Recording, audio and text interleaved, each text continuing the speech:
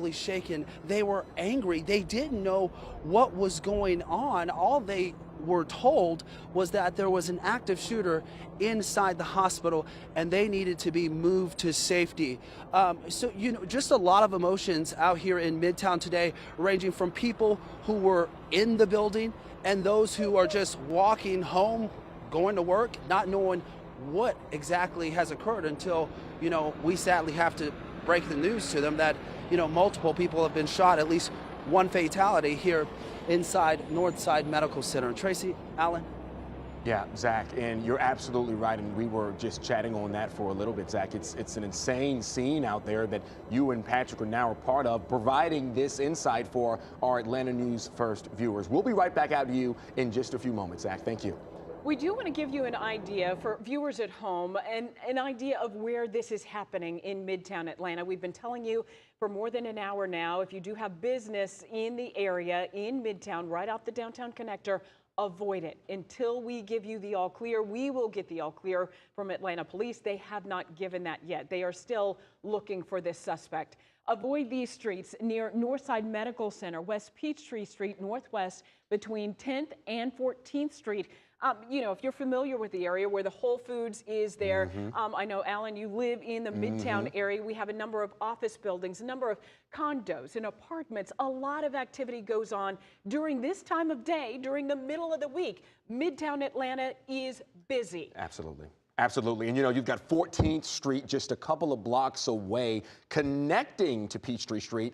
And if you are in the area, 14th is one of the busiest thoroughfares in the entire city. So to see officers standing just blocks away in the middle of the street, to see what is usually a packed street, basically empty from cars nonstop, is an incredible scene. And what you're looking at right here is the Atlanta News First chopper looking down at this scene. And again, you kind of heard Zach a little bit there talking about how officers maybe weren't as urgent as they were earlier. Now, that is speculation. We're not sure exactly why those officers are allowing maybe media to get a little bit closer. But the good news is they said that there have been no shots fired since those initial shots were fired when they first got that call, as a Georgia State Patrol trooper makes his way through. And this is video here of what appears to be SWAT teams there responding to the scene. And this is just something we continue to see all in that area. We could show you video, guys, for hours and hours, showing you every agency, every officer, every corner of their surrounding scene here as they try and find this man right here. This is who police say is a suspect in this shooting. They are working on tracking him down. And the reason we're speaking to you right now, the most important reason, Tracy, is because this gentleman has not been caught yet. This is still an active situation. And as we're waiting to learn more from APD, this man remains at large. And again, I'm going to say it again. There's one photo here where the man is not wearing a mask, and you can see his face a little bit better. This is the photo. This is your best opportunity to help us, to help Atlanta Police, to help the city identify this man, bring this to a stop. Because what police are working to do is ensure that something like this does not happen again. Tracy. I'm going to take you back about a year or so in Midtown. Same situation. There was an active shooter. That woman was caught. She caught a vehicle to try and, get out of that area. Yeah. You may recall, a lot of our viewers may recall. And I say that to say, we're showing these images to make sure he does not get very far. All right, we're working on an interview right now with MARTA. A lot of people feel like they can hop on MARTA, especially in Midtown. Get out of that area very quickly. MARTA is no doubt looking for this man too. They have systems in place. Where we can track a person from street to street to street and find that person. We are hoping that will happen very soon here. Here's a live look right now at Grady Memorial Hospital. We do have a crew headed to the hospital right now to give you a quick recap. This active shooter situation unfolding earlier this afternoon around noontime when police were called to the 1100 block of West Peachtree Street. That's where they found victims. Right now, we know 5 victims so far. transported to Grady, at least 4 victims rather, excuse me, 4 victims taken to Grady Memorial Hospital. 1 person died on the scene. 5 victims total, 5 people injured. We believe all with gunshot wounds. We know at least 1 a confirmed gunshot wound, but a total of 5 people injured in this active shooter situation. Again, the suspect still at large, still on the run. That's why police have cordoned off about a 4-block area there in West Midtown to make sure he doesn't get very far. Not too long ago, we did see some serious police activity of officers in SWAT gear heading into a building. Again, as you mentioned, speculation, but hopefully they have this person cornered somewhere in one of those many buildings. Maybe that suspect ducked into a condo to try and get out of the way, to try and get out of police view. Hopefully they have that person cornered. Let's go back down to our colleague Patrick Quinn. He's at street level right now, speaking to a lot of people on the ground, gathering new information. Patrick, what have you learned? Well, right here on, we're right by Peachtree, and we're seeing a SWAT team right here. They're flying a drone right now. I'm told they also just searched a roof right here in the area of one of these office buildings. I'm looking at an office building right now where I'm seeing a line of people just looking out of their glass windows at the scene here, and we're about a block from the High Art Museum. We're going to try and get you a shot, but this really just shows how active this situation is right now, how many people are still trying just to get a better sense of, is it safe to leave? A guy just walked out, he said, can I go get lunch right now? I said, I don't think so. A lot of this is blocked off. So this is a very active scene right now. This unit right in front of us, this special operations unit, this is who was flying a drone earlier just to get eyes in the sky of this area, but very much an active situation here, and a lot of people still trying to figure out. This unit here is leaving as we speak, clearing the area, maybe to suggest that it is safe in this specific area. We're going to continue to watch things here. Tracy, back to you. All right, Patrick, thank you. And just to give us some perspective, this is making national news right now. This is not how we here in Atlanta wanted to be on the news today, but a number of people calling loved ones, making sure. Ellen, I just got a text from a good friend. She's saying, are you okay? Are you safe? Knowing that we are not far from where this is all happening in Midtown Atlanta. Certainly contact your loved ones. Make sure they are sheltering in place. If they work or live in Midtown Atlanta, make sure to tell them to avoid this area until we all get the all clear that everyone can go back, until police have detained this active shooter suspect. Once again, the most important thing we need you to look at today, you will see it on all your social media channels, no doubt, images of the suspected shooter. Producers, if we could put that up once again, that would be great to see. We wanted to see this person here. These are the images Atlanta police have released to us. You can't really see this person's face, but maybe, you know, the stature of the body there, maybe the way he's standing, that will possibly, you know, give you an indication of who this could be. A better image right here of the shooting suspect in the elevator without the mask on. Appears to be wearing a gray hoodie, black pants with some kind of a backpack, wearing a white mask.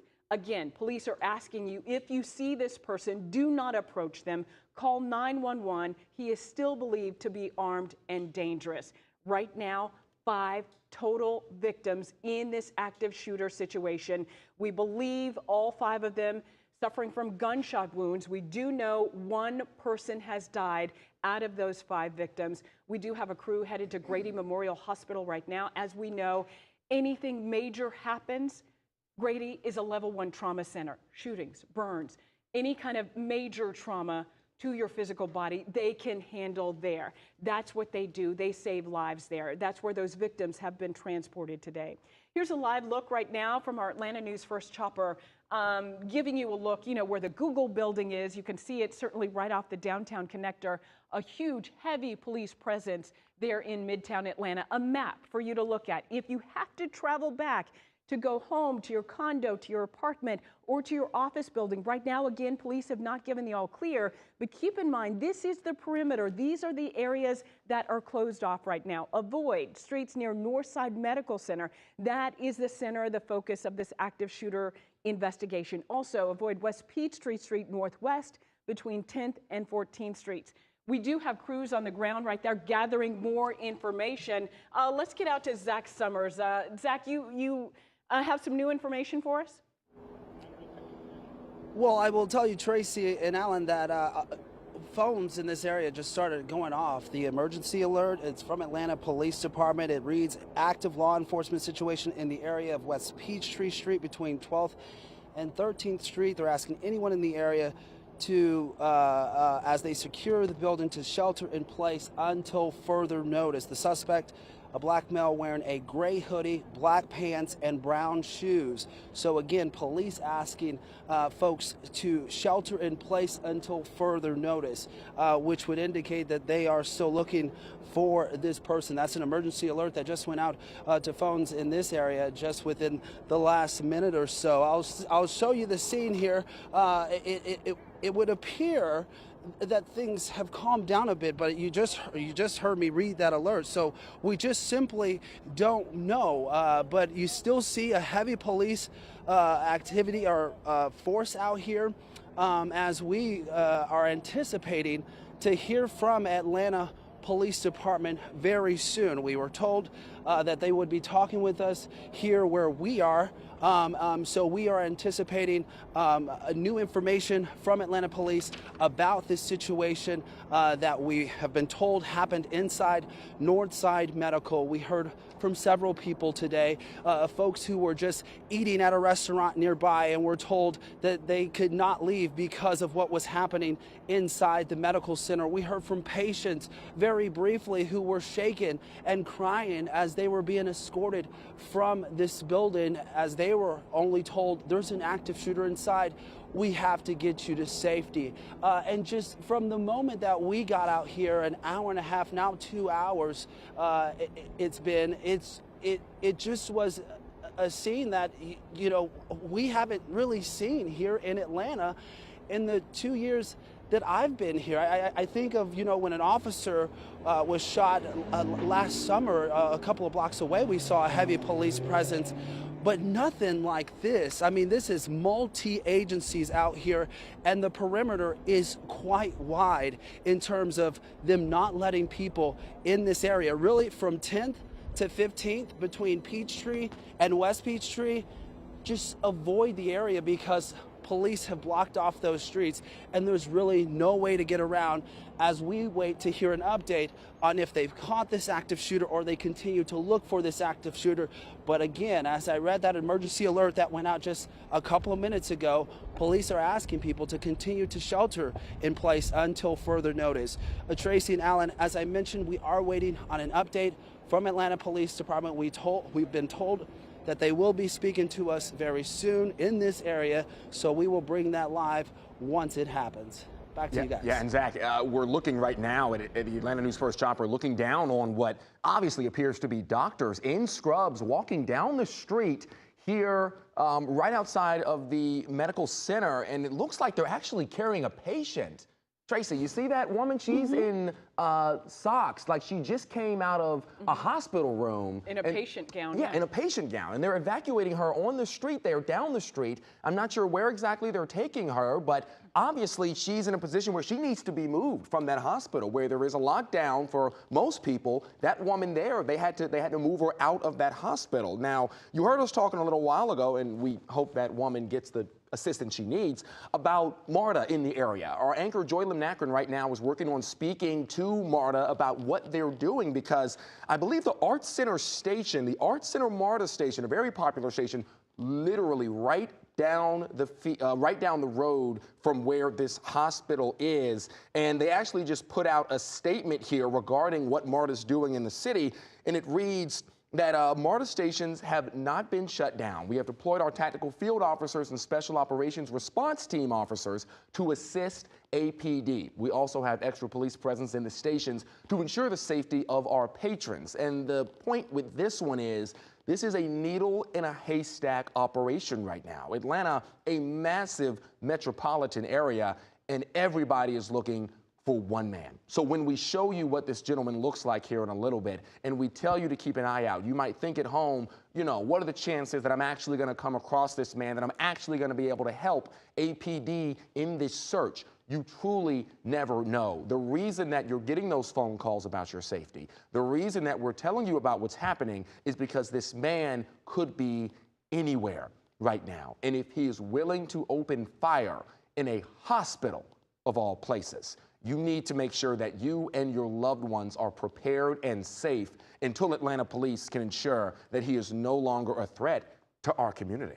And this really gives you an indication, Alan, of the severity of this. Earlier, we were able to see from a chopper video a number of people coming out of the hospital there. And I believe it was Zach Summers who spoke to someone who was nearby having lunch. And they said they were seeing people rolled out, you know, in the hospital, you know, kind of the rollers, patients, taking patients out of the hospital to make sure they can get to safety.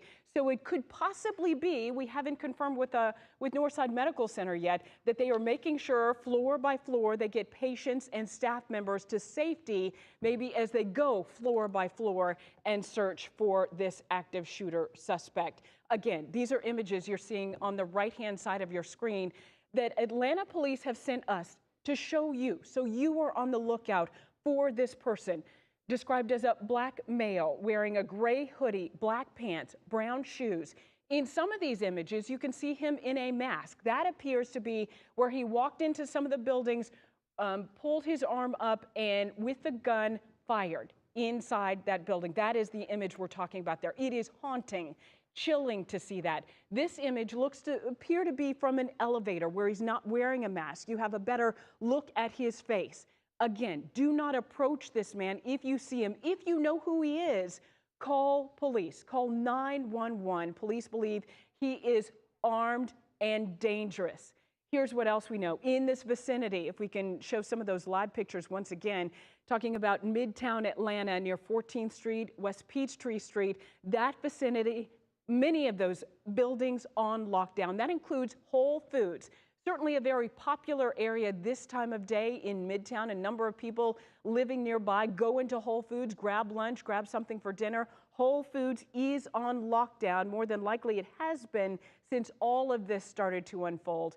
Taking a live look right now at what's going on 14th Street, on West Peachtree. Just a barrage of vehicles, medical emergency vehicles, fire trucks as well. Good. Crazy scene right now in Midtown Atlanta. I'm joined by my colleague, Rick Folbaum. Rick, I know you had to, navigate traffic to get here. Can't even imagine what that is like. But just thinking about, here we are once again in our nation in 2023, talking about gun violence. Zach spoke to some people leaving the medical center saying, you know what, it's happened again. I cannot live in fear. But this is frightening that it is happening in our city at this time. Well, of course, it is a shock when you hear the news. But given the state of things, it really shouldn't be so surprising that this has come to Atlanta. This has come to our neighborhood. We've been watching and covering shootings all over the country, grieving along with our fellow Americans when we hear of these stories. And now it is the rest of the country that will be grieving with us, as we have already learned that one person is dead and 4 others are hurt. As we continue to watch these live pictures from Midtown, you mentioned I had to navigate my way into the office.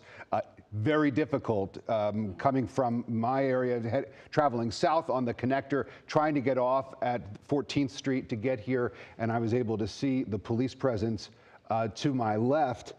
So in order to get to our offices, I made a right. I would not have been able to go over the bridge heading in the direction because this perimeter has been just completely blocked off. And there are a lot of people who live in this area, of course, in addition to the businesses, in addition to the hospital. There are a lot of apartment buildings, and we're hearing that people have been impacted. People who live in this area are getting emails from the management of their building saying that you and your visitors could have a hard time getting into the building right now during this active police situation. One of the emails coming out saying, telling residents at the Atlantic House in Midtown that residents will have normal access using your key fob, but at this time we are not allowing guests or visitors into the building. This is at the request of the Atlanta Police Department. Again, this is the management company of a residential apartment building not far from the scene, literally just across the street, actually,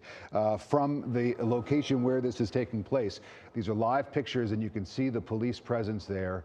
Police there heavily armed and patrolling this area as they continue to search for this shooter. And I've been looking at the photographs that we've been airing, Tracy, as you've been showing them to our audience. And it has to, it occurred to me, somebody has to know who this is. Yes. I mean, especially that shot in the elevator where you can see him without the mask on.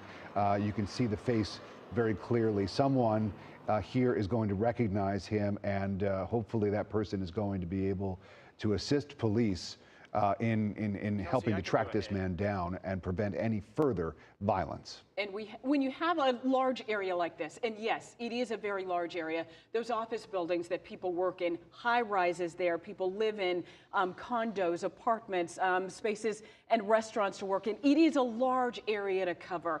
It appears as though police have a good handle on this. They have told us that so far no additional shots have been fired since the initial incident. Again, a total number of 5 victims. One of those victims unfortunately passed away.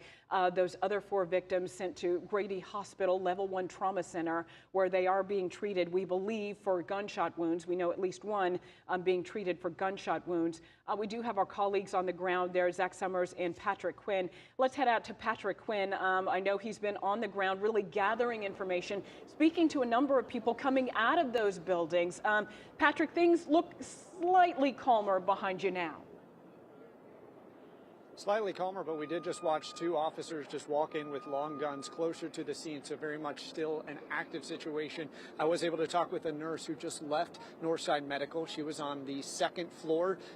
From her understanding, they heard a thud, what they believe were shots in the moments right around noon, and she said she was one of the last floors that was just evacuated. She was very relieved to be able to go home.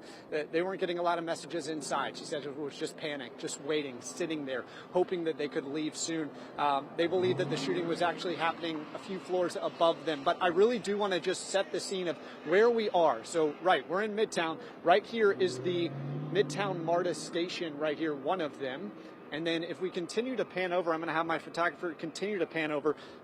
An apartment building just about a block that way, that's where there was a shooting, an active shooter situation here in Midtown last year. So this is a very familiar panic that this community has gone through. And if you remember, in that active shooter situation, it took roughly an hour for officers to locate that individual, inevitably at the airport. And at this point, we still do not know where the active shooter is from this shooting here. 1 person we do know has died, 3 more injured, but we're in the heart of Midtown right now. And yes, while there is somewhat of a quiet sense right now, this is not over by any means. We're continuing to get directions from law enforcement on scene to move back, forth, left, right. We're seeing SWAT continue to check out different areas, and we'll continue to monitor things here on the ground. But I just really wanted to break down where we are and how familiar the situation is here for residents, for business owners, and for those who live and work in the area.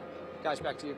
All right, Patrick, thank you. We did just get some new information, a statement from Atlanta Mayor Andre Dickens. Of course, the nation is watching right now, and most of Atlanta really focused on Midtown.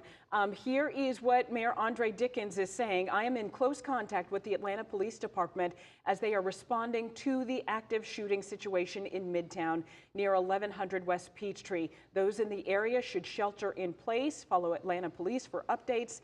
Stay tuned. And that is something on social media we are certainly following here. Atlanta Police sending us updates as quickly as they can. Of course, they are out there doing their job, trying to track down this active shooter. Once again, another live look down the roadway there in Midtown Atlanta. We can see ambulances on the scene, fire trucks as well, and a number of police vehicles.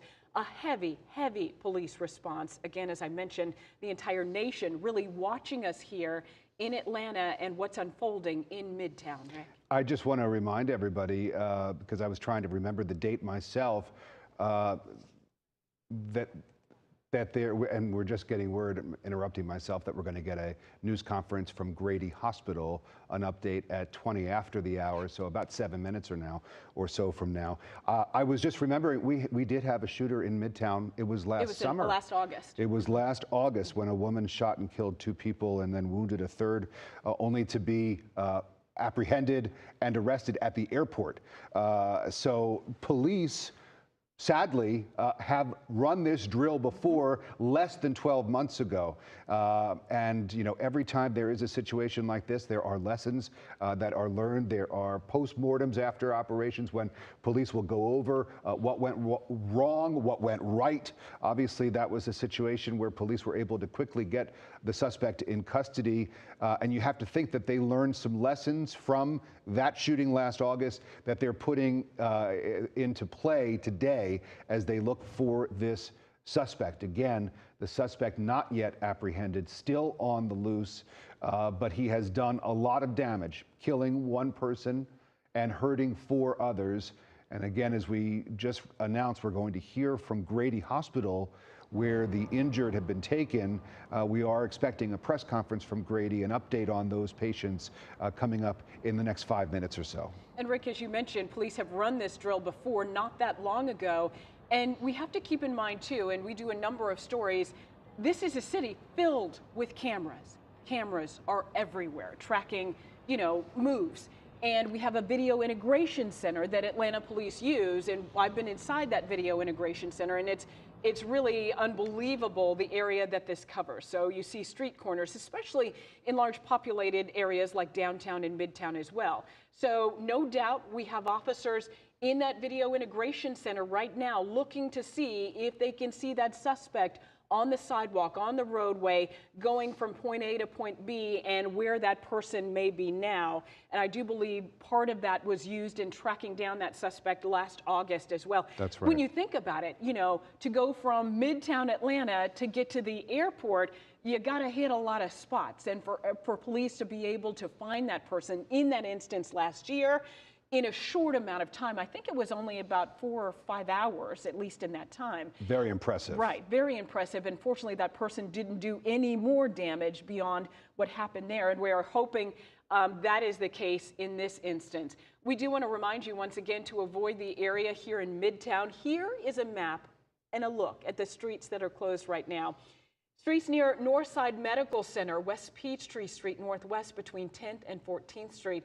As our crews were covering this story earlier this afternoon, they were pushed back block after block as police tried to widen that perimeter and secure that area and make sure they had control of everything and everyone within that area so they can try and track down that suspect. Now, if you're living in the area, you're watching us, you're listening to us, you are in the safest place you can be. Shelter in place, stay where you are. Avoid coming into Midtown to go back to your office. You may want to call.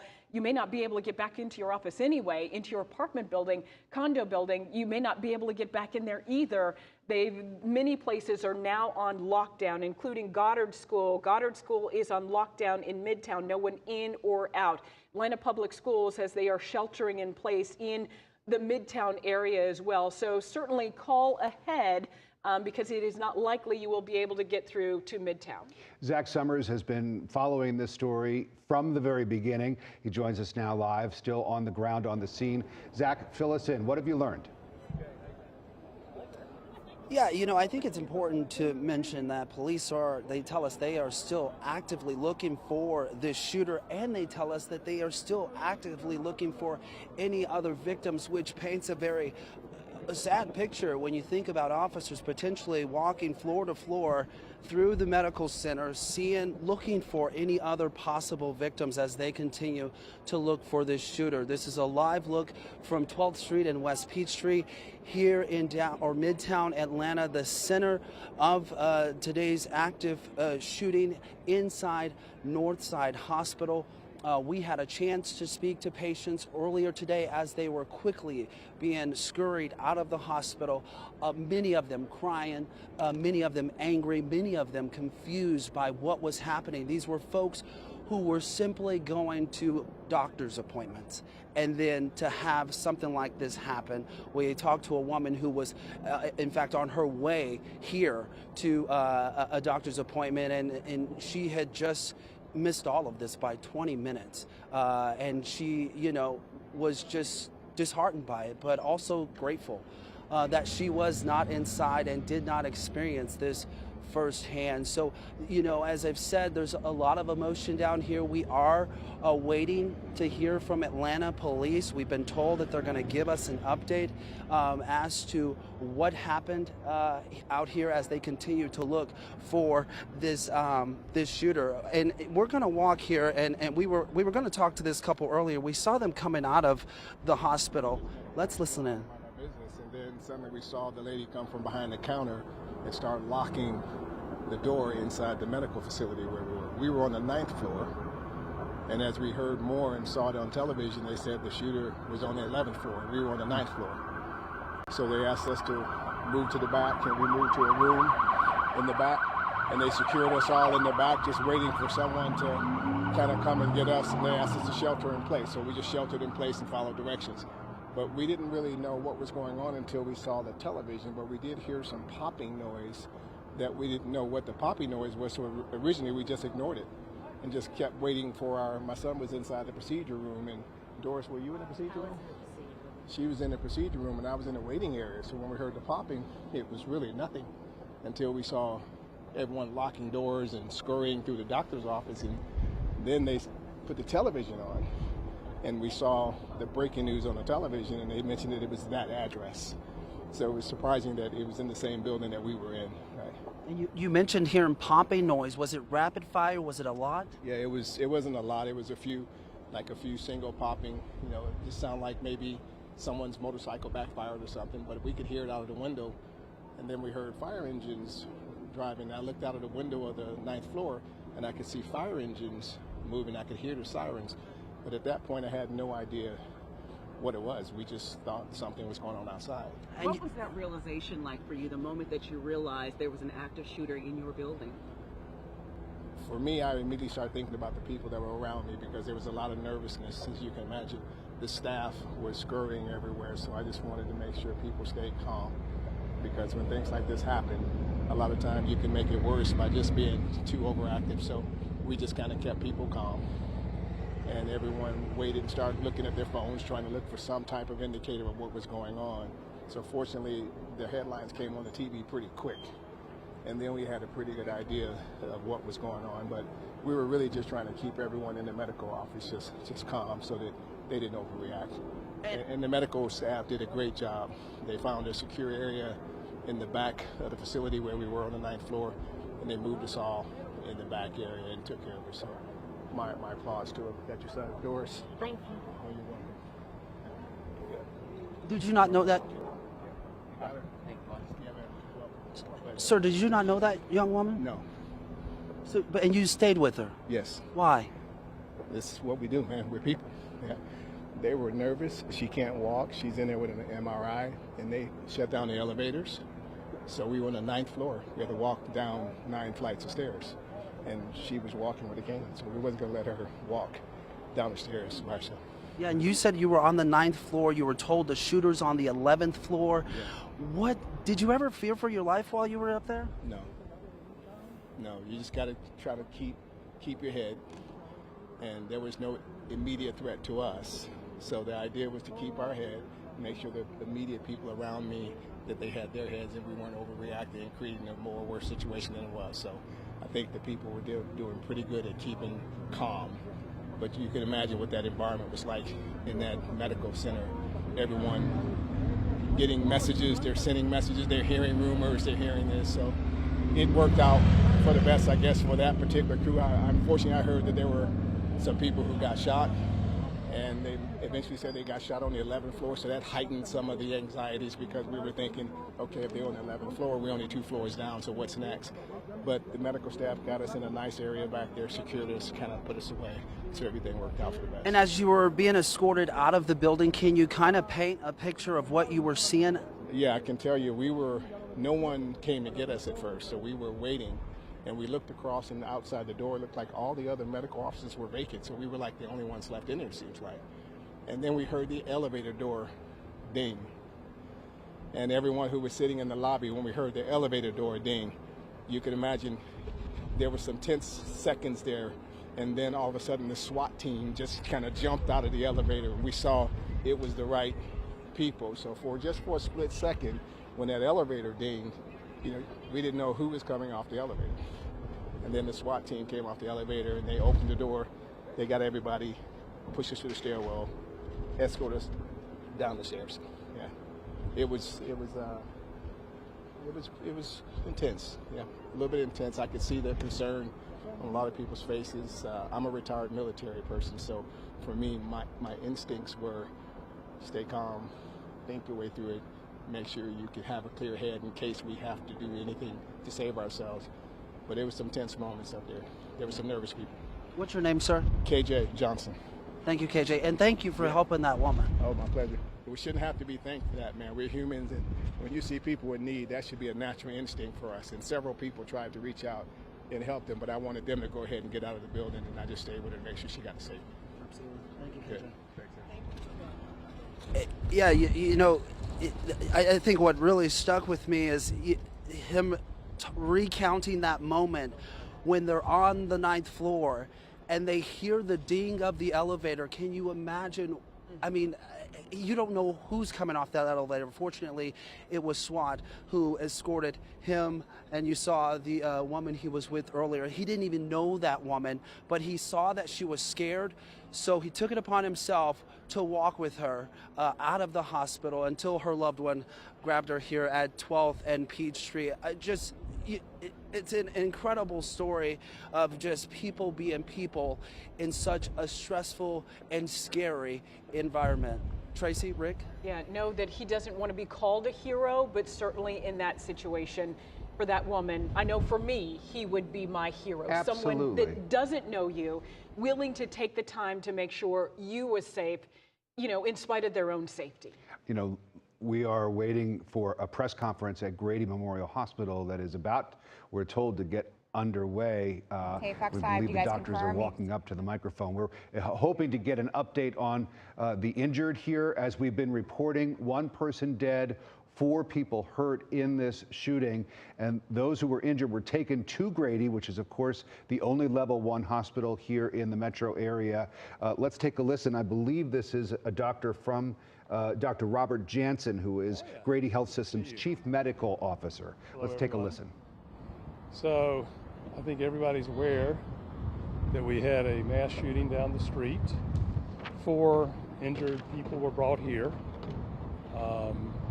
No other injuries occurred that we know of, and nobody was taken to any other facility. The 4 that were brought here, 3 are critical. 1 is still in the emergency department. The others are upstairs being treated. 2 in the operating room, and 1 in what's called interventional radiology. Are you able to describe, I know there aren't HIPAA laws, are you able to describe where they were shot? Is that what the stuff was on? No, I can't give out that information, I'm sorry. How is Grady prepared to handle a mass shooting situation? So we called mass casualty event. Within minutes, we had multiple trauma surgeons, multiple staff in the trauma bay itself.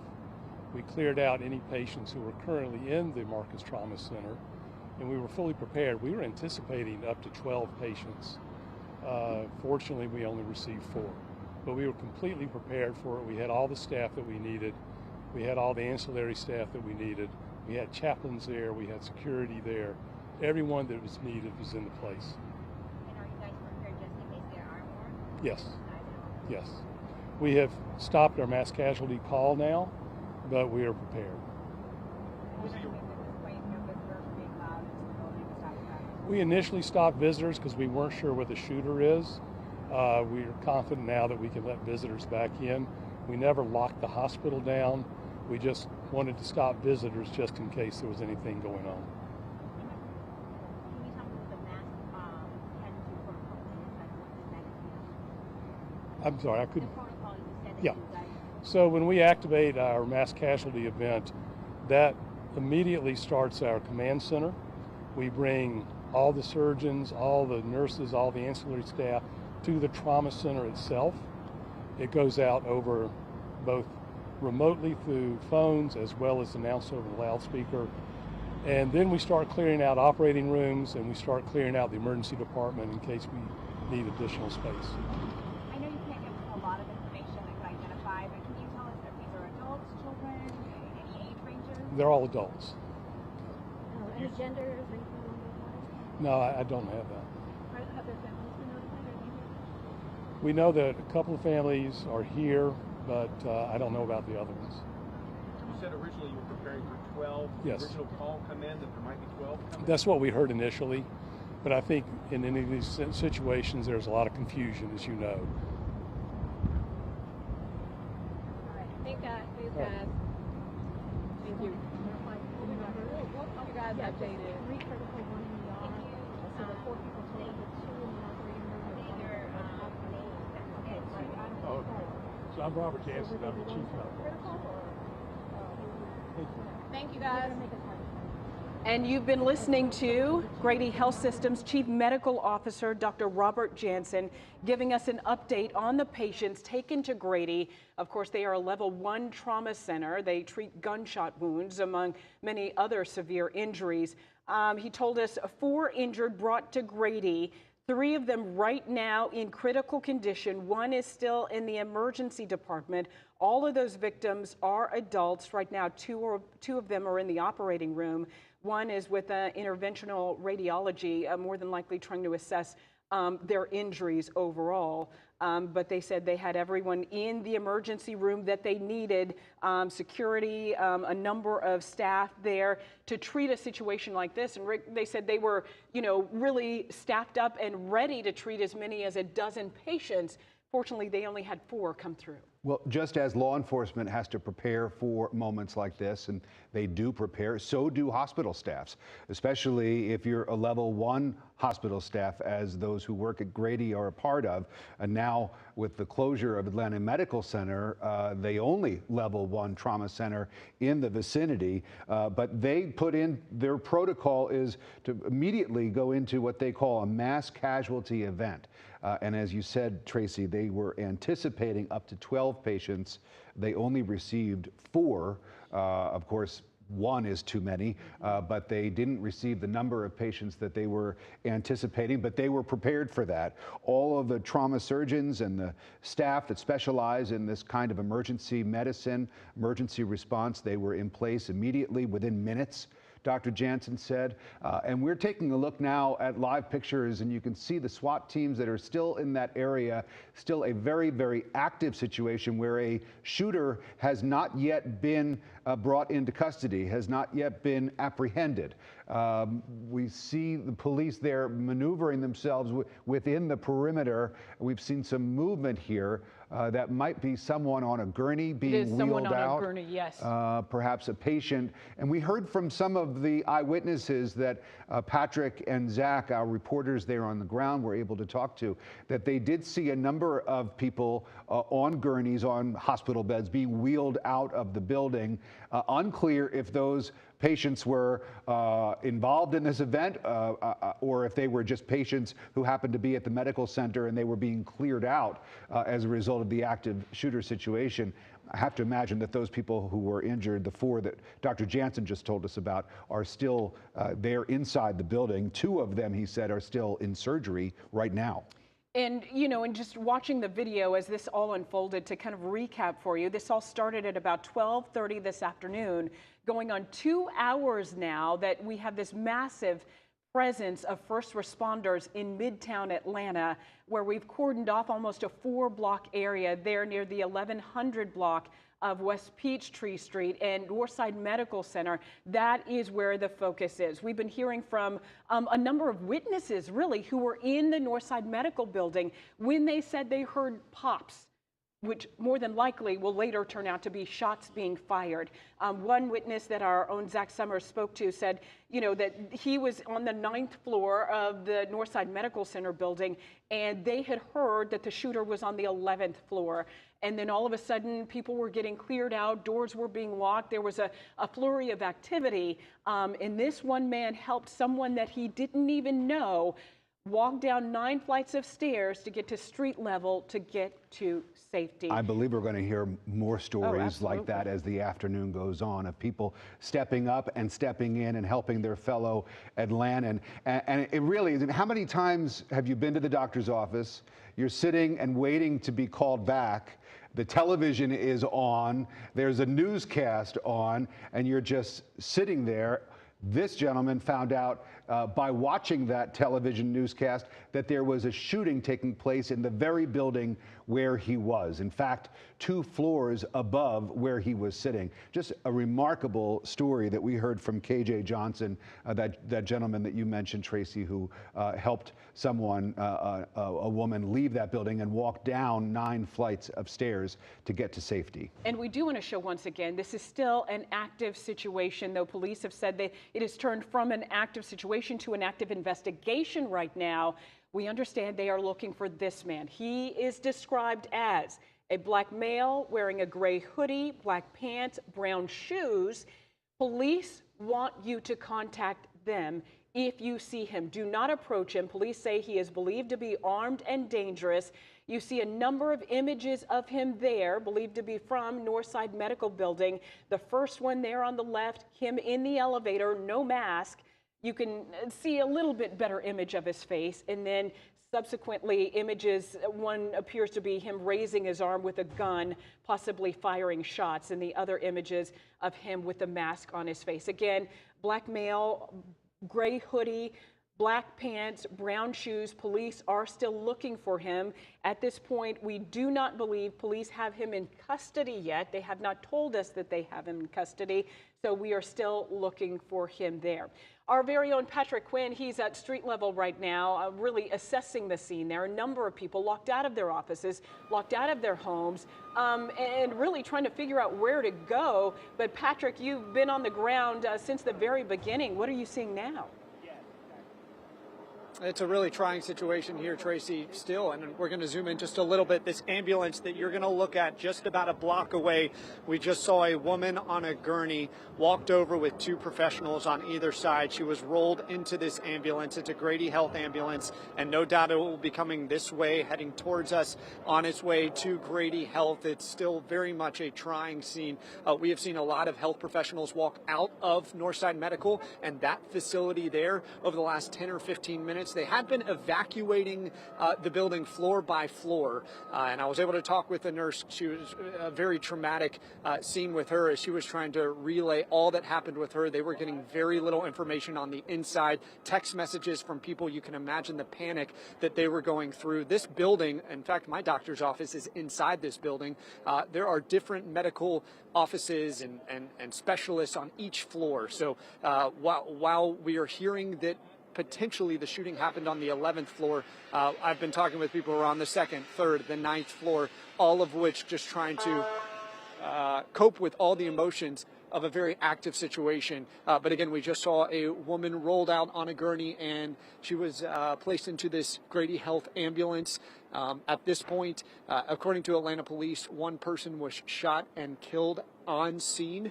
And then we just heard an update from Grady Health as they're still trying to get a better understanding of how many are injured and the status of those involved. Guys, back to you. Patrick, thank you. We do have a name that we can report now. This is according to the Atlanta Police Department.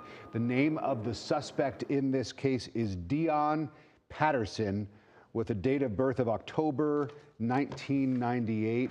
He is considered to be 24 years old, considered armed and dangerous. Atlanta police saying, do not approach him. If you see him, do not approach him. Again, Dion Patterson, 24 years old. Let's go to Tori Cooper. She is down on 12th Street with an eyewitness. Tori. Rick. I'm standing here with Eddie, and as you can see, we're right in front of this Atlanta Police Department SWAT vehicle. But Eddie witnessed some of this event as it was transpiring. I'm going to turn it over to Eddie so we can really just get his account, because he did share some video with us that we will get to later in the show. But let's paint this for our viewers, this chaotic scene at Northside Hospital. You were there. Talk us through what you saw. All right, so we were at work, and there was cop cars everywhere, and our boss told us that there was an active shooter. So he was like, hey, either you get out of the building or you go inside and you get stuck inside. So we ran out, and we went into the parking garage, and as we were in the parking garage, the SWAT team ran in, and they asked me for my ID, pulled a gun on me, asked me for my ID, and then they described the shooter and whatnot, and then took me out of my car, and then led us down the sidewalk into another building adjacent. And in there, when I was in there, was nurses in there, and they were crying, talking about they witnessed the event and whatnot. And after that, I just left. Yeah, and so we're going to walk you through a little bit more of that, because you said earlier to me that they pulled you aside because they thought you were the suspect. Right. Yeah, they said I was dressed like the suspect, so I guess he was wearing, from even when I saw on TV, he was wearing a black hoodie, and I guess he looked just like me with a mask. So at first they thought it was me. And that's why they pulled me out of the car. Okay, and then that is something very traumatic for anyone. You were working construction inside of the park, right by Northside Hospital, and that's why you were pretty much next to the building, in the building, and that's why you were able to get that video. Can you talk us through what the emotion in the room when police were talking with the nurses and trying to calm them down? It was actually really sad. All the nurses were crying, and they said it actually happened at the Northside Hospital parking deck, and that's the one I was actually in. So they said he was in there while I was in there. So, I mean, that was kind of scary after the fact. And so to see this happen in your very community, this is something that you see on the news all the time, but to be a part of it in a way where police think you are the suspect, talk about that. Yeah, it was actually pretty surreal. I mean, never thought it would ever happen to me, but, I mean, it was pretty surreal. It was scary. And this is your community that you live in every day, and did you ever think you'd be a part of anything like this? Never in a million years thought it would ever happen here. All right. Well, thank you, Eddie. We really appreciate it. And again, we're going to be getting that video to you that Eddie shot himself during these moments. It shows the nurses in front of police, and the staff, as you could tell, was very, very emotional based off what Eddie told us. And we'll let you get that video, and as soon as we do, we'll share it with you right here on Atlanta News First. We'll send it back to you. All right, Tori, thank you for that. Remarkable to hear that young man say that at one point during all of this, the chaos, he was pulled out of a car by police, thinking perhaps that he was the suspect. Of course, he is not, but it just gives you a sense of the urgency. Police officers there trying to locate this suspect, Dion Patterson, 24 years old, and you can see in that picture from the elevator on the far left, you see that face pretty clearly. Again, if you see him, do not approach him. He is considered armed and dangerous. And this is a story, Rick, getting nationwide attention right now. A number of people across the country, you know, they've been contacting their loved ones if they know they live or work in Atlanta or Midtown Atlanta, making sure they are okay. Friends here are asking me, making sure I'm okay, since our offices are not far from Midtown Atlanta as well. We want to give you a recap here because this has been unfolding for more than 2 hours now in Midtown. Around 12:30, police receiving a call about an active shooter situation there in Midtown. Right now, 4 people injured, taken to Grady Hospital, 3 of them critical, 1 still in the emergency room, 1 person killed, 1 fatality reported so far, a total of 5 people injured in this active shooting situation. Atlanta News First, Zach Summers, he's down on the ground for us. Zach, what are you seeing right now? Well, things are starting to clear out a bit here, Tracy. Police have acknowledged that this is turned from an active shooter situation to now an active investigation as they actively look for the person responsible for shooting 5 people here in Midtown earlier today. One of those people dying here at Northside Hospital. We are anticipating to hear from Atlanta Police here soon. We've been waiting, but you know, they have their own. They're investigating. They are following leads, and we know that they're going to update the media and the public once they have gathered more facts. But we are anticipating hearing from them. But here at 12th and Peachtree, which, as you see, is right in direct eyesight of the hospital, a much different scene from what we saw just a couple of hours ago when we got here around 12:30, and you saw police in heavy right like that, right in front of me, as you see right there. But they were actively looking for this person who they believed was inside Northside Hospital at the time. We don't know if this suspect, well, we know he's at large, but it'll be interesting to hear from police how this person may have gotten out of the hospital. And there's plenty of questions that will need to be answered. And again, we're waiting to hear that update from Atlanta Police. But out here live, this scene is calm, but we know police are still actively looking for this person. As I said, it was a much different scene just a couple of hours ago as we saw patients being rushed out of the hospital, many of them crying and frustrated and scared. People just eating out here earlier today, and then they're forced to be locked in because they've been told there's an active shooter at the nearby medical center. Things have calmed down a bit, but you know, the situation is still very much serious as police continue to look for this person. But, you know, I will tell you, the buildings here in Midtown, we were as far away as Peachtree and 14th. That's a block or so from here, and buildings were going into lockdown. My photographer, Sam, he tells me he got a message from Atlanta Public Schools telling him that Maynard, the school that his children go to, that's on lockdown, that's in Glenwood. So that just shows you the scope of, you know, of how far reaching this is. This is Midtown, that's Glenwood, but APS taking the precaution to lock down their schools as police continue to look for this shooter who they say shot 5 people inside Northside Hospital, one of those people losing their life today. Thank you for the update, Zach. We are getting some more information now about this investigation that is going on. Police telling Atlanta News First that they're aware of a vehicle that was carjacked from 14th Street and William Street not long after the shooting. This vehicle, again, this is from the police telling Atlanta News First, the vehicle has been recovered by law enforcement in Cobb County, and they are working right now to try to determine whether this vehicle is connected to the shooting in any way. So again, not long after the shooting taking place, reports of a carjacking from very close to the site of the shooting, 14th and Williams. That car is now being investigated by police, law enforcement in Cobb County, going through that vehicle to determine if it had anything to do with this or was involved perhaps as a method of helping the suspect get away from the scene. We don't know, but again, that vehicle is in police custody. Our own Patrick Quinn, he is speaking to someone right now who witnessed much of this. Let's listen in. So it's a medical building. So there is an outpatient surgery center on one floor. There's a bunch of doctors' offices and other practices on the floors below.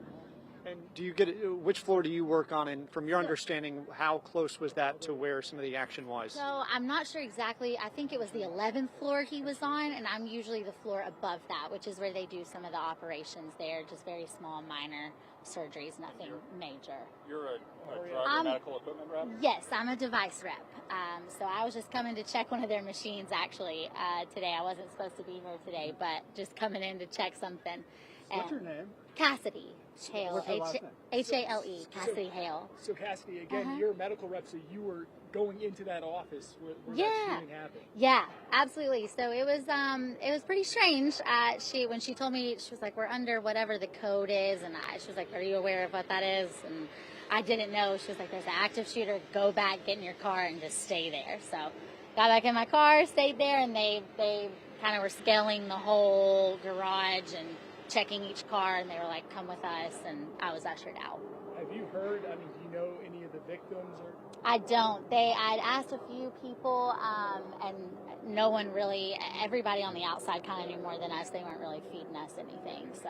How do you, put this into words. I mean, you're just doing your job. It's a random Wednesday. And literally, I mean. Yeah, I mean, it's really crazy. You know, living in Atlanta, we definitely hear of things like this happening all the time. It's, you know, when I pulled into the garage, I saw the fire trucks and everything on the other entrance side and thought nothing of it. I was like, I bet something's going on. And when I got to the elevator and it wouldn't let me buzz in, I was like, there must be like a fire drill or something happening. It didn't even cross my mind. From talking with coworkers, panic? What was the scene like just going up and Yeah. down? I think everybody was just really in shock. I think everyone's trying to process what's going on. And like I said, I wasn't in the building, so I can't speak for them, and I can't imagine what they're, you know, going through emotionally. But it was definitely a little chaotic. And How long were you hunkered down in your car before they gave you the all clear? it was probably about 15-ish minutes. And then when they came, it was me and another guy were in the garage together, and they ushered us out, and then we went across the street. In your car or standing outside? I was so I had originally parked, got out, was going into the building, and the elevator's not working. I was like, that's weird. And then they told me to whoever I called told me to get back in my car. Have you taken a breath and realized what happened? Yeah. What's the emotion like? It's really, really surreal. You know, like I said, I feel like you hear about this all the time, and it doesn't, you know, cross your mind that, you could be in this situation. It's really, Part of what really makes wild. it so surreal is it's at a medical facility. Mm-hmm. You said you didn't know the code the language they were giving Right. you. But what does this potentially say? I mean, we're still trying to discover really what happened. They're looking for the shooter. The climate that we're in right now, the fact that there are codes that you do or do not know, I mean, what does that say just to you? Yeah, well, that's pretty standard for device reps. You know, we don't know all the coding that they use in these facilities, and some places are different. But I think communication was there. You know, she was like, this is the code, this is what you need to do, get in your car, stay there. And it was fair enough from there.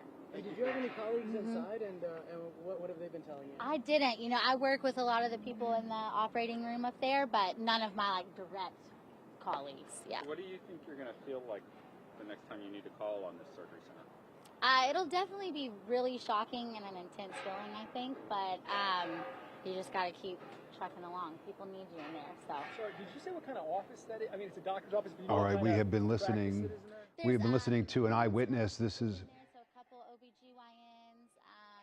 I'm not sure what the other offices We've been are listening there, to but an there is eyewitness, a young woman who works in the building as a medical device rep, who just happened to be at that building today as part of her regular everyday work routine when all of a sudden she was told of this active shooter situation. And you heard her describe going back to her car and sitting and waiting for the all clear. Again, this suspect is still at large. As far as we know, police have not yet apprehended him, but there he is on the screen right now. We are told that he is 28-year-old Dion Patterson, and we did just get word of a carjacking investigation that could potentially be involved, a part of this situation in Midtown. Again, police telling us of a vehicle that was carjacked from 14th and Williams Street not long after the shooting, and that vehicle has been recovered. It is now in police custody. Law enforcement have it in Cobb County. Again, we're still waiting to determine, police are waiting to determine if, in fact, that vehicle had anything to do with this shooting. And there is another picture, a more clear picture of Dion Patterson, the suspect who has been named in this shooting, who is still at large. We're told that he has a date of birth of 1998, which makes him about 24 years old. Again, he is still at large, considered armed and dangerous. Police saying if you come in contact with him, if you see this man, you are asked to stay away. Again, let's check in with Tori Cooper. She is live on the scene now. And Tori, you've been talking to eyewitnesses, and I understand you've gotten your hands on some new video that you can show us. So, Rick, as you know, we live in a digital age, and sometimes getting video back to you guys is tough. So that's why I'm going to show it to you right now on my phone. Viewers can peek up, look at your screen. This is from an eyewitness who shared this account with us. This is video that I'm going to let play out now. Let me get a little closer. Let's see if we can get a little closer there, Joe. You got it? Yep. We got it? Okay, we're going to play this out. And what you're going to see is SWAT officers storming into the building as this was happening. The witness that we spoke to says that these are the moments as this was transpiring. He was inside of the parking deck. And then now I'm going to scroll to another video because this video really caught our attention. Can you see this? You can see this? Okay. So what you will see in this video is a police officer debriefing the nurses inside the room, and he's telling them that they are going floor by floor looking for the suspect in question. And on top of that, additionally, he talks about, if any of you were on the 11th floor, I need you to step on the left-hand side of the room. If you were not on the 11th floor, I need you to go on the other side of the room. And that's because I just checked in with the witness who gave me this video, who was in the room with the nurses. He says the reason he was having these nurses move to either side of the room was because the 11th floor is where they believe he was running around in the parking deck. So now I'm going to zoom in because this is some other video that we got. And this is video of people evacuating the hospital that the witness was able to obtain. I'm going to zoom back. I'm going to go rewind a little bit really quick just so you guys can see that. It's a little dark on my phone, but hold on. Here we go. Can you see that, Joe? Okay, hold on. Here we go. You'll see people filing out. Well, there's at least 5 or 6 people that were filing out of the hospital in this video. But again, I'm going to paint this picture for you because what he had said to us, you can zoom back out now, just to bring you to the scene now of what you're seeing. Is very much an active scene. We have a SWAT car right here from the Atlanta Police Department. I spoke to a witness who had talked about the fact that police pulled him aside, but now you were able to see some video of police really trying to keep the nurses calm. The witness that I spoke to had said that the nurses were crying. They were very emotional, as you can imagine, and now we're learning some more information from this video because now we're told that police were at one time searching the 11th floor of the north side parking deck of the north side hospital. So now what I'm going to do is we are hearing that there is someone that may be able to communicate with us from inside the building. So I'm going to be calling that person. If I hear anything that is worthy of sharing, we'll see if she is able to get to safety. We'll share it with you right here on Atlanta News First. Back to you. Tori Cooper, excellent. Thank you very much for that and those pictures, that video telling the story of the police response, which we understand was very swift. We can now tell you that the shelter in place in Midtown has been lifted. The shelter in place has been lifted. We do not have any additional update on the status of the suspect. We know that that police have been searching for him. Dion Patterson is his name, and we're getting a clearer idea of who this man is. There is a $10,000 reward, we're being told now, for information leading to the apprehension of Dion Patterson. So clear that he has not yet been apprehended, although police evidently feeling comfortable enough to lift the shelter in place in Midtown. So we have to learn why they would do that if in fact the suspect is still at large. Perhaps they are aware of the fact that he has moved to a different location and is no longer in this area. That's speculation at this point. We do not know. But video that we just watched and listened to from Tori Cooper confirming what we had heard from one of the eyewitnesses that we spoke with earlier in the hour, saying that he was on the 9th floor when he heard the sounds of popping about 2 floors above him on the 11th floor. He described it as a few popping sounds, and that is when the waiting area that he was waiting in for a loved one who was undergoing a procedure at the time, they asked everyone to clear, and he was able to help an elderly woman get down a flight of stairs to get her to safety.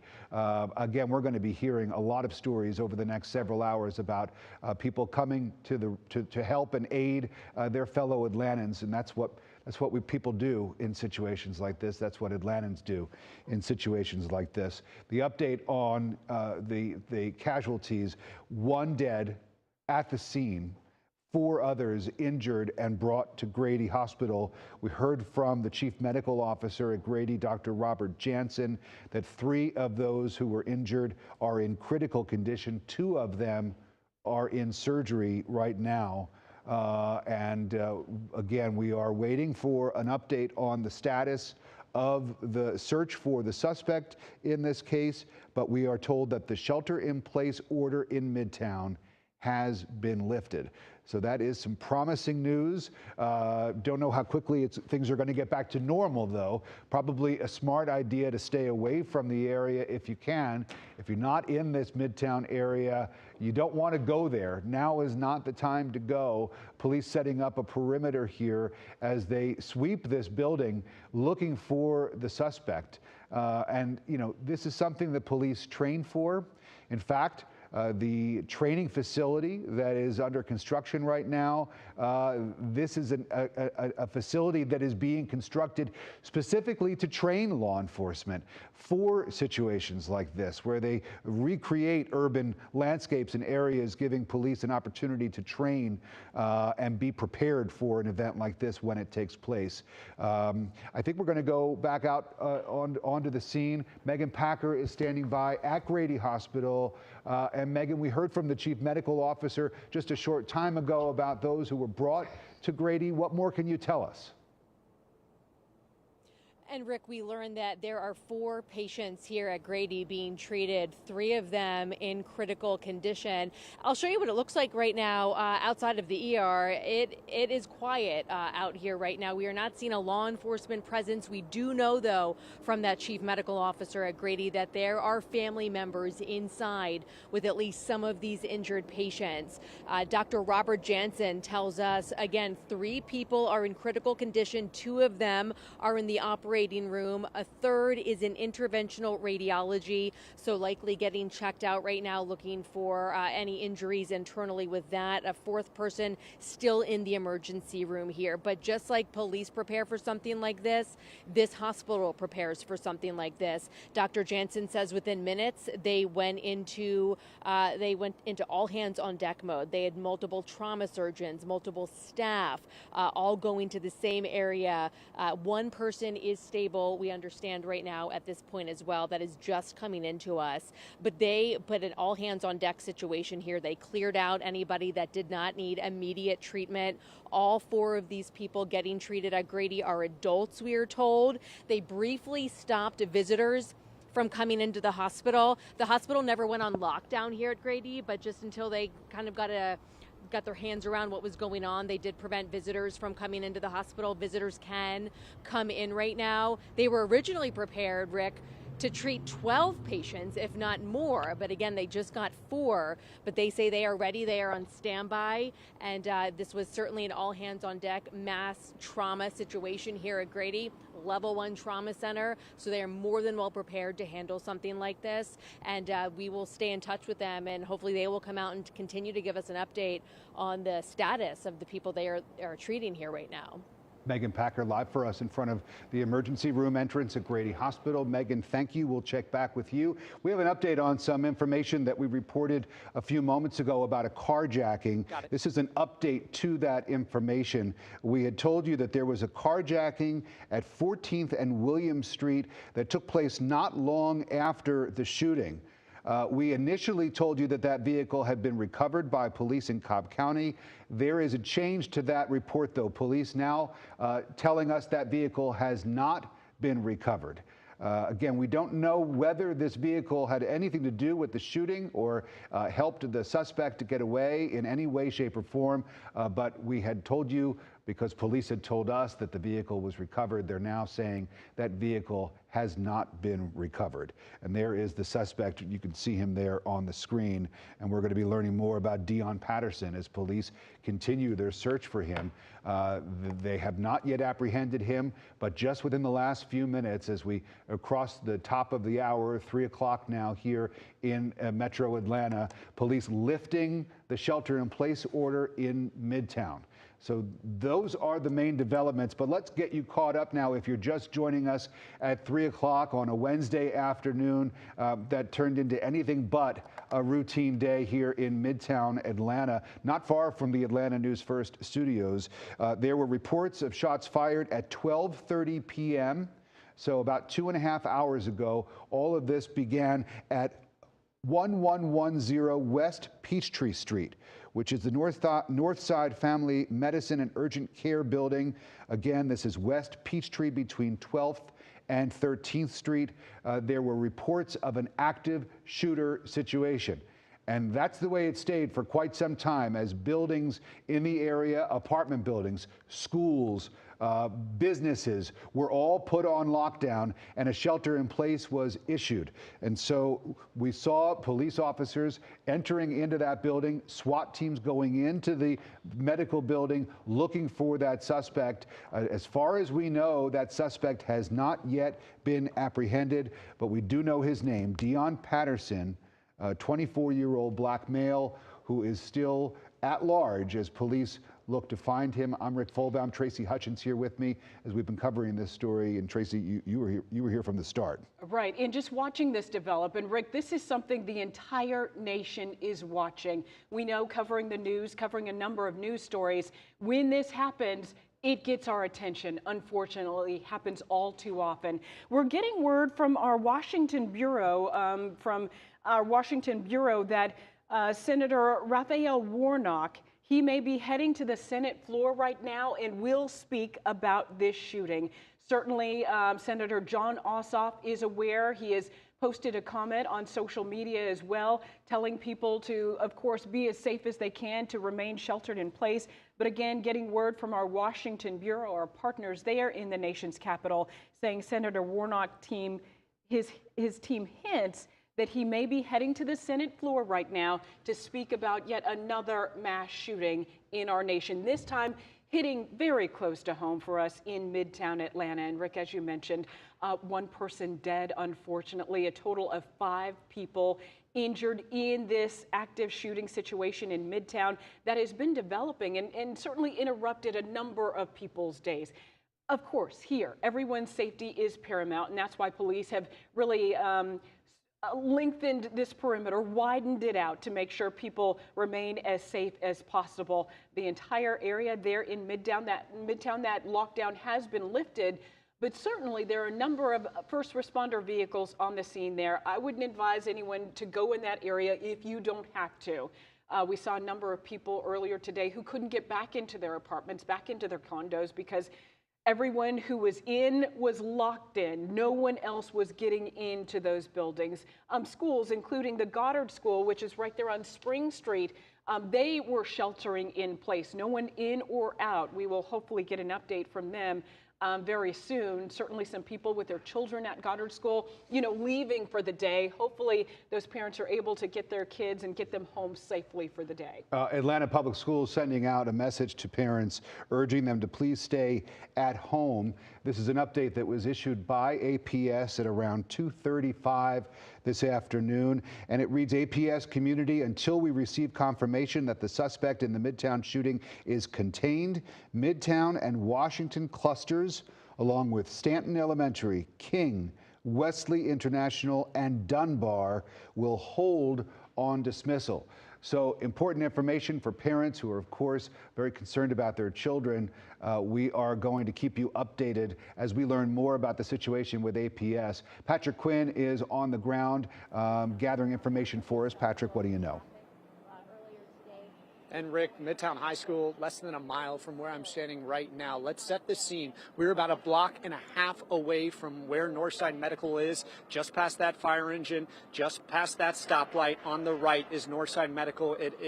There's medical facilities on a number of floors, roughly 10 or 15 floors, and we've talked with medical professionals who've been working on the 2nd, 3rd, 9th floor. They've had to be evacuated. We've seen ambulances come and go. We've seen a SWAT unit just within the last 5 minutes drive onto the scene. So still an active scene. I will say it is less tense, and I'm going to have my photographer pan all the way around just to continue to set the scene.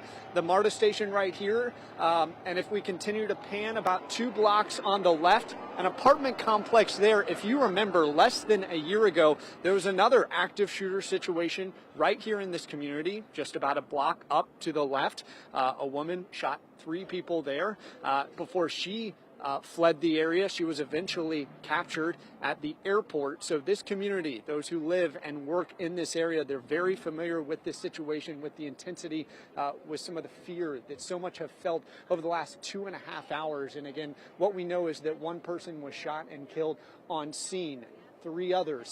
Four others were taken to Grady Health, where we did just hear 3 are still in critical condition. We're continuing to monitor things here, very active here. The shooter, as you mentioned, still at large. They're still looking for that person. And a lot of people who live and work in this area, remember, this happened midday, lunchtime, frantic scene. They're still coming to terms with what happened, processing. Do we go back to work? Do we not go back to work? Can we meet up with friends? You just mentioned how schools are handling the situation. So we're really monitoring things here as we're still continuing to see a presence, a smaller presence, but a presence nonetheless, as this active shooter situation continues to play out. Police reminding those that it's no longer an active shooter situation, but rather an active investigation is where they are in terms of how they're handling the scene here. Guys, back to you. Certainly frighteningly familiar, Patrick. Thank you. We do want to get everyone the information as we continue to search for this active shooter in Midtown Atlanta. Police giving us new information about that person's name, their age as well. If we can show those images once again, this is the suspect that police are looking for, 24-year-old Dion Patterson. This is a much better image of him.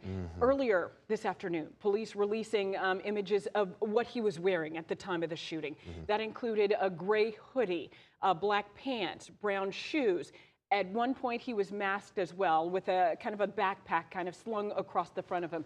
Here are those images that we are talking about. You can certainly see the similarities between that single shot there of Dion Patterson and these images here, one of him on the elevator earlier in the day.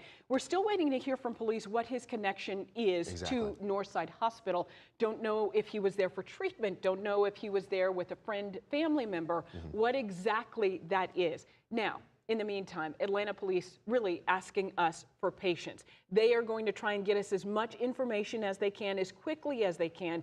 But what is paramount here, Alan, as we know, is the search and capture of this shooting suspect. Oh, absolutely. And you know, the thing is, we have a description of the suspect, and we can show you his photo as we've been doing all afternoon here. And we mentioned what he was wearing at the time of the shooting. You're looking at what he was wearing.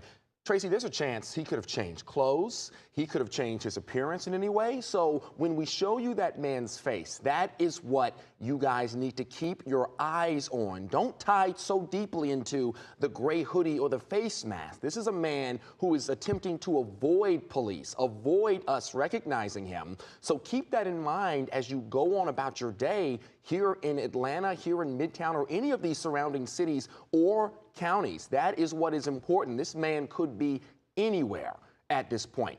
Now, I want to go from anywhere to right at the scene right now. Zach Summers, Atlanta News First Zach Summers, who's been covering this since we first got word of this shooting hours ago, is there right by the scene. So, Zach, we've been seeing a little bit of progress through this evening as police continue to slowly make their activities smaller in that area. What can you tell us right now as this investigation now moves forward? They're actively looking for the shooter, who Atlanta police tell us is no longer in this area. And, you know, just take a look at the scene, and that is very indicative of just how light the police presence is out here and how things have calmed down a bit. But investigators still on scene. I mean, there's a whole investigation that's going to have to take place inside Northside Medical as they piece together, you know, a timeline, a motive, and as they continue to actively look for this shooter. You know, we had an opportunity to talk to several people who were either in the area, but we got a chance to talk to people inside the medical center itself as this shooting was unfolding, or immediately after. These were patients who were inside. A lot of them were crying. A lot of them were angry. A lot of them, as you can imagine, were frightened because they were being told to leave because there was an active shooter inside. One gentleman we spoke with, KJ, we talked to him about an hour ago. We saw him and this older woman slowly walking from the medical center up toward 12th Street and West Peachtree, where we are, we got an opportunity to talk with him, and he painted a picture that basically explained how they were on the 9th floor and they were told that the shooter was on the 11th floor and that they needed to shelter in place. And at that moment, doctors, physicians, nurses, they started to find closets inside the medical center to hide these folks inside. And that man told us that he stayed with this elderly woman because he did not want to let her be alone because she was frightened. Take a listen. They were nervous. She can't walk. She's in there with an MRI, and they shut down the elevators. So we were on the 9th floor. We had to walk down 9 flights of stairs, and she was walking with a cane, so we wasn't going to let her walk down the stairs by herself. Yeah, so just everyday people seeing the fear in other people and deciding to be kind and to be present. And it was just a beautiful thing to hear him explain why he did that. He explained that they heard a couple of pops, nothing rapid. They thought it was just a motorcycle backfiring, and then again, all of that unfolded. So, you know, in the midst of all of this chaos, in the midst of this sadness, people still finding it in their hearts to just be kind and nice. Oh, we are seeing police start to take off we're seeing police run. We don't know what's happening, but these are officers running somewhere. One might think that they may have gotten a tip. You know, we've been saying that police have been actively looking for this shooter. They told us they didn't know if he was in the area, but clearly police have learned something, and they're headed toward another scene, presumably toward where the shooter may be. It's hard to tell from our vantage point as our photographer Sam walks with police. It looks like police are getting into their cars, you guys. So they may be leaving this scene, but you see how quickly the mood can shift. I mean, here we are, unsure of what was happening. We thought things had at least calmed down here, and police running toward their cars and now zooming away from this scene as presumably they're headed toward another scene where they may have gotten a tip where this guy, Dion, may be.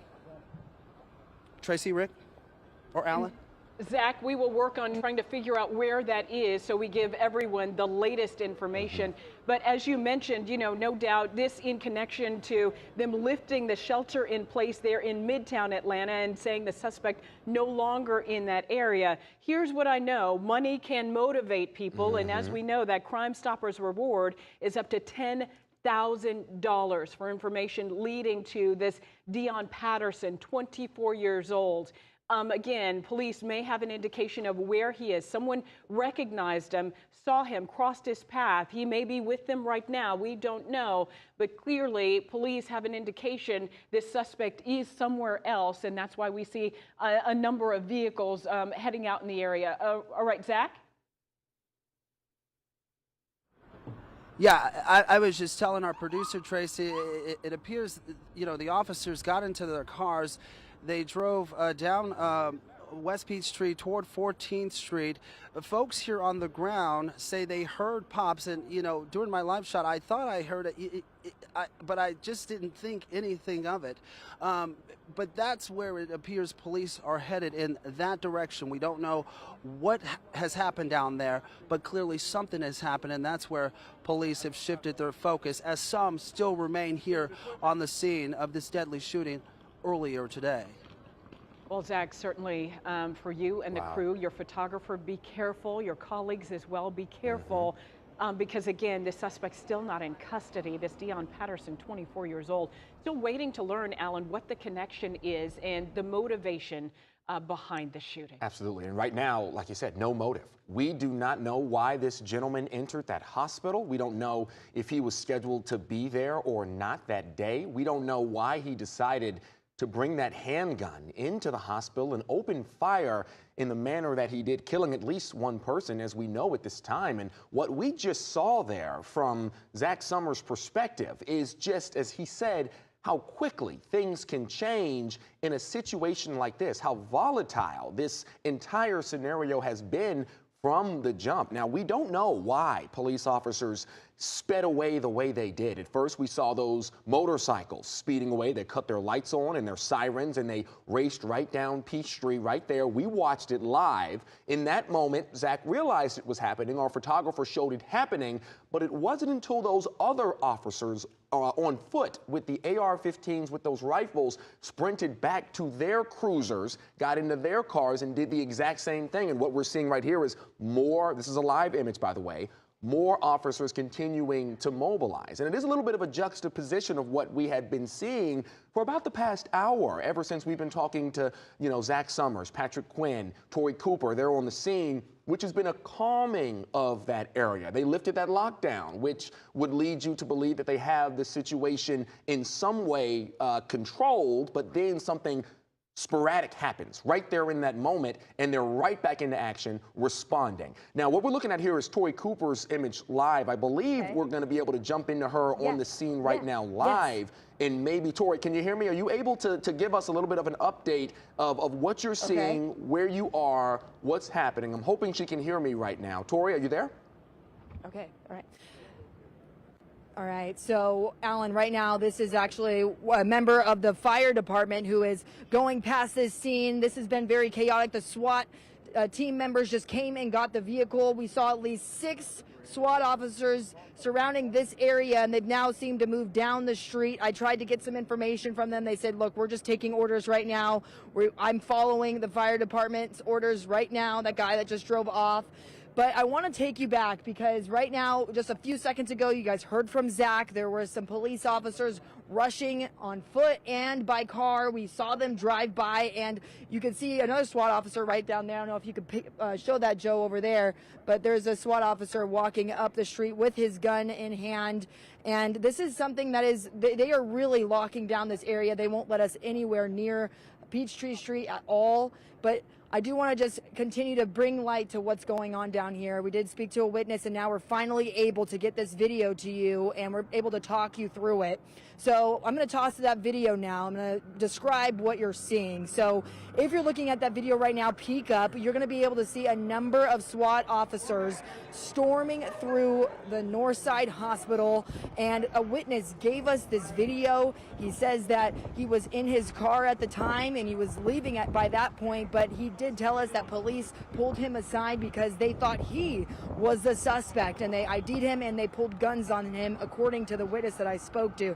Now, the video is going to continue to play out, and you're also going to see them evacuating a number of people from the building. I was told that this was staff members as well as patients who were at the hospital as well, and we were able to get some other video that you may not see here, but we were able to see police officers debriefing the nurses. As you heard from Zach Summers, now the reporters on the ground, all of us are trying to gather this information for people who were inside, because now I can connect the dots. Zach had someone he was talking to about that was on the 9th floor, and in the video that we were able to obtain, we were able to find out that police officers believed that the suspect was on the 11th floor, and they were asking all of the nurses that were on the 11th floor at the time to go to the left-hand side of the room. And if you were not on the 11th floor at that time, they wanted you to go to the right-hand side of the room. And you can understand, because this is an investigation, they have to start questioning people to try to get any type of information that will help track down the person, or any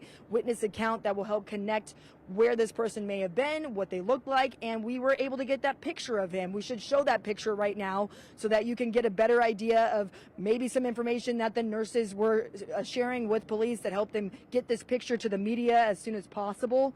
And outside right now, it's really a tight situation. It's really hard to get over there. I've been trying to see if we can pull aside some of these nurses that I have been seeing walking up and down. And again, another SWAT car just pulled up. Let's zoom in and show them that, because you can just see they're really starting to focus their energy down the street. And it looks like we may have to move our shot at this point, because that is where it's going to be the best vantage point for you to be able to see. But that's the very latest on the ground right here. They don't want our cameras over there, but there are people dressed in scrubs. You can see some more doctors right there, right behind the SWAT car right there. So we have seen a number of people in blue scrubs, doctors, nurses, walking up and down Peachtree Street. You can imagine this has been very difficult for them. This is not what they expected to show up to when they went to work today. I also spoke to a patient on the phone that our news director helped connect me with. She was on the 8th floor, and she says that she was held up there for a number of hours because of what was going on, and she did make it home, but she says that she was just there for a checkup, and she can't believe that this is happening at a hospital, that this is where people who are vulnerable are going in our community, and for someone to take advantage of that and to go inside and do that was heartbreaking for her.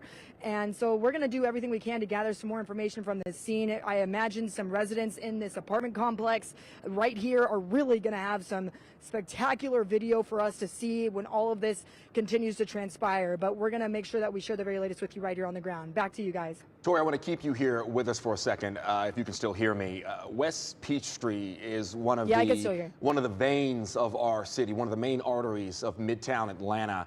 And I know you haven't been there as long as Zach and Patrick out there on the scene, but you were already kind of talking about how they're now removing you, I should say, or at least moving you from where you are in regards to this scene. There was a time, there was a lull where we weren't seeing as much police activity. Can you walk us through how, since you've been there, it seems like things have really started to pick up, starting with Zach and now the SWAT team responding on your end, and now you possibly having to move from where you are?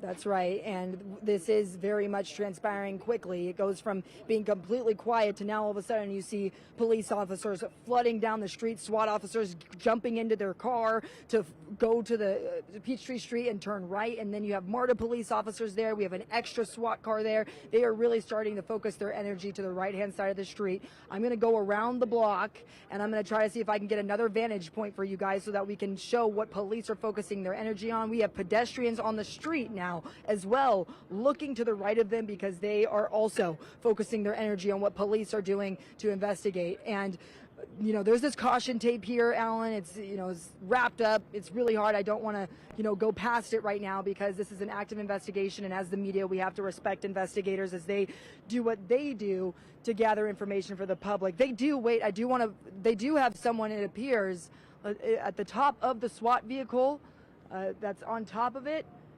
It's kind of hard to see from back here, but I'm going to, again, try to get a better vantage point so I can show you what police are focusing their energy on. There was at least 6 cop cars I saw, and then we saw 2 SWAT vehicles go to the right, but they're not far from me, Alan, so I'm going to go around, and then we'll check back in with you guys. All right, Tori, thank you. And as always, stay safe out there. Our entire Atlanta News First crew out there on the scene, continuing to bring us these live updates from the ground as this man-wide, what could be a citywide, what could very well be a statewide manhunt for this man right here, Deon Patterson. It continues to roll on here as we reach 324 this Wednesday evening. And Tracy, we continue to preach this, and I don't think we can say it enough, that while this scene right here remains active and they've got their caution tape up really in people's minds, everywhere should be an active scene at this time because we simply do not know where this man is. No, we don't. And actually just getting word right now, Alan, that police will brief the media shortly. We are expecting that momentarily in that area of West Midtown. So hopefully we will get an indication that the shooter has moved out of this area and they are now actively looking someplace else. That shelter in place mandate had been lifted a short time ago, even though those streets are still blocked off. Again, if you plan to travel in the Midtown area, try to avoid it altogether. If you are in one of those condo buildings, apartment buildings, your home is in the area, stay inside, stay safe right now. Follow us on social media. What you're watching right now, that is the safest place for you to be until we know exactly where the shooter is and police have him in custody. We want to show you that image once again of Deon Patterson, 24 years old.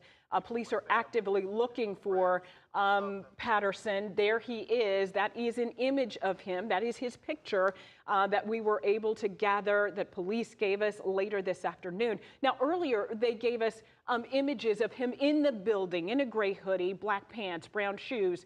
in order to give you, the viewer, if you had seen him, if someone knows him, knows where he may be, can pinpoint the location. These are the images of him in that building just before the shooting, during the shooting as well, that police want you to be aware of. Right now, it is good to know Crime Stoppers is offering a $10,000 reward in order to catch this man.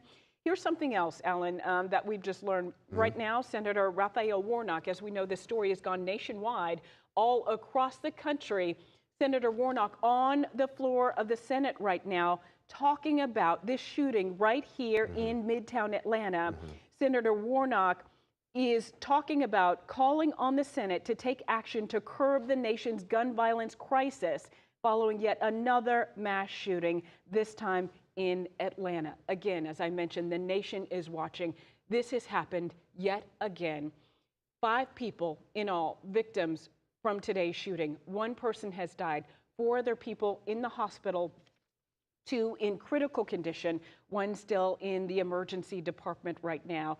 So, you know, it is unfortunate, Alan, that yet again we have to talk about someone going into a building, people who are unsuspecting. You said, you know, they are there trying to get treatment. They're there along with their family members, their friends. It's just a regular Wednesday for them. Exactly. They did not expect to be put in this situation, essentially in some ways feeling like they are fighting for their lives in order to get out of that building to get to safety. Exactly. A hospital is already a scary place just because you have so many people that are dealing with health ailments walking into that building. Think about you guys at home. Think about when you are in a place where you have to visit your doctor or go in for surgery. What's in your mind at that time? You're already nervous, you're already anxious, but you're being given world-class care by some of the most well-trained professionals that we could ask for here in Atlanta.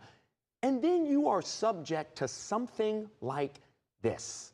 Something like this, where shots are being fired either on your floor or directly above you or directly below you, and your entire day changes. Nobody in this situation woke up this morning, just like you and I and Tracy, just like you. Nobody woke up this morning thinking that this was how their day was going to go. And if you really put that into perspective, that can show you how scary this is. Now, we pulled some numbers here at Atlanta News First, our Atlanta News First entire team, the investigative team as well, working around the clock to get more details and put this into perspective for you guys as we pull details from the gun violence archive. And Tracy, you might have mentioned this earlier. We've had around 190 mass shootings in our country so far this year. It's May. We just got to May, and we have 190. And as Senator Warnock speaks on the floor, Georgia has accounted for 10 of those mass shootings, including the mass shooting here today, where we do know at least 1 person is dead and 4 others shot by this gunman, a gunman who at this time still unaccounted for, still could be anywhere, could be there in Midtown, could be in any of our neighboring counties, because if you have shots fired, what's going on about 3 hours at this point, Tracy, think about how far you can travel in a vehicle in 3 hours' times. So if you are hearing this, you need to be sure you are paying close attention to what is happening. So Atlanta News First starts now with breaking news. Here on Atlanta News First, I'm Tracy Hutchins along with my colleague Alan Devlin. We are following breaking news happening right now in Midtown Atlanta. It is a story we have been following for the last 3 hours now, unfolding there at 11th Street and West Peachtree Street in Midtown at the Northside Medical Office Building. Right now, what we know, 5 people injured in this, 1 person dead. Of those 5, 4 people right now at Grady Hospital. Senator Reverend Raphael Warnock right now on the floor of the Senate speaking. Let's listen in. One directly affects all indirectly. This is knocking on all of our doors. And I feel this afternoon in a very real sense. I feel it in my bones because my own 2 children were on lockdown this afternoon. I have 2 small children, and their schools were on lockdown responding to this tragedy. They are there, I'm here, hoping and praying that they are safe. But the truth is, none of us is safe. As a pastor, I'm praying for those who are affected by this tragedy, but I hasten to say that thoughts and prayers are not enough. And in fact, it is a contradiction to say that you are thinking and praying and then do nothing. It is to make a mockery of prayer.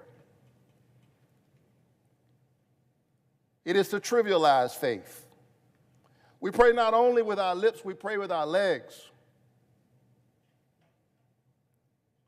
We pray by taking action.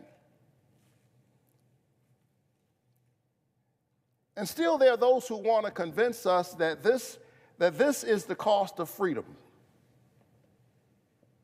To them, we have to say no. This ongoing, slow-moving tragedy in our country, mass shootings as routine, is not the cost of freedom. It is the cost of blind obstinance, a refusal to change course even when the evidence suggests we must do something different. It is the cost of demagoguery, those who want to convince us that common sense gun reform is somehow a call to take everybody's guns. This is not the cost of freedom. Dare I say it, it is the cost of greed. Gun lobbyists willing to line their pockets even at the cost of our children. And so we must act. I'm proud of the fact that we did, after 30 years, pass some gun safety legislation here last Congress. It was a significant piece of legislation, but obviously it's not enough. 87% or more of Americans believe that we ought to have universal background checks, and still we can't get it. Think about that. In a country where everybody says we're divided, and there are deep divisions to be sure. There's disagreement on this issue to be sure. But in a country where there is 87% agreement on something, there's no movement on it in Congress. Which means that that's a problem with our democracy. The people's voices have been squeezed out of their democracy, and there's a growing chasm between what the people actually want and what they can get from their government. And we saw it in a stark and ugly way a few weeks ago when we had two brave young legislators stand up in Tennessee, three in fact. And the same legislature that refused to do anything on gun violence came down on them with all of their might and expelled them from the legislature. We have to stand up against these anti-democratic forces at work in our country. And we have to give the people their voices back. And if we refuse to act while our children are dying, and in a moment when no one is safe, then shame on us. Shame on us if we allow this to happen and we do absolutely nothing.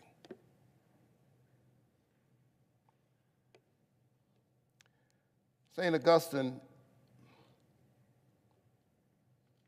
the African bishop of the early church, said that hope has two beautiful daughters. He said they are both beautiful: anger and courage. Anger with the way things are, and courage to see that they do not remain as they are. I'm pleading, I'm begging all of my colleagues on both sides of the aisle to remember the covenant that we have with one another as an American people. Stand up in this defining moment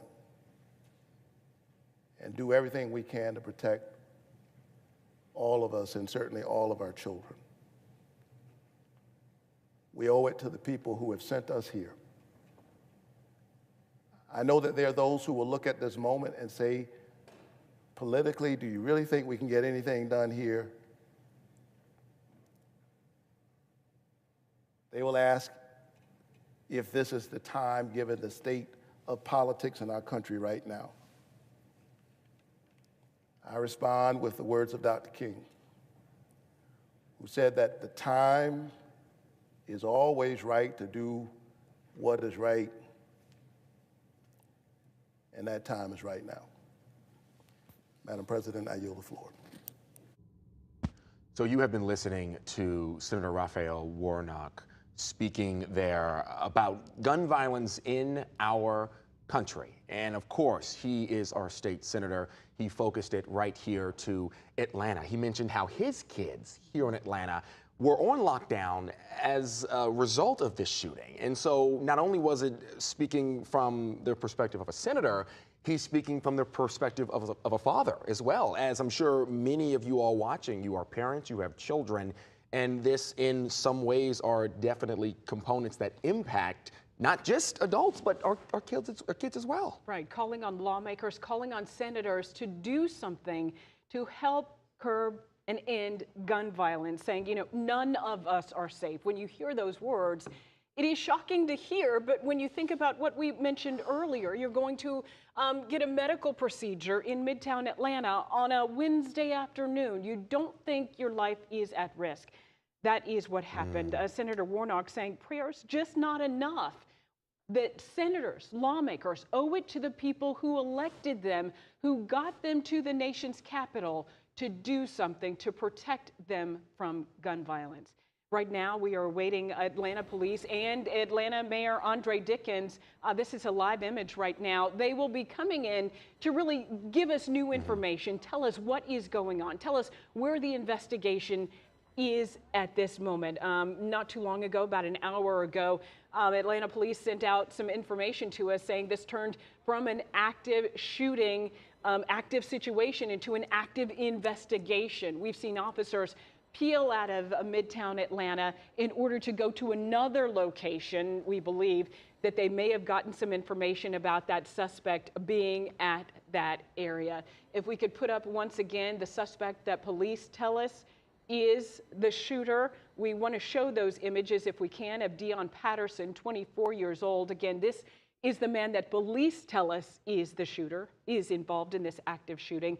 And the images that were released earlier today of the active shooter in the building, in a gray sweatshirt, in black pants, in brown shoes. And Alan, you mentioned, you know, certainly time has passed. Yeah. If someone has planned this, they could possibly have thought about, I will change into something else. Yeah, and every minute, every second that passes, this shooter gains an advantage because he's putting more time in between when this happened and police attempting to capture him, because you can travel long distances when you are making pace, running from the law in the manner that police say this man is doing so. So while there is a chance he could be anywhere in the area, he could very well be anywhere much further than where this scene actually took place here in Midtown.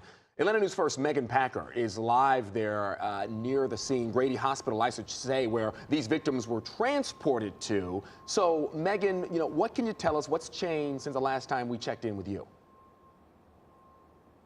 Well, Alan, we know that trauma surgeons are behind these walls right now doing what they do best. They are trying to save 4 lives. They are treating 4 patients here. 3 are in critical condition, and the hospital says the 4th person is stable, as they put it. So the hospital is open. This is a look at the ER right now. People can come and go. Visitation was briefly stopped earlier, but that has since reopened. The hospital's chief medical officer says at least some of the victims' relatives are in here with them. He would not comment on the extent of their injuries. I'll send it back to you as we wait to hear from Atlanta police. I'm thankful for Atlanta All right, Megan, thank you. We're going to jump right into that presser we told you about. Mayor Andre Dickens is speaking. Let's listen in. On this situation, I've spoken to the governor, to our congressional delegation of senators and Congress people, as well as my office has been in touch with the White House. And as soon as possible, I'll be in touch with the families of the victims that are here. As you know, 1 is deceased and 4 are fighting for their lives at Grady Hospital, and we're prayerful that they pull through. And as soon as possible, I will reach out to them and to their families. All are women. And I am also making sure that you know that we are dealing with someone that is armed and dangerous. This is a deadly situation. This individual has just indeed conducted an act that we want to make sure that you know that if you see him, do not approach, but you are to call 911. We are also making sure that you know that law enforcement agencies across this region are working together. Law enforcement agencies of Fulton County, of the City of Atlanta, of Cobb County, of our college campuses, our Atlanta Public Schools PD, a number of agencies are working in a concerted effort to work and to bring this suspect in and to make sure that we are all safe in the process. And so I ask that again, if you see the individual that you have seen his face, you've seen his photo and his clothing, please do not approach, but do call 911. So now I am very confident that the men and women of the Atlanta Police Department and the other local agencies are well trained to make sure that we bring this individual to justice for situations just like this. So now I'll turn it over to Chief Shearbaum to give you all the specific details about this incident and to let you know our pathway forward. Chief? Thank you, Mayor. Appreciate it. First of all, the Atlanta Police Department wants to extend its condolences for all members of the Atlanta Police Department, those that lost their lives today, and we are working digitally to bring this individual into custody. We are looking for Deon Patterson, age 24 years of age, which we have given you his photo, and this is a very active search. We are following up on credible leads that are currently active in Cobb County, as well as some that are right here in the city. We have been joined by multiple jurisdictions. We have the Sheriff of Fulton County that is here right now, that's been working alongside our department, Georgia Tech PD, Georgia State University PD, MARTA PD, the Georgia State Patrol, the GBI, the FBI, the Secret Service, as well as the Atlanta Public Schools Police are all actively involved searching as we speak for Mr. Patterson. And here's what we know. We'll be able to give you some information and others will be delivered as this investigation continues. At 12:08 this afternoon, we were called just down the street to 1110 West Peachtree.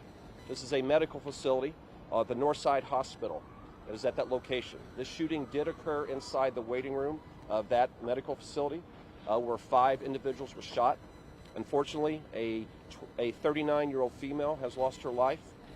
And of those that are injured is a 71-year-old female, a 56-year-old female, a 39-year-old female, and then a 25-year-old female. We do know that Mr. Patterson, our suspect, left the building. We believe he carjacked a vehicle a short distance away and was able to flee the scene as the law enforcement agencies were descending on this area. And we believe he has left the area. He may not still be in that vehicle. So I don't want everyone to be focused on the vehicle, which has been recovered.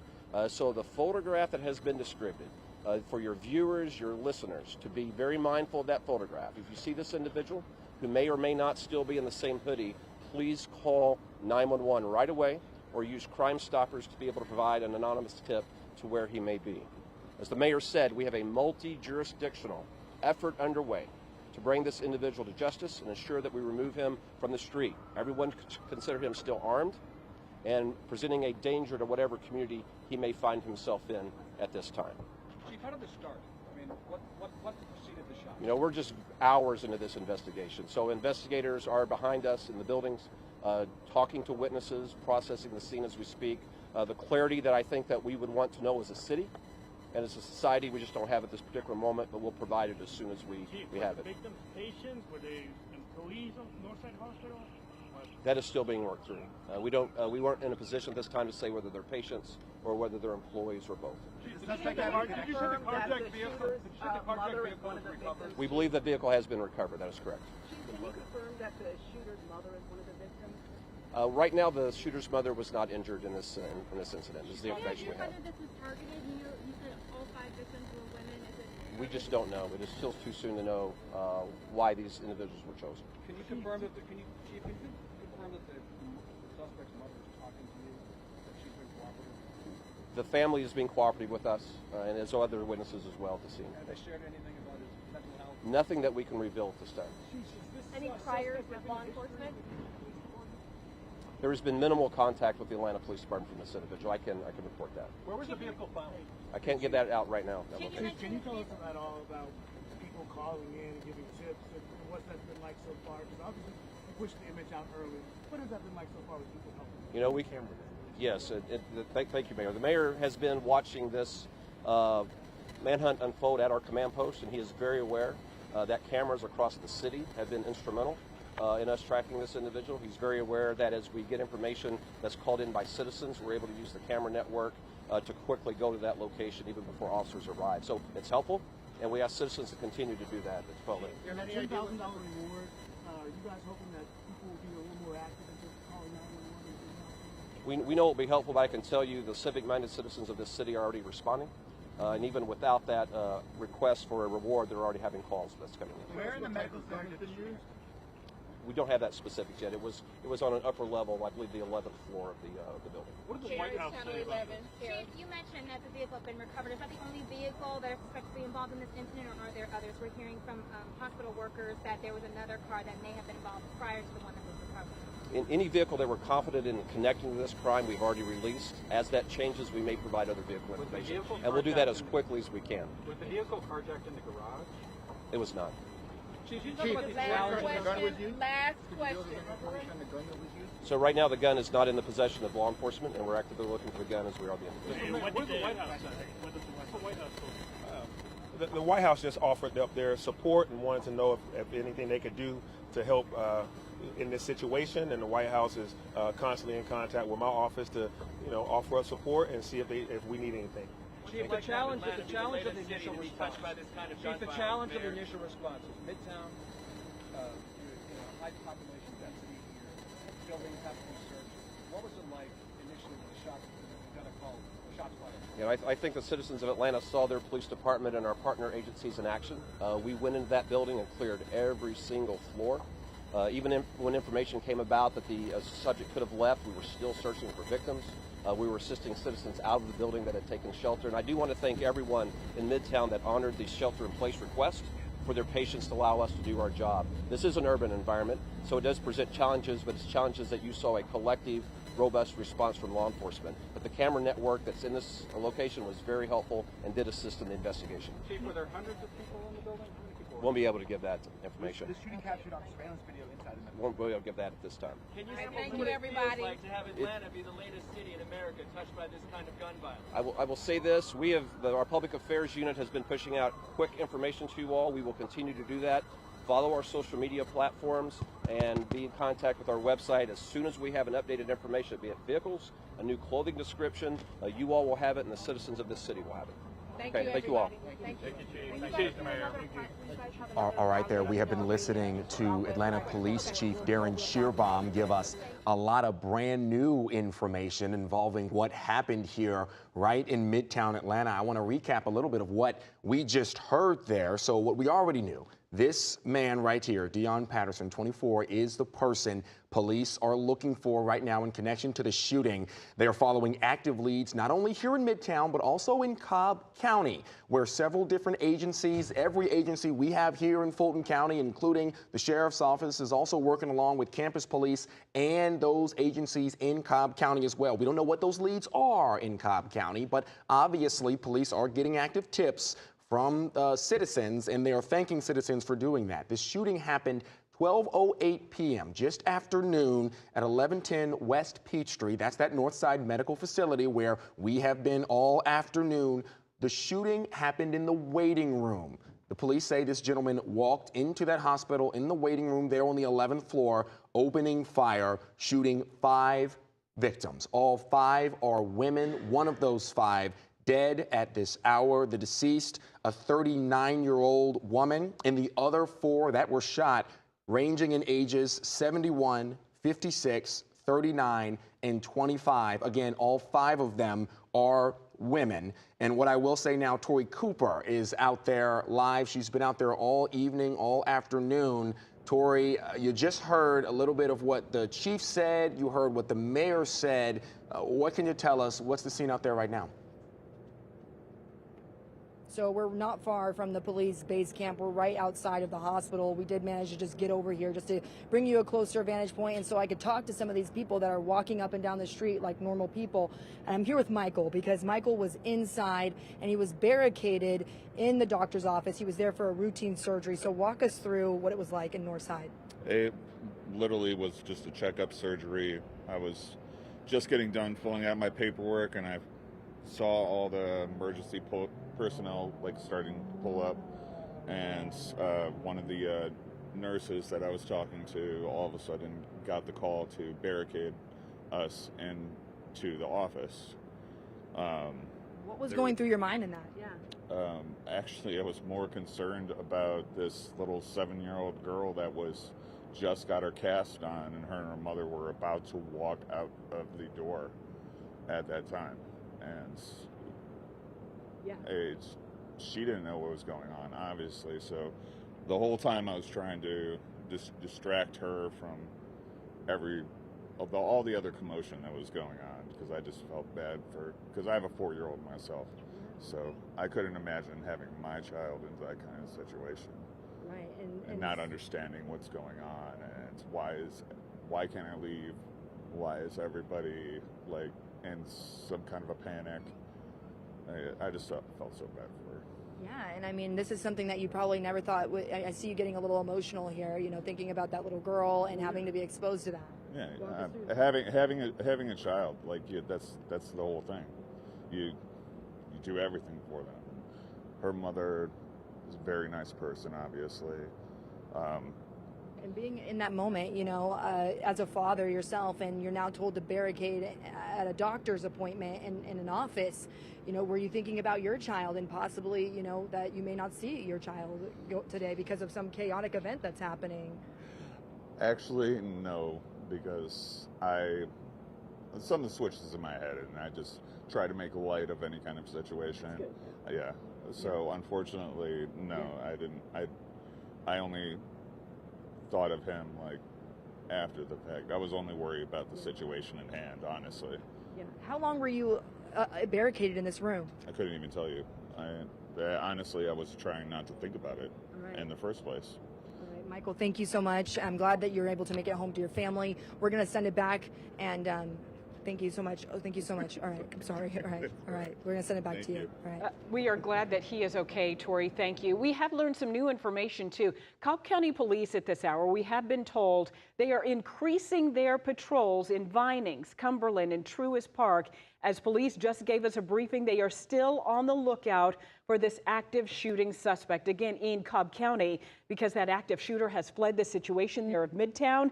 Increasing patrols in Vinings, Cumberland, and Truist Park, so be on the lookout there if you are traveling through that area. Let's head out to our colleague Patrick Quinn, who is speaking to someone who witnessed something. They're on the ground in Midtown. Patrick? Well, Tracy, we're getting a better sense of the panic that was really felt midday. A lot of people just grabbing lunch. I was able to talk with a nurse who actually is on the 11th floor, and she told me, she didn't want to talk on camera, but she told me what happened. She heard the gunshot. She was in the back. It all happened in the waiting room, and she told me she was really proud of her coworkers and the protocol that they went into. When on lockdown, she was eventually ushered out into a safe space before they were moved to a local hotel to stand by. But also in the area was, in fact, a state senator, Josh McLaurin, having lunch with, I understand, an old friend when all of a sudden, what happened? Yeah, we were just at lunch catching up. I was just going to do a lunch hour here in Midtown and then go to another part of the city, and started hearing people in the restaurant talking about, hey, there's a lockdown, we can't leave, there's an active shooter next door at the building where my primary care doctor is. So I'd never been that close to an active shooter before. We were in there for 2 or 3 hours. Tuesday, middle of the day, you were having lunch, trying to catch up. What was the scene like? What'd you seen? I'm I imagine it was panic as you're seeing law enforcement come and go? It was very sudden, obviously. I mean, there's a ton of police presence directly outside the restaurant, so I think we were pretty well assured that even though we locked the doors and everything, that nobody was going to be coming into the restaurant. We got reminded by police several times that we were on lockdown. I mean, I think the overwhelming sense was just, stress, very high level of stress, even if it's all calm and cool inside the building you're in. And I was just struck by thinking, I mean, this is how we've chosen to live, right? It's a policy decision to live this way and to subject thousands of people in this area and then the tens of thousands of their family members and loved ones to this type of elevated stress, uncertainty, fear about what's happening to their loved ones during a crisis like this. Senator McLaurin, we're less than a month out from the end of the session. We just heard from Senator Raphael Warnock. He mentioned about the presence of guns that we're seeing, the call to action that he feels like he needs to see in Capitol Hill. What about for you? I mean, is it too early to talk politics after this shooting just a few hours in, and what needs to change? I don't know how else to respond to a situation like this and somebody in my role as somebody who helps make laws, except to talk about what we should be doing as a society about a problem like this. And it's come out that this person had a mental health history and probably acted out of it. And if we had a red flag law, for example, one that, the Republican governor in Tennessee is considering because of something that happened to his family friend, we would start to see movement. I just don't think we should live in a society where the only time you see politicians act on gun violence is when they're personally affected. I mean, that's a sad state of affairs. So what I'd really like to see is for there to be bipartisan support, if we really care so much about improving mental health outcomes in this state, to recognize that guns should not be in the hands of people like the shooter today. And you mentioned personally affected. I mean, you were just right there. I know you don't want laws to come out of that. Well, we have to let you go. Yeah. Thank you so much for your time. I'm glad you're safe. Thank you. Thank you for spending a couple minutes with us. Guys, back to you. Patrick, thank you. And we do want to head out to Grady Memorial Hospital right now. That's where Atlanta News First Megan Packer is. We see Megan right there. And Megan, a short time ago, police really giving us a rundown of the victims, all women in this. One woman killed, a 39-year-old, 4 other women now in the hospital, 3 of them critical. Can you give us another update, Megan? And Tracy, we know the trauma surgeons are treating those patients right now. The last update we had from the hospital officials was 3 critical, 1 stable here at Grady. So these trauma surgeons are inside right now trying to save lives at this hour. They prepare for this kind of event. It was all hands on deck. They call this a mass casualty event. This is something that this hospital prepares for. All of the trauma surgeons, all of the trauma nurses, even security jumped in. So they say that they were ready to go. In fact, they were ready to treat 12 patients initially. They ended up getting the 4 women they are treating right now. So Grady says that they were prepared. They briefly shut down visitation here at the hospital. That has since been lifted. So it is business as usual here at this level 1 trauma center as the trauma team right now works to save these women's lives. I'll send it back to you. Megan, thank you. The investigation continues. Police are still actively searching for the active shooter suspect. Make sure you follow us on all our social media platforms, our streaming app as well as right here live on the air. We continue to follow this developing story happening right now in Midtown Atlanta. Has been developing for the last 3 years. Watch this story. Stay with Atlanta News First right here.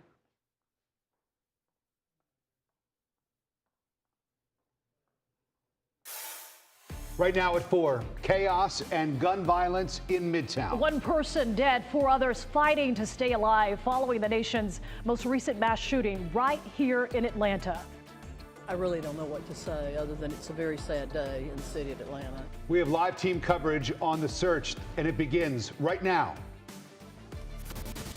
Atlanta News First starts now with breaking news. And breaking at 4, the manhunt for the man who shot 5 people in the heart of Midtown Atlanta, killing 1 person. I'm Sean Gables. And I'm Rick Fulbaum. There was a shelter-in-place order that has since been lifted. It forced one of the metro's busiest areas to completely shut down, even though the suspected shooter is not in custody. This is who people are looking for, and the police as well. Take a close look. His name is 24-year-old Dion Patterson. Police say Patterson is armed. He's considered dangerous. Do not approach him if you see him. Instead, call 911. We do have live team coverage tonight on this tragic event. It begins with Patrick Quinn, one of the first reporters who were on the scene. Patrick, what's the very latest?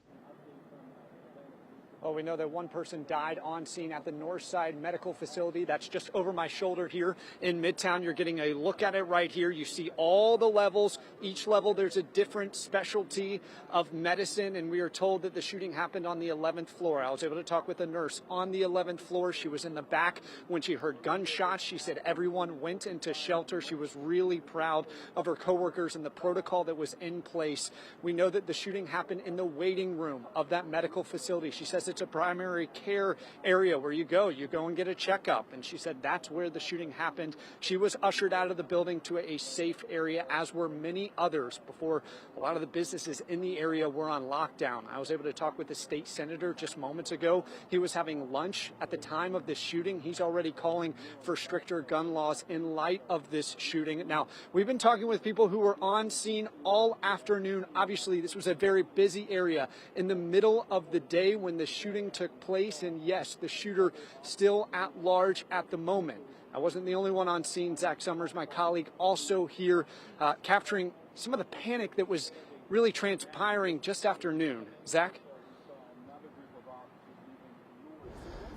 Yeah, Patrick, it's been a very intense day out here. What we know is that Atlanta Police Chief Derek Sherbaum, telling us that they are still actively looking for this suspect, both here in the city of Atlanta, and they're also looking at areas in Cobb County. Here's what we know. Around 12 o'clock today, police were called to Northside Hospital where that shooting happened. It happened inside a waiting room. We know the victim, a 39-year-old woman, and the 4 survivors, or who the mayor says victims are fighting for their lives, they range in age from 25 to 71. All the victims are women. It's unsure if they were patients or employees, but you know, we were out here initially when police were evacuating this building, and we saw so many patients coming out crying, frightened as they learned of this active shooter inside. We also learned that the suspect is believed to have been involved in a carjacking.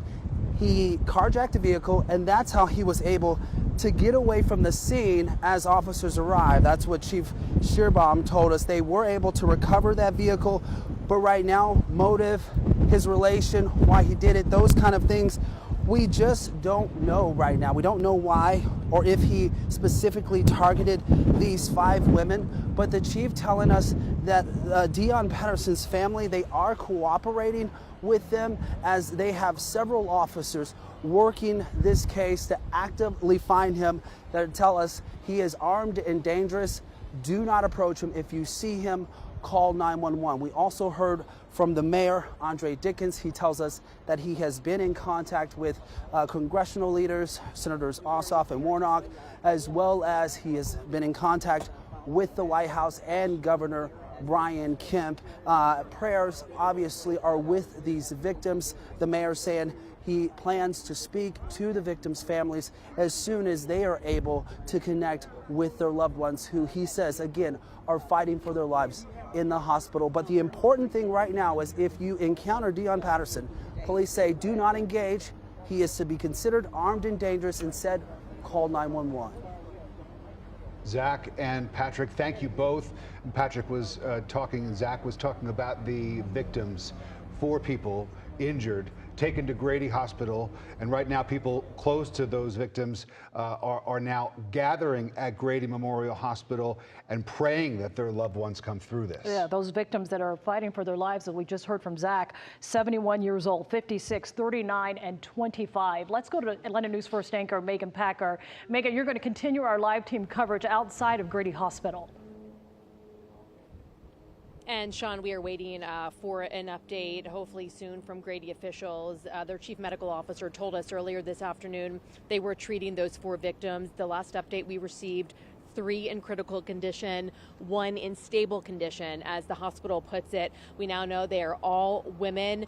The chief medical officer here says Grady was ready for this. They had all hands on deck, all of their trauma surgeons, all of their trauma nurses, even security was here and jumped in to treat these patients. This is what they train for. They call this a mass casualty event here at Grady, a level 1 trauma center here in the city of Atlanta. So they say that they were completely prepared. They were in fact ready at one point to receive as many as a dozen patients, but again, they received the 4 who are now getting treated for their injuries after this mass shooting event. So we know 3 are in critical condition right now as trauma surgeons work to save their lives. We are staying in touch with the hospital here. As soon as we get new information about their conditions, we'll pass it along. They tell us that some of the loved ones and relatives are inside right now with the victims as they undergo treatment. Megan Packer live for us outside Grady. Keep us posted, please, as we all pray for those who were affected by this shooting today. Atlanta News First anchor Tori Cooper continues our live team coverage. And Tori, what are you seeing? I know that Atlanta Police Department as well as Crime Stoppers are now offering a $10,000 reward for information that could lead to the capture of this suspect. We are right outside of Northside Medical. I'm going to step out of the shot because this really is the closest you will get to the scene right now. They are starting to let down some of the caution tape, letting cars start to access Peachtree Street right by the Whole Foods. And I'm going to pan to the right now so I can show you where police are still set up. You've seen this from above, and now you're seeing it on the ground here right outside of Whole Foods. That's where the Atlanta Police Department has been really stationed throughout this time. The SWAT vehicle just left, and I want to pan back over here if you can. You're going to see that SWAT car driving the opposite direction, but right outside of Northside Medical is where I really want to point your attention because they have it locked down there. There's a number of police stationed outside from the Atlanta Police Department, and I've had a chance to talk to some more people. You'll even see a nurse right there standing on the street. I tried to talk to her. She says, I want to keep my job, and you can understand they all went through a lot right now. A lot of the nurses we've tried to approach just to have a chat. They say, they'll talk to us off camera, and they told us what it was like. They told us it was on the 11th floor, and that's exactly what the witness I spoke to earlier said. He said that he was we had some video from the police department talking to the nurses, and they were all telling them if you were on the 11th floor, get on this side of the room. If you were on the 11th, if not on that floor, go on the other side, because they're really just trying to put the dots together so that they can really track down this suspect. The chaos is not as heavy as it was. I can tell you that. I am feeling the wind now. It feels more calm out here. Even the people that were in the hospital are feeling more calm. But we have spoken to a number of people who were inside. I am really starting to understand what this was like for them. We just spoke to a guy who had a routine checkup for his surgery, and he said that they were told that they had to barricade themselves in the office. And he had never been through something like that, but he says he was ready to go for anything, but he was worried about the women and children who may not have been able to understand what was going on and having a 7-year-old in that room. So we had all different members of our community involved in this moment of time that we are always talking about on the news. And to have it hit so close to home has been very hard for a lot of the people that I have spoken to. They say that just knowing that this took place in such a central part of our universe here as Georgians has been very problematic for them to just even digest. So that's the very latest down here. You can see SWAT officers are even starting to take off their helmets. It does appear that they are starting to loosen up the scene down here. And we're going to send it back to you. And Tori, you make a very good point that there still is a very heavy police presence, but we know that Atlanta Public Schools, Rick, have released some students. It's been an all clear. Mm-hmm. You're able to still be able to pick up your children because they were shut down earlier today, but it's very scary. This has become very close to home. Well, you see that office building, that medical office building behind Tori. We heard from a gentleman about an hour or so ago who was describing the fact that he was sitting in a waiting room, and it was on the television set in the waiting room that he learned about the shooting that was taking place 2 floors above him. Just an unbelievable day for people going about their business, doing normal things, when all of a sudden gun violence comes to Midtown Atlanta. Atlanta News First, Carly Barnett, also live for us in Midtown. Tell us exactly where you are, Carly, and what's the scene there? Well, Rick, Sean, we're trying to cover this from all angles for our viewers at home. This is an expansive scene. We're actually on the exact opposite side of the street where Atlanta News First Tori Cooper is. So I'm going to step out of the way so that you can see that.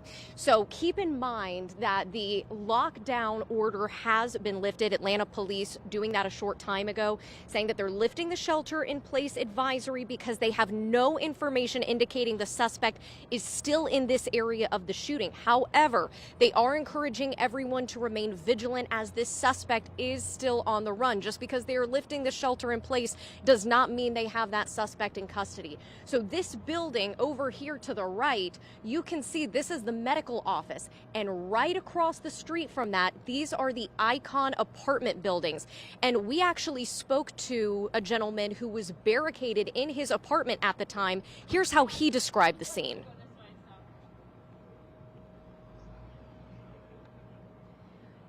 He said that he could see that the SWAT officers were swarming the halls. He could actually see the activity going on in the building. He said he could see through the glass, and he saw all of the police cars, all of the fire trucks. And of course, it was understandably scary and concerning, and especially when he said he got that notification on his phone from his apartment building to shelter in place. He told us, you know, you see this on the news, we see this in the headlines, and now happening so close to home, and in his case, directly across the street. As Tori touched on, the tanker truck, the SWAT officers have since been cleared from the scene, but if you are trying to get into the Icon apartment building, this area is still blocked off. We actually just saw a gentleman pull up a short time ago and say, hey, is there any exception for the residents?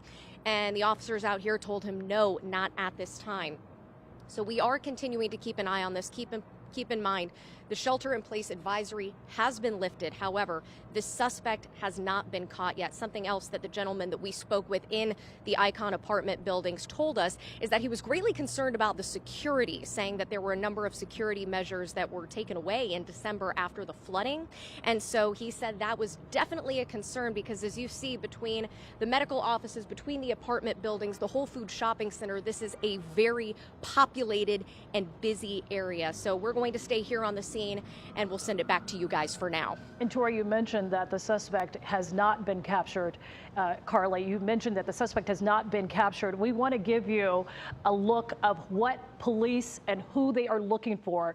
Crime Stoppers now offering a $10,000 reward to capture or help contain this gentleman. He's been identified as a 24-year-old Dion Patterson. He was born in 1998.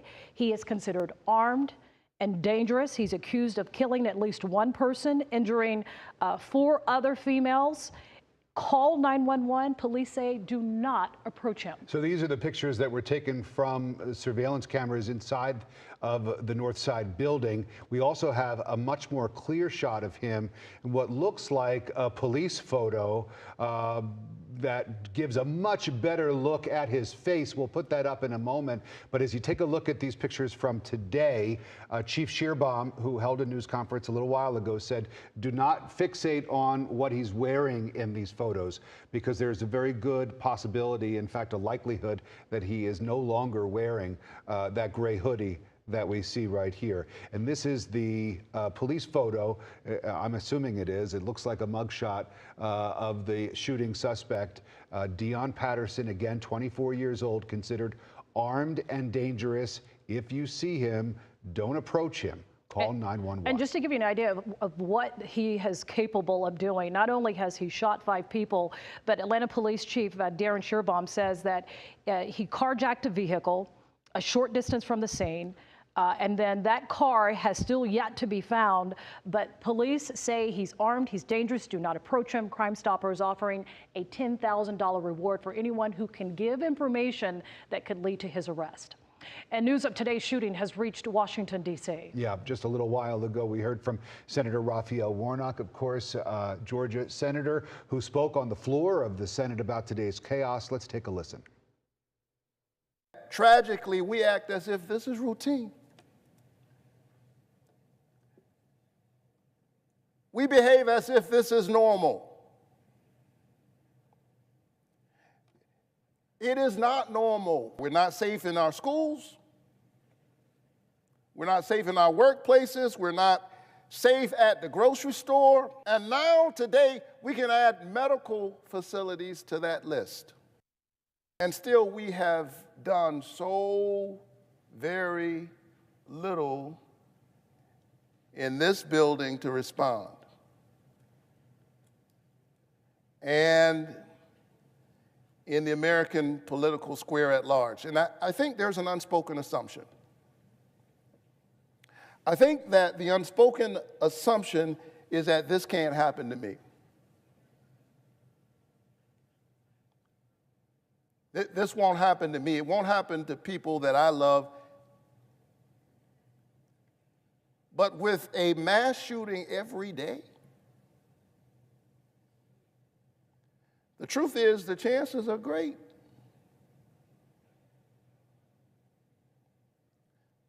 I shudder to say it, but the truth is, in a real sense, is only a matter of time. Also, when I was watching the senator as he was on the floor giving those comments, he said, prayers, thoughts and prayers, not enough. And it really hit home for him as a legislator, but also as a father.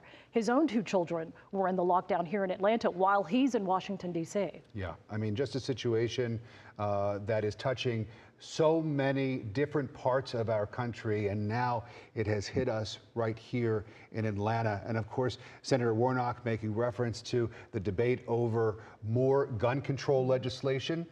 There is a large number of people, mostly Democrats, who feel that there needs to be more gun control, that there need to be more laws to prevent people who are dangerous from getting their hands on weapons.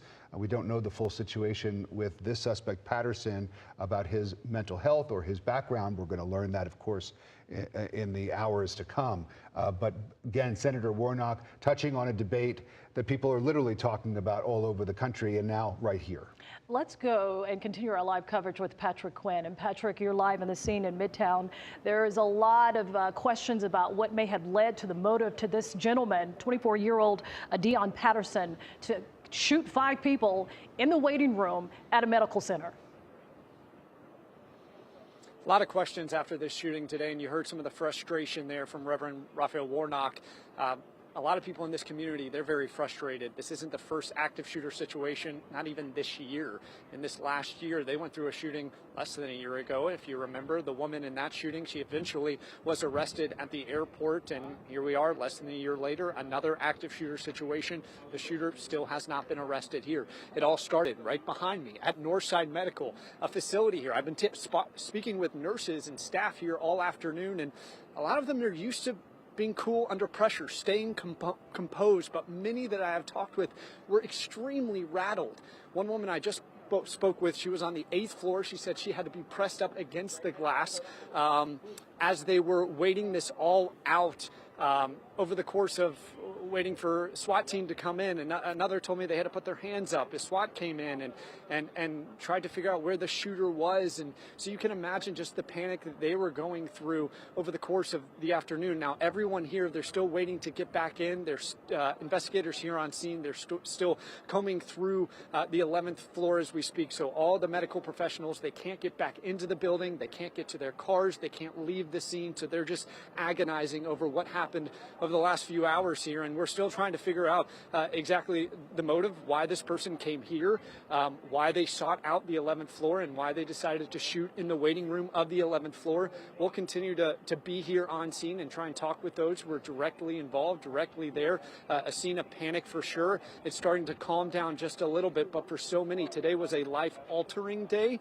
You heard some of the cries from political figures. We just talked to a state senator who also called for stricter gun control laws here in the state of Georgia. We'll see how all of this plays out. There will be plenty of time to talk politics. Of course, right now, so many, they're still just emotionally trying to understand, comprehend, and cope with what happened here in Midtown Atlanta.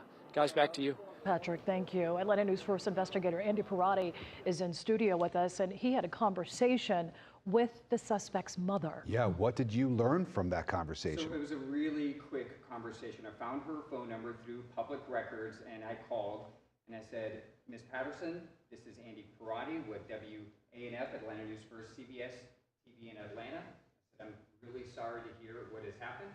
And I said, Ms. Patterson.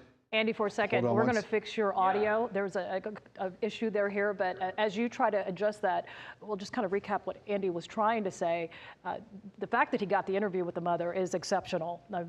Clearly, what we've learned from Atlanta police is that she was with her son inside that medical hospital in the waiting room when somehow, some way, her son became agitated and began shooting where he shot 5 people. We also know from police that the family of the suspect is cooperating in their investigation. And so they didn't name names and say specifically that the mother is cooperating. But again, it does seem like the family is working with police as they try to track down Dion Patterson, 24 years old. And again, there is the picture of him. You should be on the lookout, and you should consider him armed and dangerous. If you are to see him, do not approach him. Call 911. Call Crime Stoppers. This is someone who does have a background, a history with law enforcement as we take a look at this mugshot from a prior incident. But again, our investigator, Andy Perotti, was able to track down the mother of this young man and get her on the phone and at least ask her a couple of questions. Andy, we've sorted out the microphone situation. Yeah. Fill us in. Well, Rick, Sean, it was a very quick conversation. I found her phone number through public records. And I called her and I said, Ms. Patterson, my name is Andy Perotti. I work for ANF, Atlanta News First, CBS TV in Atlanta. I said, I'm really sorry to hear what's happened. And then I said, Ms. Patterson, are you in touch with your son? She paused and she essentially said, if I had information, I would give it to police to get him apprehended. And she said, that's all I know. And she said, as she's talking to me, she says, I am with police, and I would gladly hand over that information if I had it. I was about to ask another question, and then she simply said, please don't contact me anymore. So it was a very quick conversation. You could tell that she was a little hesitant to talk, but it was very quick. And that's the only information we got from her. Well, I can imagine, as you know, I'm a mother too of children. When your own life and blood is being told, she witnessed it, she allegedly saw it, to see that her own son is maybe held accountable for the death of one person, shooting 4 others that are seriously injured. That has got to be gut-wrenching for a parent. Did she give any indication? And I know she didn't say much, and maybe you found this out, but why were they at the hospital? Is it connected to maybe some health history for him? We don't know. I know through other public records that it looks like she works in the healthcare industry as well. I don't want to say exactly what we've found until we get it confirmed. So there may be some sort of connection of why they were at this facility based on her employment history. But again, it was a very short conversation. I simply said, are you in touch with your son? She paused and she said, I'm with police right now. If I had that information, I would gladly hand it over. I know that when I go to the hospital, or I've gone to a doctor's appointment, there's usually a sign right before you enter the doors, I know at least at mine, where it says you're not allowed to bring in weapons. Into this building. Into this building. And I'm curious, and I'm sure you'll find this out, Andy, if that was the same case for this medical facility, that weapons are not supposed to be brought into that hospital. Yeah, most times you're exactly right. You see that sign, and it says, all weapons prohibited. Andy Perotti, thanks very much. I know you'll keep digging. As you learn more, please let us know. And this, of course, what Andy learned is in line with what we heard from Chief Shearbaum, that the family is cooperating. So it seems that they are with her right now, and that she would be willing to help them. They're probably trying to help her get in touch with her son. They probably are going to use her as a way to track him down and maybe even convince him to turn himself in. And earlier today, we saw multiple reporters that we have spanned out all across Midtown, seeing those police officers gather up quickly and dispatch to new locations. We sort of had the assumption that possibly that the suspect had been found. He has not been found yet. There is a $10,000 reward leading to his arrest, but Atlanta police saying do not approach him. If you see 24-year-old Dion Patterson, call 911. Zach Summers is on the ground in Midtown, as he has been for the last several hours. Zach, I know that we've heard that the scene has calmed down a little bit as the shelter-in-place order was lifted. What's it like there now? Well, it's very much that. Police have there's still a police presence here, but it's nothing like a couple of hours ago when all of this was unfolding. You know, you talk about the police investigation and what that looks like. We learned from Chief Darren Shearbaum that they were able to sort of create a timeline, track the suspect Dion Patterson by using the network of cameras across the city. That's how they were able to learn of some of his movements, including, as they said, he carjacked a vehicle, and that's how he was able to flee away from Northside Medical before police arrived.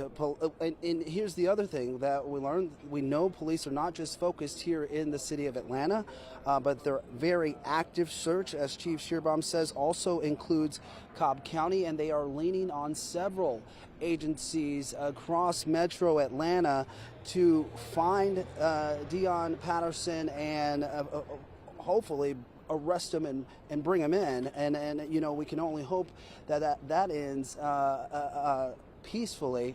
But you know, police say that this is a man who should be considered armed and dangerous. I'm thankful for Atlanta Police Department and other law enforcement agencies for their engagement on this situation. I've spoken to the governor, to our congressional delegation of senators and Congress people, as well as my office has been in touch with the White House. And as soon as possible, I'll be in touch with the families of the victims that are here. As you know, 1 is deceased and 4 are fighting for their lives at Grady Hospital, and we're prayerful that they pull through. And as soon as possible, I will reach out to them and to their families. All are women. And I am also making sure that you know that we are dealing with someone that is armed and dangerous. This is a deadly situation. This individual has just indeed conducted an act that we want to make sure that you know that if you see him, do not approach, but you are to call 911.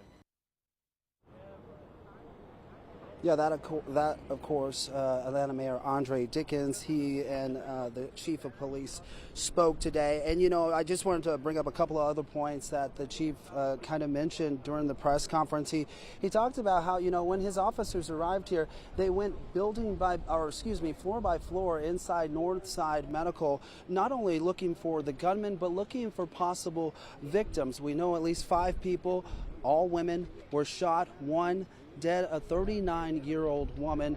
Police said, we don't know yet why Dion Patterson did what he did.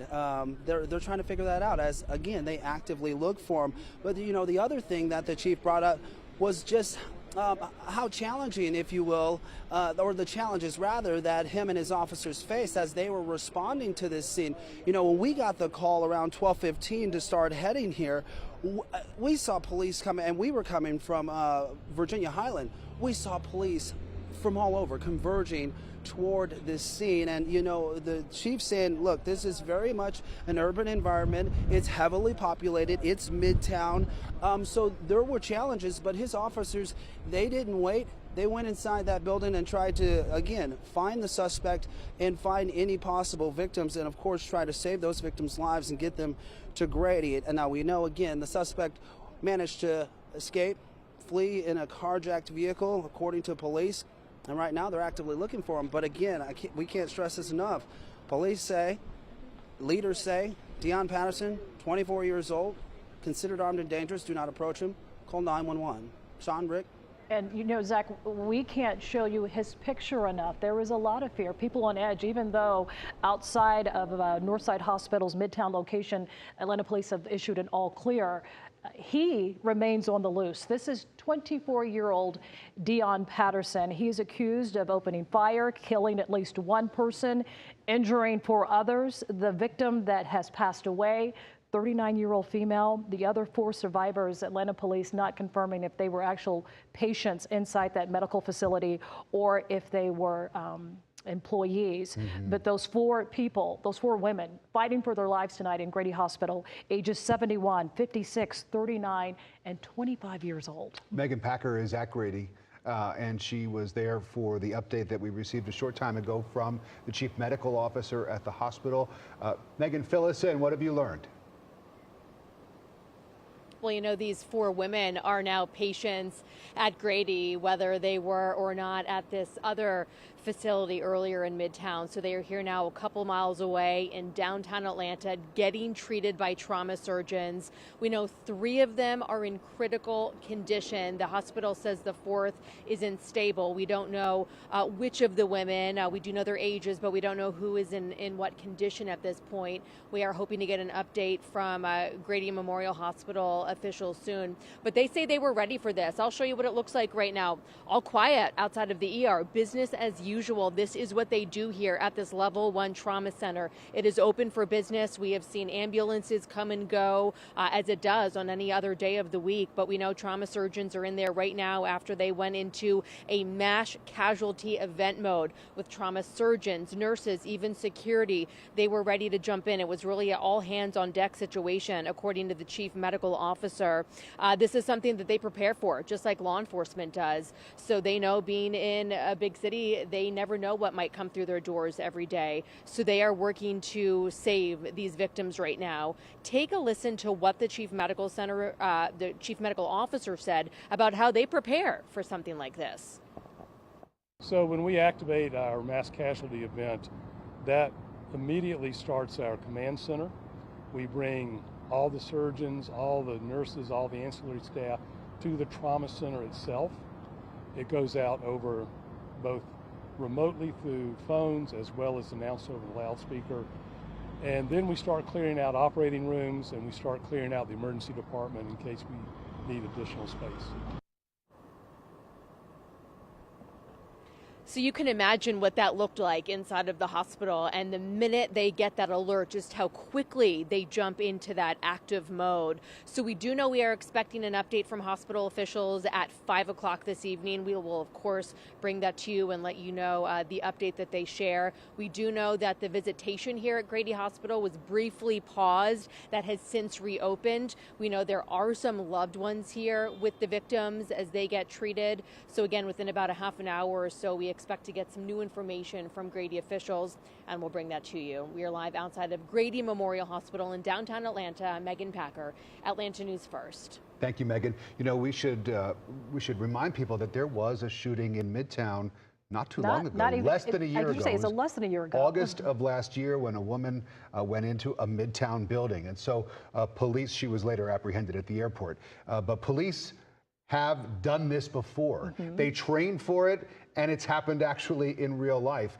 Just as the hospital staff at Grady prepares for these types of emergencies, law enforcement does as well. In fact, the training center, the controversial training center that is under construction right now in DeKalb County, is being built specifically for that. Reasons like this. To train officers and firefighters and first responders how to respond to situations like this in an urban environment, in any kind of environment. But even if we train for it, it's still different when it actually happens to you. And that is what happened in Midtown today.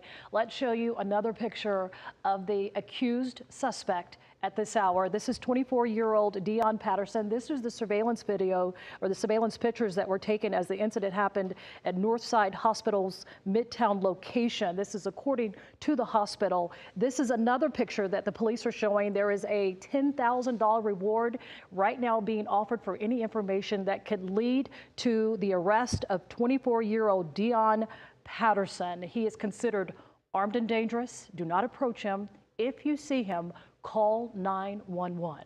And now that police have released the name of the accused Midtown shooter, we're now digging into the public records to learn more about him. That's right. Atlanta News First investigator Rachel Polanski is here in the studio right now, breaking down what we've learned. And this is someone who has had run-ins with the law. Yeah, that's right. We've been digging into this for the last several hours, and so far this is a little bit about what we've learned. Dion Patterson's most current address has him living in Jonesboro, which of course is 20 miles south of Atlanta, and we have a crew headed that way now. Through court records, we were able to find out that he also lived in Hanover, Maryland, near the Baltimore-Washington International Airport. We've also been digging into his criminal background. So far, we found a traffic violation out of St. Louis, Missouri from 2020. We are still looking into several other tips and leads, and of course, we'll continue updating you as we learn more. All right. Thank you, Rebecca. And I was just looking, Rick, at a tweet from Cobb County, or excuse me, Rachel, of Cobb County's police department. They have tweeted that there is officer presence right now because of the search for 24-year-old Dion Patterson. They are looking in Vinings. They're looking in Cumberland, at Truist Park. Those areas are going to be increased as they continue to assist in the search for this suspect. And we can confirm, because of the work of our colleague Andy Parati, that the mother of the suspect is with police and is cooperating, helping them to track down her son and hopefully to convince him to turn himself in so that there is no more violence. No one else gets hurt. These again are the pictures, but police say don't fixate on what he's wearing in these photographs from earlier today, because there's a very high likelihood that he has shed those articles of clothing, that gray hoodie that you see there, and is now wearing something else. So again, be on the lookout for this man as we take a clearer look at his face, so we know who we're looking for here. He is 24 years old.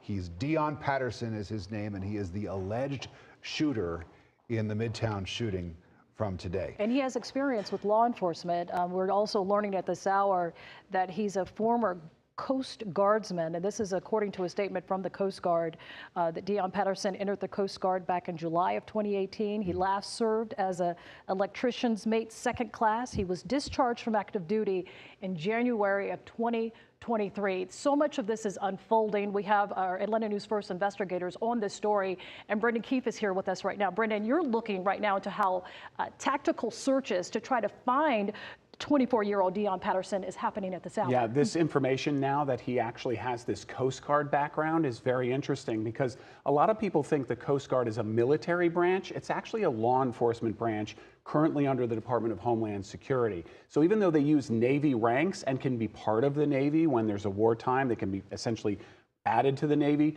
they're law enforcement, and that's how they're trained. So that means he does have at least the basic training of law enforcement that any Coast Guard member would have.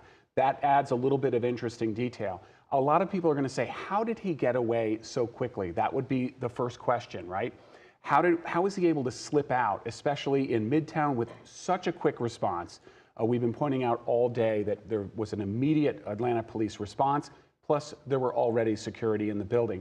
Here's how it happens. We saw it in 2018 with the Marjory Stoneman Douglas shooting in Parkland, Florida. Nicholas Cruz was able to slip right out. Nicholas Cruz slipped out of the Marjory Stoneman Douglas High School, and the way he was able to do that was essentially the fog of war. That's what happens in these situations, is because by definition the shooter has the element of surprise. So the gunfire goes off, there's an immediate panic, there's a lot of people don't understand what's going on, they start running. The gunman can run with the crowd. We also saw that a year and a half ago when there was gunfire in the Atlanta airport. Even though that was an accidental discharge, the felon was able to run right out of the airport with everyone else. In fact, some of the people running toward the gunman, because they didn't know he was the gunman, also running away with them. Again, that happened in Marjory Stoneman Douglas, the school shooting there in Parkland, Florida. And what's really interesting about that is very often police will go and look at the surveillance video, because if the shooter is in the building, they can look at the live surveillance video. Adding to that fog of war, what we saw in the Marjory Stoneman Douglas shooting is police didn't realize that they were watching a feed that was 20 minutes delayed. What happened was they said, hey, let's roll it back to see the shooting, one commander said.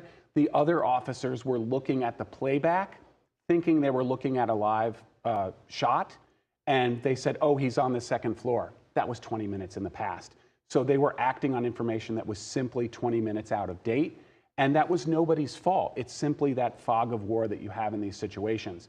One more thing that's changed, we've talked about this so much, but the tactics have changed from SWAT team response, which is a barricaded gunman. That's the old school method, is there's a gunman, let's set up a perimeter, bring in the SWAT team, and the SWAT team will either negotiate or go in. That's old school. In an active shooter situation, it's the first officer on the scene goes in without backup if necessary. And then if they do have backup, they'll go in 2, 3, 4 people. But the idea is to neutralize the shooter, because every second you wait, more people get shot. Every second you wait, statistically, they call it statistical homicide to wait. And even though there's a danger to the officer, the first officer on scene, at that point, it is incumbent on them, even to risk their own lives, to stop the killing, to stop the shooting. In this case, it appears as though he was able to slip out, as we described in the beginning, by just slipping out with the rest of the crowd. By the time police get there, they're in the building looking for someone who isn't even there anymore. And he's able to now carjack a car and get out of town. In the case of the Parkland shooting, which I covered extensively working down there at the time, the shooter didn't go very far. No, he didn't. He went to get a soft drink. And yeah, it was the next shopping center right up the road. Next shopping center, and that's where they found him. This perimeter that we've learned they're using now in their search is a little bit wider. I wonder if you could talk to us about the technology that's available to law enforcement. It's a great question, Rick. I'm so glad you brought that up, because what we have in Atlanta is unique except for New York and maybe London. The Ring of Steel they have in London, we have that right here in Metro Atlanta. What we have is the Video Integration Center. Here you're seeing the pictures that the police were able to provide immediately, in part because they don't have to go pull that from this medical facility if that facility has volunteered to be connected to what they call the VIC unit, or Video Integration Center. So that Video Integration Center, it looks sort of like the old War Games war room. They can immediately say, let's go to that camera. They can go to the recordings of that camera without having to go to the extra step of pulling it from the server at the facility. Then they have those street cameras we're all familiar with. And then finally, they have something called ALPR, which is automated license plate readers. Those aren't just on police cars. There's also fixed automated license plate readers. And what those do is they scan any numerical number or alphanumeric readout going past that camera, and then they run it through a database. A lot of times that's just used to catch, outstanding warrants, stolen cars, but you can also go back in time in the database. So if they know that vehicle that was carjacked, they can put that plate through the LPR system, and they can see where it was minutes ago, the last time it was scanned. The ALPR system, what it does is it takes a photograph of the car, a photograph of the plate, a time date stamp, and a GPS. That's where, who, what, and when. It's everything you need, but it's a breadcrumb they can then follow. We're seeing all that police presence in Cobb County. We did have Smyrna police saying they went out and checked that location. That's really important. We also got word there was an active shooter drill going on in Cobb County at the time, and they were able to immediately task to these areas to have, flood the zone, so to speak, so they can be ready.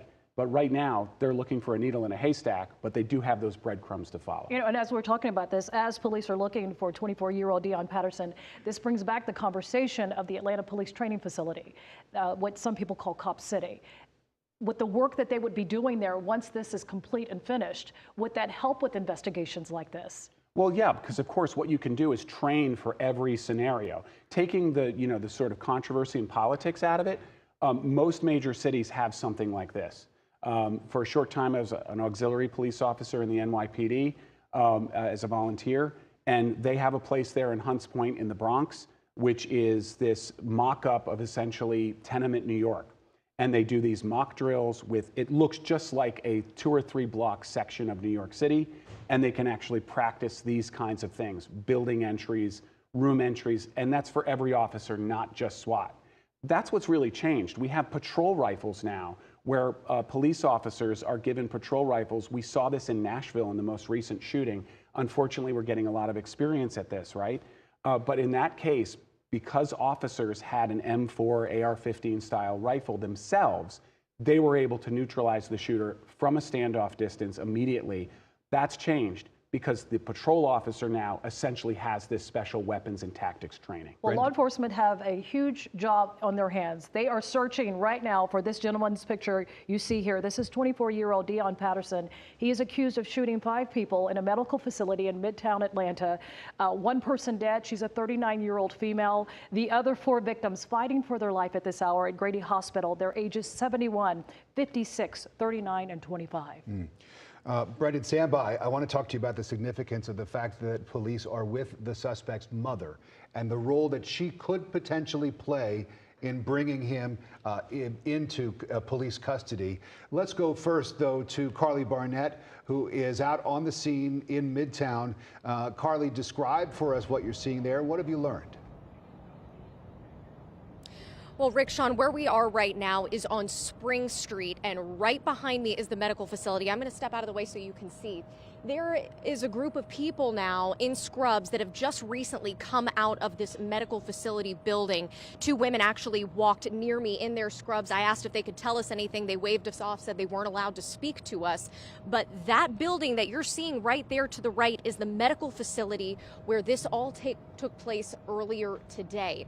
And as you can see right across the street here, right across Spring Street, are the Icon apartment buildings. Now, it was just about 45 minutes ago, maybe about an hour ago at this point, that Atlanta police announced the lockdown was being lifted. They said, we have no information indicating the suspect is still in the area of the shooting, that they're lifting the shelter-in-place advisory. However, they are asking everyone to remain vigilant. Just because they are lifting this order does not mean they have that suspect in custody. And we spoke to a gentleman who lives in those apartment buildings. He said he was on lockdown for almost 4 hours today. Here's what he had to say about the scene. And about 11:30, I noticed some SWAT teams showing up and starting to move into the hospital next to me, and I was kind of curious about what was going on. Shortly thereafter, they shut all the streets down, and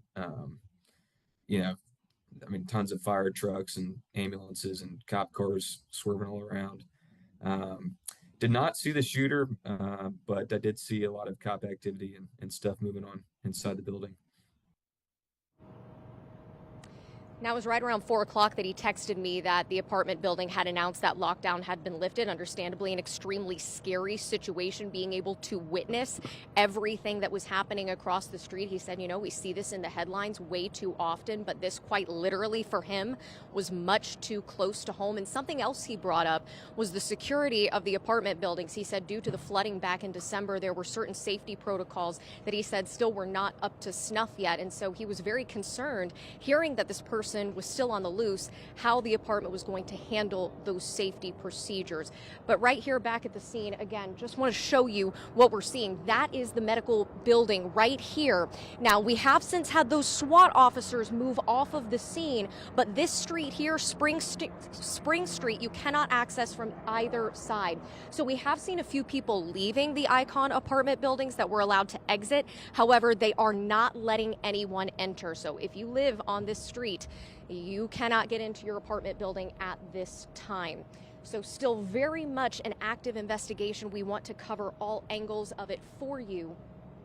This, like they said, they are saying they don't believe at this time the suspect is in this area, and that's why they have lifted the shelter-in-place advisory, but still looking for this suspect that is on the loose. Dion Patterson, 24 years old. We've shown you his picture several times. Do not approach him. He is considered armed and dangerous. If you see him, call 911 right away. Crime Stoppers offering a $10,000 reward. For now, live in Midtown, Carly Barnett, Atlanta News First. Well, sadly, today, the national epidemic of deadly mass shootings has touched our home. Atlanta News First investigator Andy Parati once again in the studio digging into the updated numbers from the gun violence archive. Yeah, Sean, Rick, while today's shooting is an urgent matter that deserves attention because the shooter has not been caught, this is not the first mass shooting in Georgia or Atlanta, for that matter, this year. According to the National Gun Violence Archive, an organization that tracks mass shootings in the U.S., there have been at least 10 mass shootings in Georgia so far this year. 37 people were injured, 9 people died. That includes a mass shooting that happened exactly 1 month ago today at a Northwest Atlanta apartment building where 4 people were shot, killing a 27-year-old man. Nationwide, the numbers are staggering and far worse. At least 190 mass shootings so far this year, 742 people injured, 255 people killed. The National Gun Violence Archive defines a mass shooting as 4 individuals hurt or killed by gun violence, not including the shooter. Again, while today's incident is urgent because the shooter has not been caught, this is a scene that is happening in America every day. Sean, Rick, and to put in perspective, I was talking to a friend yesterday that was deciding to go on vacation out of the country, and she was like, oh, I don't know, I'm a little nervous.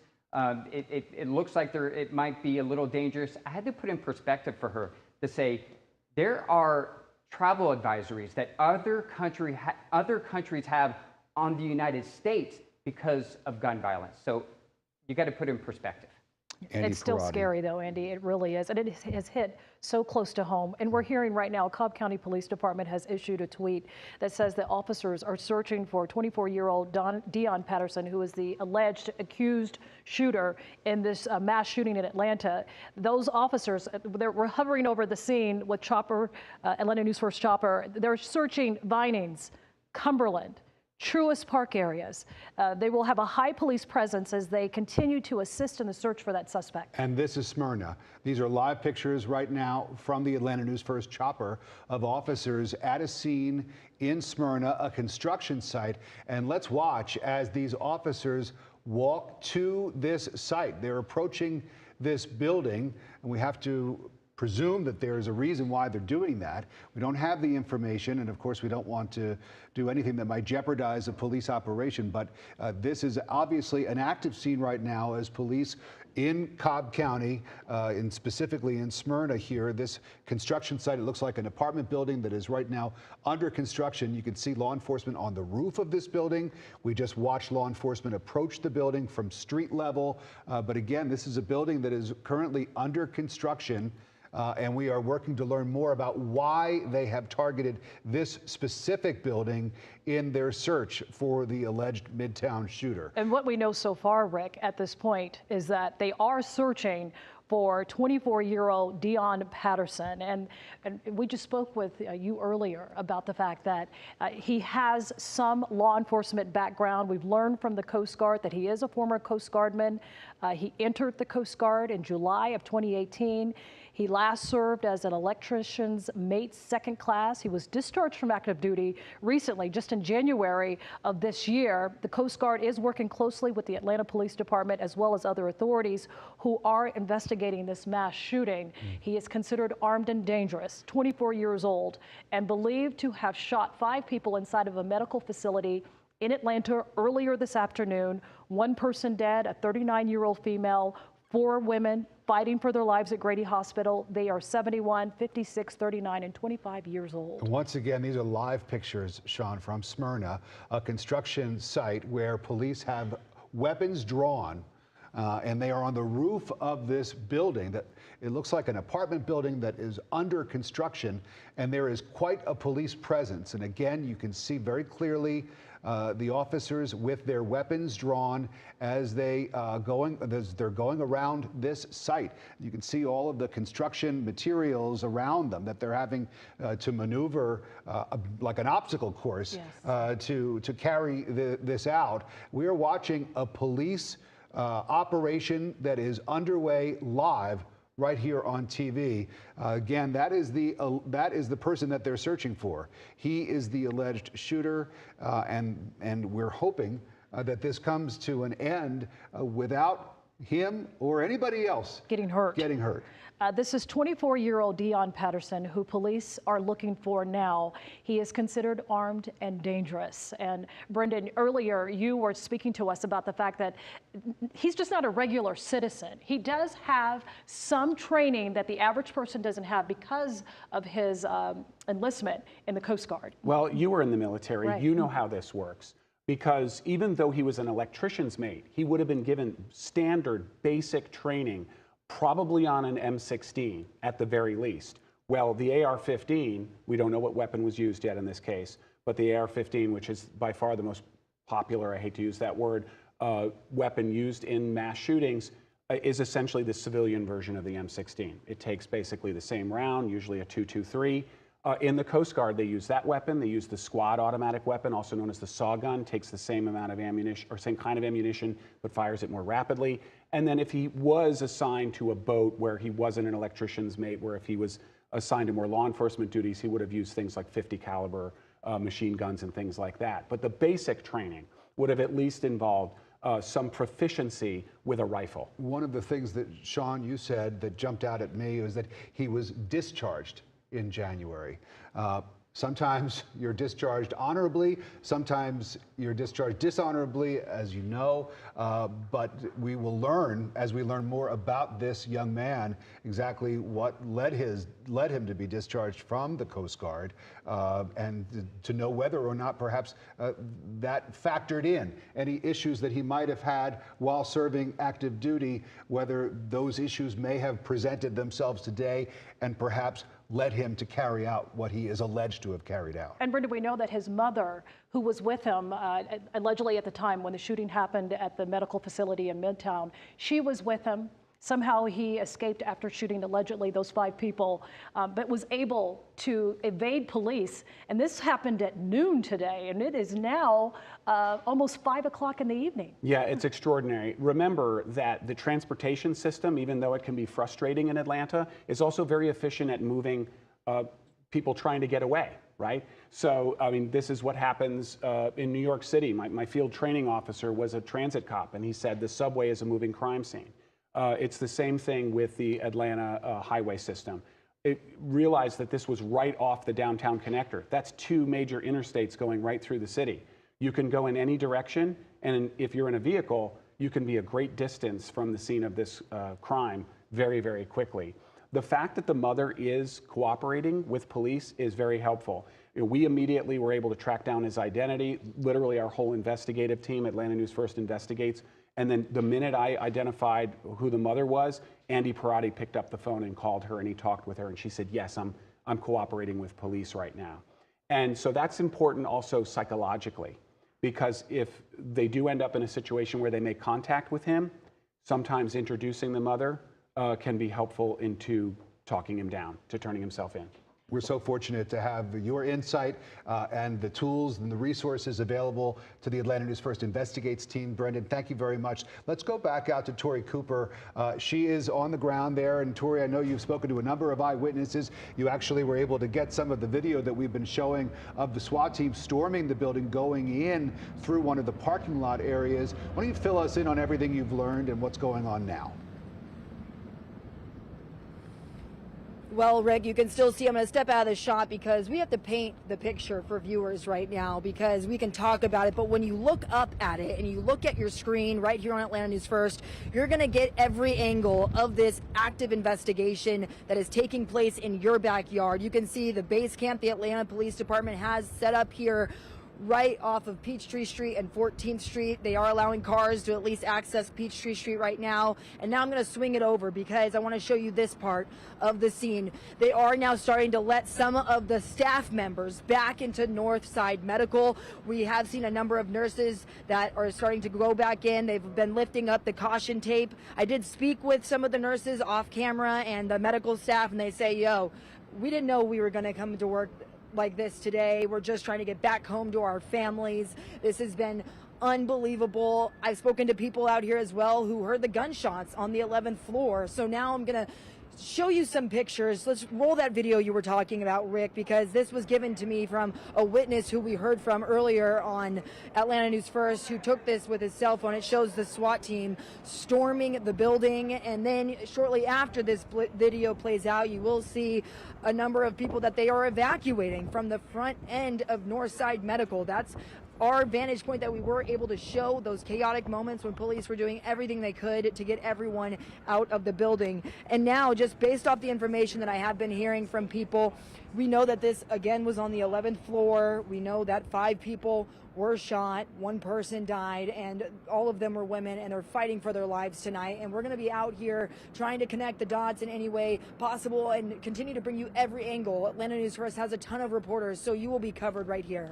I'll send it back to you, Sean, Rick. Tori, thank you. And again, this is who police are looking for. His name is 24-year-old Dion Patterson. Police say Patterson is considered armed and dangerous. Do not approach him. If you see him, call 911. Atlanta News First at 5 o'clock starts right now.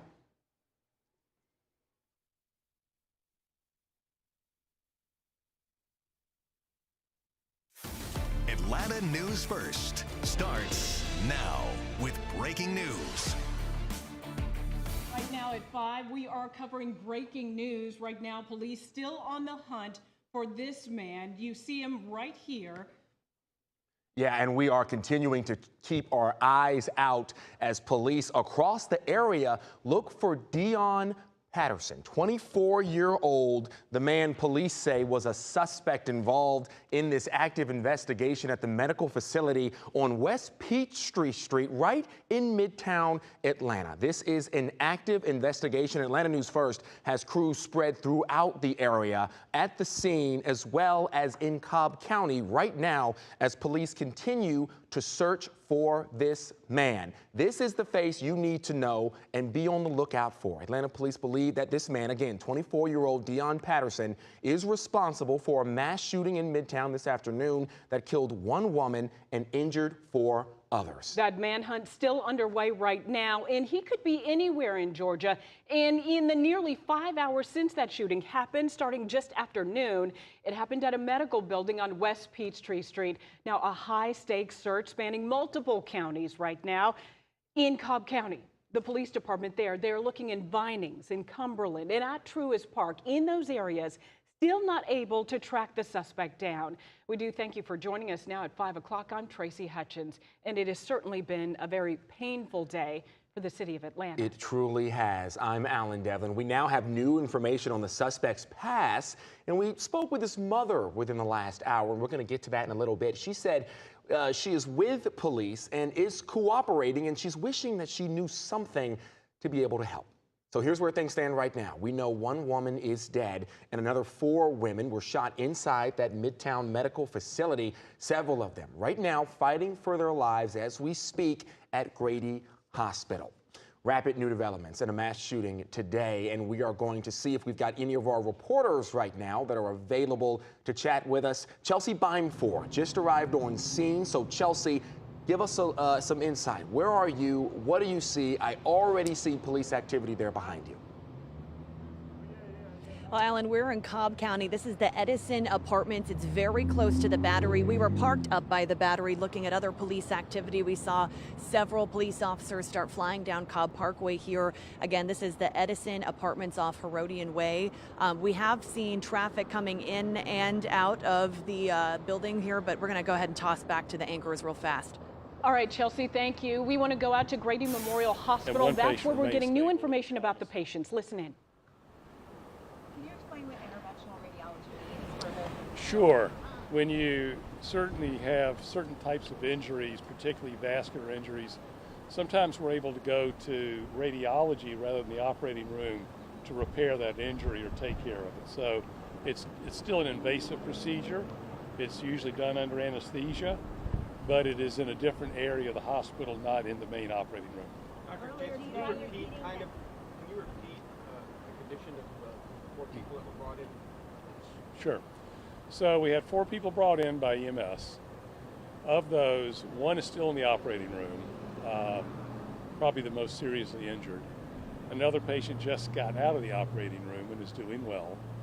We had a 3rd patient who had a procedure in interventional radiology, and they will have to have additional procedures to follow up.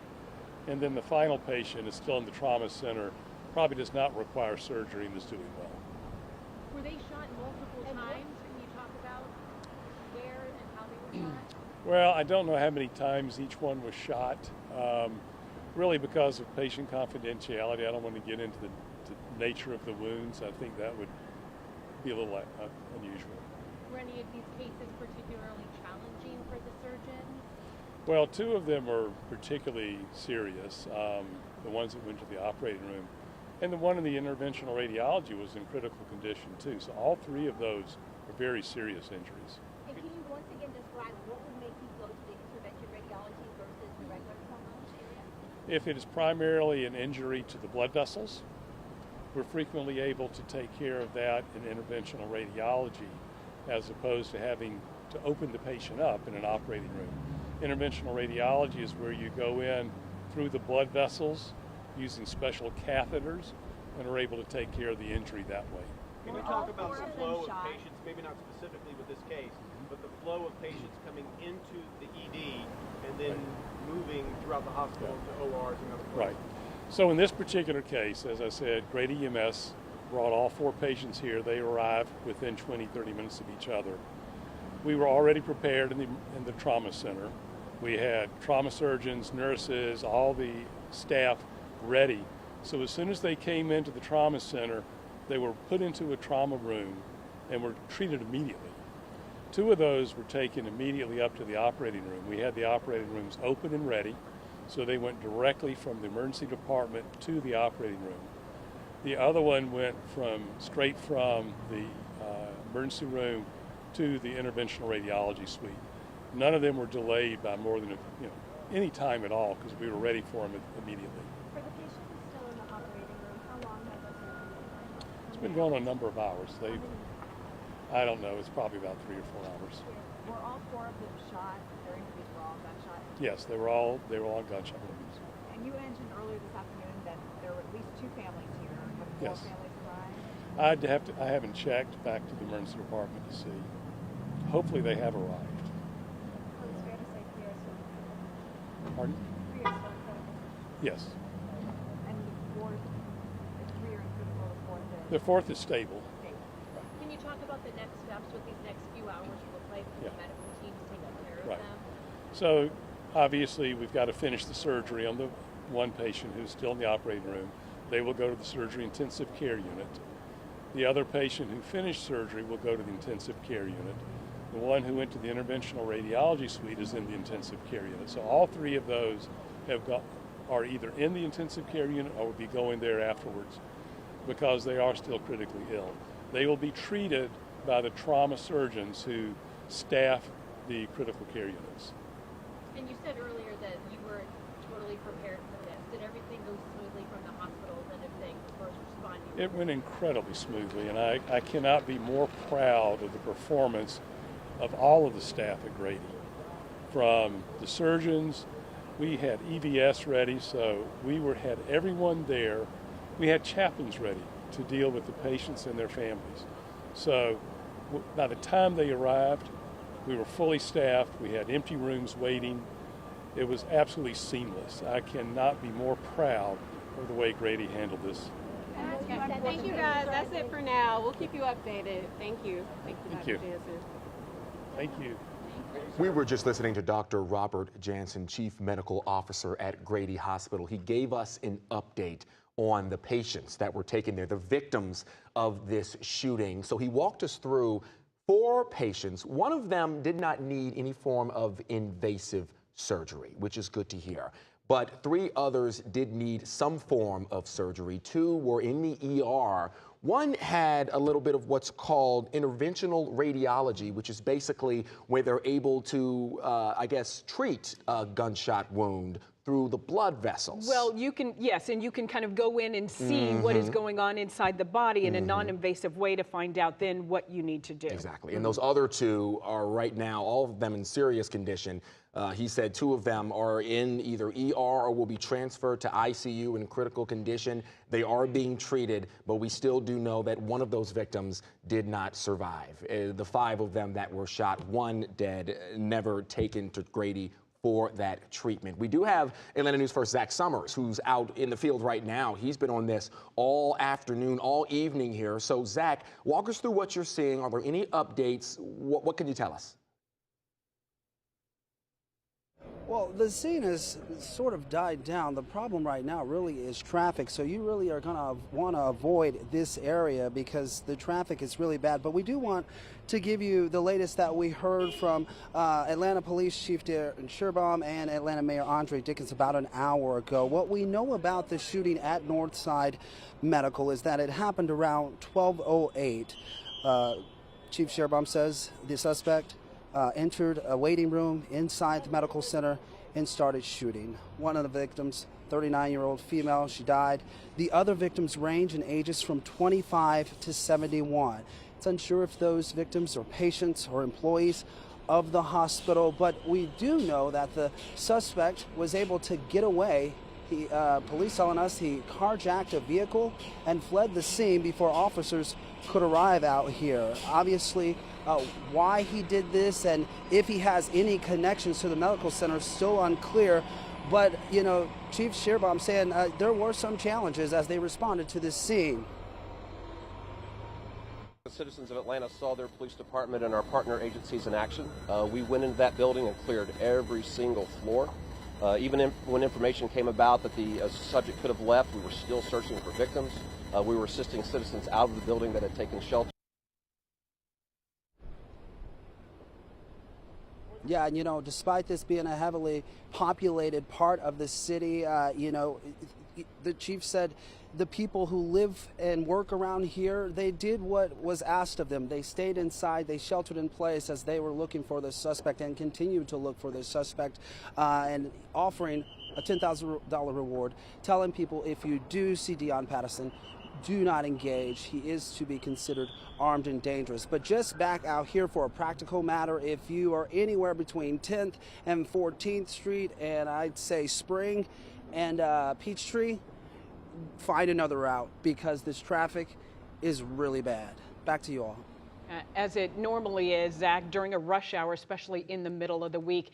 And, of course, police on an all-out manhunt searching for this suspect right now. Earlier, Atlanta Police Chief Darren Shearbaum telling us that Cobb County is involved, Georgia Tech, GBI, FBI, MARTA, Secret Service as well. Everyone is looking for this suspect. We want to head out to Cobb County right now, where our colleague Chelsea Beimfor is. And Chelsea, do you have some new information about the search for the suspect there? Well, Tracy, I can tell you here that police are searching cars as they come in and out of these apartments. This is the Edison apartment complex. This is very close to the Battery. We were up at the Battery a few minutes ago near Truist Park. We saw several Cobb County police cruisers fly in this direction. They have been, again, letting traffic in and out here. We've even seen them let children off of school buses at this apartment complex. But once again, police are checking cars as they come in and out, presumably for this suspect, Deon Patterson. We have seen police holding long weapons, not necessarily pointing them, but they have them strapped across their chest in the event that anything crazy is to happen. But this is what we're seeing here. Police on scene have not spoken to us and confirmed what exactly they're searching for. But again, Cobb County police have tweeted out that they are searching Vining, Smyrna, all across Cobb County, Truist Park, and this area here at the Edison apartments. I was also just speaking to a business owner. He's sitting in his truck right behind us in a parking lot. He says he works down the street. He said he was too scared to sit inside of his business as police are out here searching. He said he'd rather sit here in near police presence to be safe. Reporting live in Cobb County, Chelsea Beimfor, Atlanta News First. Chelsea, thank you. And there really is an all-out search for this suspect all across the metro, as you heard Chelsea there in Cobb County. We want to show you once again an image of the man that police are looking for. This is him, Deon Patterson, 24 years old. This is the man police say is a suspect in this active shooter investigation that happened earlier today, just after noon in Midtown Atlanta. Police saying there in the building, that's where several people were shot, 5 victims.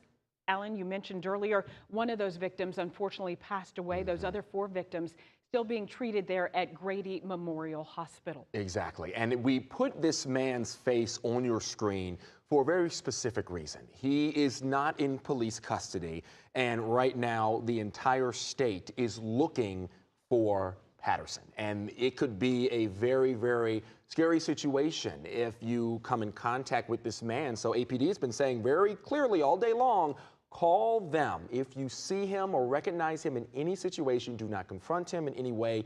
He is considered armed and dangerous at this hour. And it's been, what, 5 hours? 5 hours since this shooting first took place. So think about how far you can travel in 5 hours. So while the search is definitely being centered around Midtown, Cobb County right now, that does not mean that he is in Midtown or Cobb County. So anybody in our neighboring counties, Gwinnett, DeKalb, Forsyth, as far as Forsyth, wherever you are, keep in mind that we are actively still looking for this suspected alleged gunman. I want to get out to Megan Packer right now. Megan Packer is at Grady Hospital, where these victims were taken as soon as the shooting happened. 4 of them transported there. So, Megan, we just heard from the chief medical officer there a few minutes ago. Walk us through what you've heard, what you've learned, and any more updates that we didn't get to hear from Dr. Jansen. Yes, Alan, we know these trauma surgeons have just been working nonstop for the past few hours since these 4 patients were brought in. We know all women. All of them were shot. Now, the chief medical officer here would not specify where on their bodies they were shot, if they were shot multiple times, but I did ask him that question. He would not share that information, but he did tell us one patient is still in the operating room, one is out of the operating room, one has been for hours in interventional radiology as they try to assess the extent of that patient's injuries. We know these women who were injured are ages 71, 56, 25, and 39. So these trauma surgeons and trauma nurses and the entire staff jumped right in, all hands on deck to help them. Dr. Jansen tells me that he's extremely proud of how Grady Hospital handled this today. They were ready to go as soon as that call came in when they knew that they were getting these patients here this afternoon. So they will continue to keep us updated. I said, what is next? I asked him how these next few hours look, and of course they still have one person on the operating table. This is a level 1 trauma center here at Grady, so this is what they do. They are in the big city of Atlanta. They never know the kind of cases that may be coming through their doors, and on this unfortunate day in the city, they say that they were ready, and all of the medical professionals here were ready to treat these patients. They did go into their mass casualty event mode, where they removed some patients that didn't need immediate treatment. They opened up the rooms, opened up the ORs, so they were ready to go. And again, they say here that they were completely prepared. Visitation, I will note, was briefly stopped earlier just while they wrapped their head around everything that was happening, but visitors are once allowed back in here at Grady. We're staying in touch with them, and as soon as they bring us another update, we'll bring it to you. We are live at Grady. I'm Megan Packer, reporting live, Atlanta News First. Megan, thank you. They are truly heroes there at Grady Memorial Hospital, treating the most severely injured, as we know, at the level 1 trauma center there. Wanted to show you these images once again of what police say. These are the images released by police shortly after the shooting. They say this man you see on your screen here, the suspect in that active shooting right now, later identified him as 24-year-old Dion Patterson, the man police say they are looking for in this case. Right now, there is a $10,000 reward being offered by Crime Stoppers. Again, a litany of agencies looking for this man right now. GBI, FBI, Secret Service, as well as Cobb County officials, too. We have crews out in Cobb County have gotten reports of some activity in that area where police are searching for this suspect there. So again, for you, a reminder, be on the lookout for this man, Dion Patterson, 24 years old. Police still actively searching for him. Do not approach him.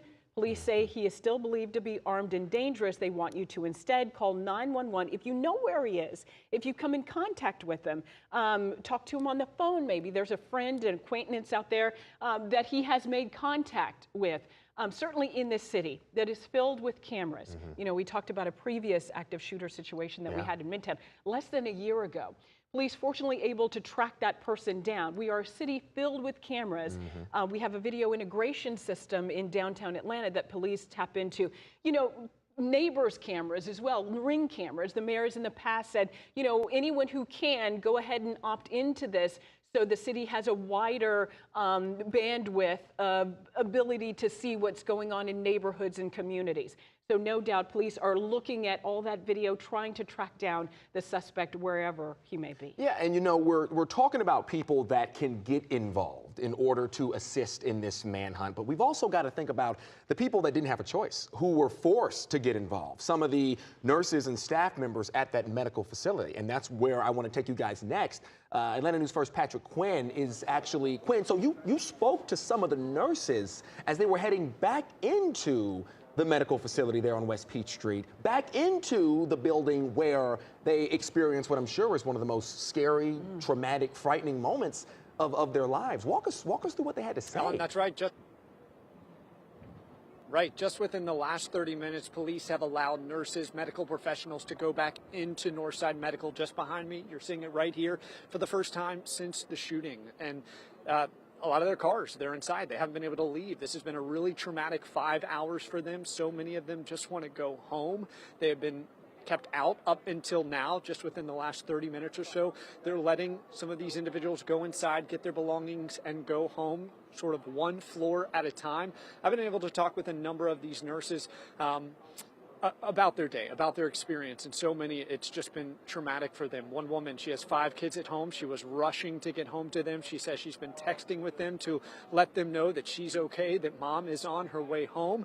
Others, they've been more poised in the moment. They said this is sort of what we go through on a day-to-day basis. Certainly not this urgency, but we are calm. We are cool under pressure. We certainly did not expect to have this at our workplace. We also just saw the coroner show up. There is an investigation that certainly is still underway, and we're seeing the first eyes on the body. That body is still on scene here, waiting to be taken away. We know that the person died here on scene. The other 4 rushed to the hospital. So it's an active scene. It's a calmer scene than the frantic scene that we saw earlier today that started roughly right after noon. And now medical professionals, nurses, for the first time, they're being allowed to go back inside, get their belongings, and finally go home for the night. Back to you guys. Patrick, thank you. What an update there when you really think about the personal component of something like this, a tragedy like this. One more time, take a look. This is the man that the city of Atlanta, the state of Georgia, is looking for right now. Deon Patterson, 24 years old. Police believe he is the alleged gunman who opened fire at the Northside Medical Facility there around 12:30, we've been told. Do not approach him. Do not speak to him if you have that option. Police say he is considered to be armed and dangerous, and that will remain likely until they get him into custody. And of course, they are working as hard as they can, Tracy, to make sure they can do that as quickly as possible. Absolutely. And earlier today, we know this is a citywide event, even though it started in Midtown, stretching out into the metro. Earlier, we heard from Atlanta Mayor Andre Dickens. He says he will be speaking with the families of those shooting victims. No doubt he is doing that at this moment. Earlier, we also heard from Senator Reverend Raphael Warnock speaking on the Senate floor. Ironically today, going to the Senate floor to speak and talking about gun violence, and talking about gun violence in a community that he lives in, that he represents, really calling on lawmakers, on senators, on other congressional leaders to help stop the violence. He basically said, you know, we are at a point where prayers, you know, we need to do much more than just praying about it, thinking and praying about the victims and their families. We have to act now to try and end gun violence across our community. Absolutely. And one of the other aspects of this, which is very interesting, is that we have learned that this suspect's mother has been cooperating with police from the get-go, and they are talking to her and questioning her about what happened at the hospital. And she says, Andy, you've been in contact. She wishes she knew something that could help police out at this hour. Yeah, that's right. About an hour or so ago, I spoke to the mother very briefly on the phone, but this is how it went down. I found her phone number through public records, and I called her, and she picked up, and I said, Miss Patterson, I am so sorry to hear what has happened. She paused, no answer. Then I said, Miss Patterson, are you in touch with your son? She pauses again. She basically says that if I had information that could get my son safely apprehended, I would give it to authorities. And then she said, I'm with police right now. Then she asked us again, please do not call me again. So again, corroborating that same information that the chief was saying, that the family is cooperating. This mother with police at this moment saying that if she had information, she would certainly provide it. And I'm sure you could hear the pain of a mother on the other end of the line. Absolutely. I mean, just the pauses sometimes say exactly what is being said in her heart, right? That she can't believe that this is happening. And even when she said, please don't call again, it was agonizing. You could hear in her voice that she did not want to be having this conversation. So, Andy, of course, you know, you've been an investigative journalist for a very, very long time. You've done these types of calls to get these public records information. When she picked up today, were you surprised that she would take a phone call like that? I was very surprised. In fact, I wasn't recording. I wasn't planning to record. I simply said, here's this phone number, tracked down, confirmed through multiple public records. And when she picked up, I didn't know it was her at first until she responded to Ms. Patterson. And again, it went down very quickly, simply asking, are you in touch with your son? She says, if I had information that could get my son safely apprehended, she would provide it to police. And she's saying this as she's standing right next to police officers. Andy Parati, thank you so much. And, you know, when we look at the list of the victims, you can understand the weight that this mother is carrying on her shoulders about her son. If we could show those victims once again, unfortunately, one passed away earlier today when the shooting started. But we do have a total of 5 victims that we wanted to tell you about, and they really range in age from, we have a number of notes here, and I know you have it. They range in age from 71 to 25, thank you. And all females, all gunshot wounds, all of them. 4 of those are being treated, the 71-year-old, the 56, the 39, the 25-year-old, all being treated at Grady Memorial Hospital, Level 1 Trauma Center. That 39-year-old female died there at the scene, there at Northside Medical Center. And, you know, it's just been a very, very difficult day in the city of Atlanta, in Midtown Atlanta. Once again, showing you these images shortly after the shooting, what police have told us happened after the shooting, and images of the suspect that they were identifying in this active shooter investigation here in Northside Medical Center, wearing that hoodie, wearing the black pants, brown shoes. That's the description they gave us. Again, as you mentioned, Alan, you know, a lot of time has passed, 5 hours now. 5 hours, and a lot can happen in 5 hours, and police have said that. They expect that he may have changed clothes. In fact, even shortly after that shooting, Police Chief Darren Shearbaum said that there was a carjacking where a vehicle was stolen. They have since recovered that vehicle, but certainly indicating that the suspect was trying to find a way to make it out of that building and away from that building now. And some of that investigation has moved on to Cobb County, to Truist Park, to the Cumberland area, to Smyrna, where we do have a reporter on the scene there covering that section of the community, but certainly all across the metro. Police, investigators, Secret Service, GBI, FBI, they are looking for this man. Let's head out to our colleague, to Carly right now. She is in Smyrna. Carly, what can you tell the latest on this investigation? Well, Tracy, we're actually still at the scene here in Midtown. Right behind me, the police actually just took down the tape here at this parking deck. This is to that Northside Medical Building.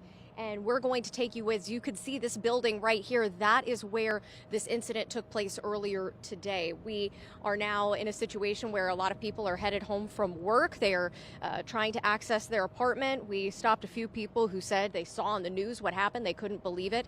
A bit of an update from the last time you guys came to us. They are now able to turn back into their apartment. We're right here on 13th Street, right in between where this medical facility is and right between the Icon apartment buildings. This is a very busy area. Of course, you have the doctor's office, you have the apartments, you have the Whole Foods grocery store.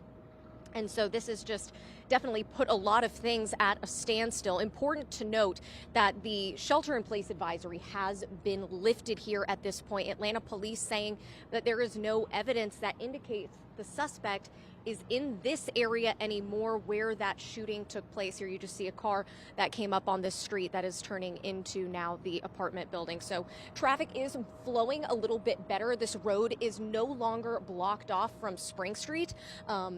But again, traffic is moving very slowly. So if you are in this area, keep that in mind. Understandably, just a lot of fear out here today. We spoke to somebody who lives in those Icon apartments who said he had a text message from the building saying they needed to shelter in place. They needed to barricade themselves. Certainly an unsettling message to receive. He said from his vantage point in his apartment, he could actually see through the glass of the medical building, see the SWAT officers, see the police officers going in there. And so a lot of people are on edge today in this area. We are continuing to try to speak to residents about what they saw, what they heard. The investigation is still ongoing, but traffic, as we said, is flowing a little bit more smoothly. People, at least at this point, able to get back home after today. For now, live in Midtown, Carly Barnett, Atlanta News First. Certainly been a very long day. Carly Barnett, thank you, live in Midtown for us. Once again, want to show you an image of the suspect police are looking for. This is the man, 24-year-old Dion Patterson. Again, they have been looking for this suspect since shortly after that shooting that happened just after noon, 12:08 this afternoon. This is the man. If you see him, if you know him, approach him. Police say proceed with caution. Do not approach him. Actually, he's believed to be armed and dangerous. Police want you instead to call 911 if you see this man. The suspect in this active shooting that happened in Midtown Atlanta more than 5 hours ago, Dion Patterson, 24 years old. Exactly, and police have said it, and they made it clear that this is no longer an active shooting situation, but it is a manhunt, and this man still poses a danger, a threat to our community here in Midtown and far beyond. And with that, I want to bring in our chief investigative reporter, Brendan Keefe. You guys, your team, have been digging into this since it first broke at 12:30. A lot of pertinent information coming out of your department. What can you tell us at this hour? Well, earlier we had heard that he had some military background, so we started digging into that right away. There's no central database to check whether someone was in the military or not. We did start checking, obviously, all of our normal investigative techniques. Then we heard he was in the Coast Guard. Our affiliate CNN has confirmed that. They got a statement from the U.S. Coast Guard. We've also reached out to them to confirm the same information. But from our affiliate CNN, he was a member of the Coast Guard, discharged just this past January. What's interesting is that if you're in the Coast Guard, you automatically get essentially both military and law enforcement training. A lot of people don't understand that the U.S. Coast Guard is not part of the Department of Defense. It's actually part of the Department of Homeland Security. That was changed after 9/11. Before that, they were actually in the Department of Transportation, and even before that, the Department of Revenue. They were never part of the Department of Defense. But they do use military ranks, they do use military training, but they use law enforcement training as well, because that's what they have as a law enforcement role. So an 8-week training program is what they go through in Cape May, New Jersey. That's the standard basic training that every member of the Coast Guard gets. That would have included military justice, perhaps some other justice training, but also definitely rifle training. Firearms training is part of the 8-week protocol, and that would have been with likely an M16, which is very similar. In fact, the civilian version is the AR-15. So he would have been given that training and would have had proficiency with a rifle in order to graduate from the Coast Guard Academy. So we know he at least had that level of training. Obviously, it doesn't take too much training to operate a firearm, but in this case, he obviously did it with deadly accuracy, which is heartbreaking. Absolutely. And Brendan, wanted to talk to you too, not just about the firearm that was used, but when we talk about a city the size of Metro Atlanta and Midtown, and talking before, there are cameras everywhere in a big city like this. Law enforcement has eyes all over the place. Secret Service, GBI, FBI, everyone looking for this person. So there has to be some sense of, I know people are looking for me, trying to find a place to hide and evade police in a sense. We've covered these stories, right. You know, sometimes criminals are caught like that. That's right, and Atlanta is unique like that, except for maybe New York or London, because we have the equivalent of the Ring of Steel here that London has, which is a camera system, but we don't just have our own closed-circuit camera system. Not only does Georgia Tech have them here in this side of Midtown, but also the Video Integration Center. It's called the VIC unit of the APD. What they do in the Atlanta Police Department is they have this Video Integration Center that has private cameras also plugged into that. And the other thing is, they essentially can go back in time. They can travel back in time by rewinding the cameras that are recorded to see where he went when. So after the shooting, you can actually go back to before the shooting to see not only where he went, but where he came from before he went into the building. They so quickly got these pictures out of the suspect, those pictures of the suspect, that allowed that manhunt to begin, but also to have the public looking for him. And it comes down to that system, plus the automated license plate reader system. We've talked about that. It basically scans every license plate that goes past a fixed camera or the cameras that are also on police units in different jurisdictions. They can also go back in time in that data to see where he was and follow those breadcrumbs. It may be, and it's a big may, but it may be why we're seeing a concentration of police response in certain areas in Cobb County. They may be following that sort of electronic breadcrumb trail. Gotcha. Brendan, thank you so much. A lot of insightful information there. We'll be chatting with you in a little bit.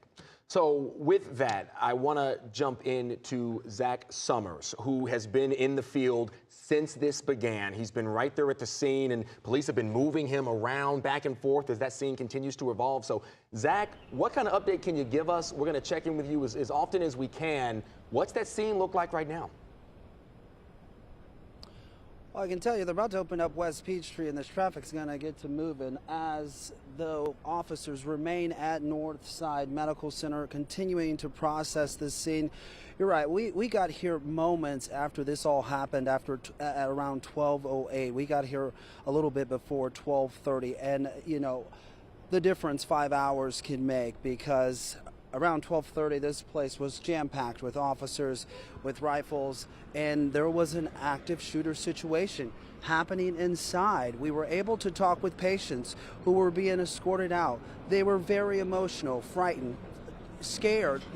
All they knew is that there was somebody with a gun inside the hospital, and they needed to get out. We actually spoke with a gentleman who was on the 9th floor. He was told the shooter was on the 11th floor. And so they were all barricading into rooms that could lock, not knowing what was happening or how bad the situation was. But that man, he was seen walking out of the hospital 2 hours, around 2 o'clock today, and on his arm was an elderly woman.